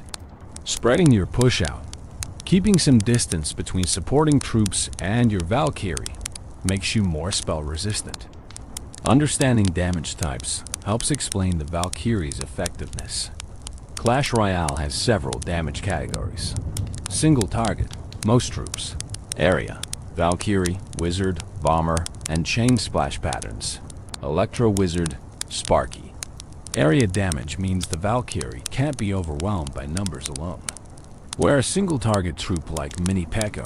would face the combined DPS of every surrounding enemy, taking massive damage quickly, the Valkyrie faces the same DPS but dishes out her damage to all of them simultaneously, evening the exchange. This is why she survives swarms that would shred other troops. The counterplay to Valkyrie is understanding her vulnerabilities and exploiting them. Air troops are the most obvious counter. She can't hit them, so units like Minions, Mega Minion, Baby Dragon, or Inferno Dragon can attack her freely. She has no answer except to tank their damage until she dies. High damage single target troops can eliminate her quickly if they can engage without her support troops interfering. Mini P.E.K.K.A., Prince, especially with his charge, or even a well-supported knight can take her down. Ranged troops with proper positioning can damage her while staying out of her melee range. Musketeer, Magic Archer, or Electro Wizard placed smartly can chip her health from safety. Buildings that deal damage, like Inferno Tower or Tesla, can handle Valkyrie effectively. She attacked the building while it damages her, and since buildings typically have considerable health and decent DPS, the Valkyrie won't win that exchange. This makes buildings a reliable, if somewhat elixir-expensive answer to Valkyrie pushes. Swarm troops can work against Valkyrie if you have multiple wave of them. One skeleton army dies to her spin, but if you can follow up with bats or goblins immediately after, you can overwhelm her through successive waves. The key is not giving her time to recover between engagements, not allowing her to clear one threat and then march forward at full health to engage the next. Sustained pressure from multiple sources can eventually break through her defenses. The Valkyrie's effectiveness scales with level, as all cards do in Clash Royale. Higher levels mean more health and more damage, which shifts the breakpoints mentioned earlier. An over-leveled Valkyrie can survive interactions that should kill her at equal levels. She might tank an additional tower shot, survive with a sliver of health when she should have died, one-shot troops that should require 2 hits. This is why card levels matter so much in ladder play outside of tournament standard. An opponent with a level 14 Valkyrie facing your level 11 troops has a significant mathematical advantage.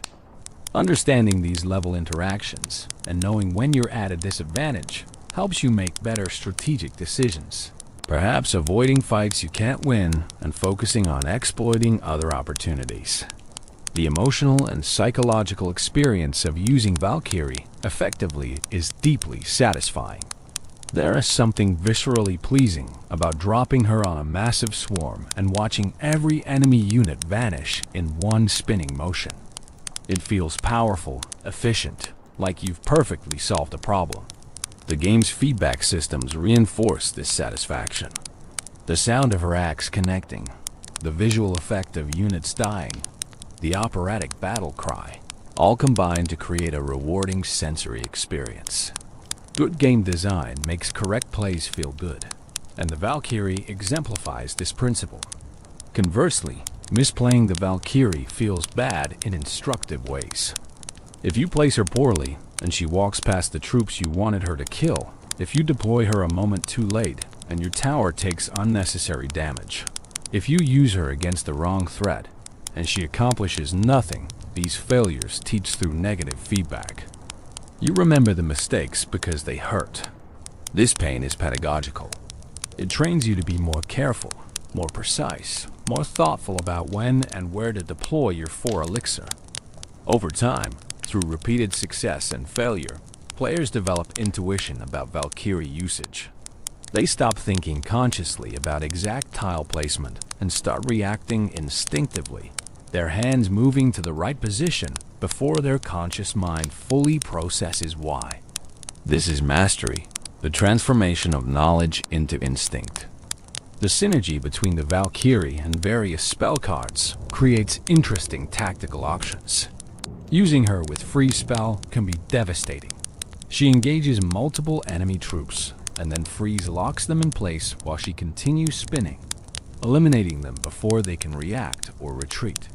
Pairing her with rage spell increases her attack speed and movement speed, letting her mouth through defenses faster. Tornado spell can pull spread out enemy troops into a cluster around her, letting her hit everything simultaneously instead of chasing them one by one. These spell combinations require additional elixir investment, but can create overwhelming advantages in specific situations. The Valkyrie's role in various deck archetypes deserves exploration. In beatdown decks built around heavy tanks like Golem or Giant, she serves as support, protecting the tank from swarms and area damage troops that would normally defend efficiently against big, slow pushes. She walks behind the tank, clearing defenders, ensuring the tank reaches the tower with support troops intact. In control decks focused on efficient defense and counter pushes, she's a defensive anchor, the reliable answer to ground swarms that lets you defend efficiently and then transition surviving troops into offense. In bridge spam decks that apply constant pressure at both bridges, she can be part of the spam, a tanky threat that demands an answer while your other cards attack from different angles. Cycle decks, which use cheap cards to quickly rotate back to their win condition, sometimes include Valkyrie, despite her 4 elixir cost being higher than ideal for pure cycle. She provides necessary defensive stability in decks that otherwise might struggle against swarms. The cycle principle is playing cards quickly to get back to your key card, maybe a Hog Rider or Mire, but you need to survive while cycling. And the Valkyrie helps ensure you don't take massive damage from swarm rushes while you're reworking through your deck rotation. The Valkyrie's matchup against specific meta decks shifts with the meta itself. Against log bait decks that use Princess, Goblin Barrel, and Goblin Gang to bait out your log spell and then overwhelm you with swarms, the Valkyrie provides a second answer to ground swarms, making the deck more resilient. Against graveyard decks that spawn skeletons around your tower, she can clear those skeletons effectively if positioned correctly, though Poison Spell is usually the primary answer. Against bridge spam, she can stop the spam troops at the bridge, preventing them from reaching your tower and creating positive elixir traits. Against beatdown, she's useful but not a complete answer.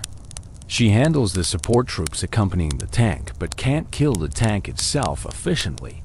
She works in combination with other defensive tools, buildings that distract the tank while she eliminates supports, or high-damage troops that focus the tank while she cleans up everything else. Against siege, where opponents use X-Bow or mortar to attack your towers from distance, the Valkyrie can tank shots from the siege building while you deal with it. Or she can clear defensive troops protecting the siege engine. She's versatile in this matchup, useful, but not single-handedly decisive. The concept of baiting is important in competitive, Clash Royale. If your opponent uses their Valkyrie on defense early in the match, you know they won't have her available again for several seconds based on card cycle.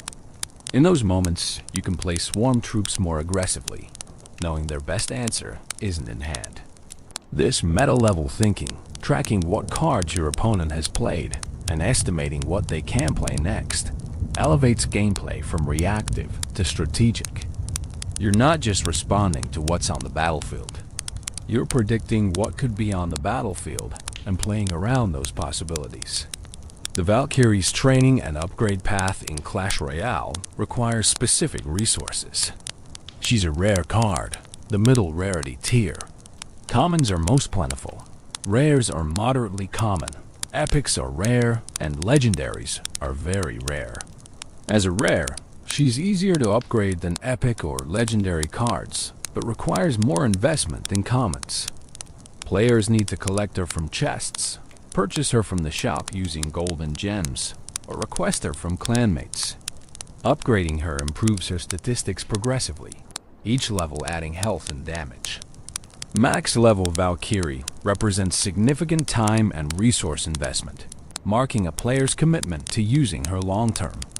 The star level system, a cosmetic progression that doesn't affect card statistics, lets players show off their mastery of specific cards.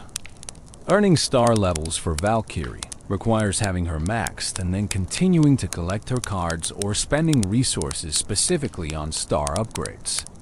Star levels add visual effects, subtle cosmetic changes that distinguish maxed cards. For the Valkyrie, star levels add golden decorative elements to her armor and weapon, signaling to opponents that this player has deep experience with this card. It's a badge of honor, a way to communicate dedication. The mathematical underpinnings of the Valkyrie's balance involve complex calculations that Supercell's balance team constantly monitors. They track usage rates across different trophy ranges and tournament play. They analyze win rates when she's in a deck versus when she's not. They look at matchup-specific data, how she performs against different deck archetypes. They examine elixir trade efficiency, measuring whether the average Valkyrie deployment generates positive, neutral, or negative value. All this data informs balanced decisions, small adjustments to her stats that keep her viable but not oppressive. The Valkyrie has been buffed and nerfed multiple times across Clash Royale's history, always in small increments. A 5% health increase here, a 3% damage decrease there. Tiny changes that seem insignificant but compound across thousands of interactions to meaningfully shift her power level. These micro-adjustments are preferable to dramatic overhauls that would fundamentally change how the card functions. Players develop muscle memory and intuition with cards. Maintaining the core functionality while fine-tuning the numbers preserves that familiarity while keeping balance healthy. Evolution through the years. Balance changes and meta shifts. The story of the Valkyrie in Clash Royale is not a static one. Like all cards in this constantly evolving game, she has been shaped and reshaped by the hands of balanced designers, responding to the ever-changing meta, player feedback, and the introduction of new cards that alter the strategic landscape. To understand her journey from January 2016 through to late 2024 and into 2025 is to understand the philosophy of live service game development, where nothing remains unchanged for long, where yesterday's dominant strategy becomes today's forgotten relic, and where cards must constantly prove their continued relevance or risk obsolescence. The first significant balance change affecting Valkyrie came in March 2016, just months after launch. This wasn't a direct stat change to her specifically, but rather a broader adjustment to how the game calculated attack ranges and radii. These seemingly technical changes had real impacts on her effectiveness, altering the precise positioning required for optimal play and slightly shifting her interaction patterns with other troops. Players had to recalibrate their muscle memory, adjusting to the new range calculations, learning fresh placement patterns that maximized her area damage. In July 2016, Supercell implemented a balance patch that reduced the Valkyrie's hit points by 5%. This nerf was a direct response to her outsized presence in the meta at that time. She had become too reliable, appearing in too many decks across too many different strategies. The 5% health reduction meant she died slightly faster to tower damage, survived fewer hits from major threats, and could be overwhelmed by swarms more easily if not supported properly.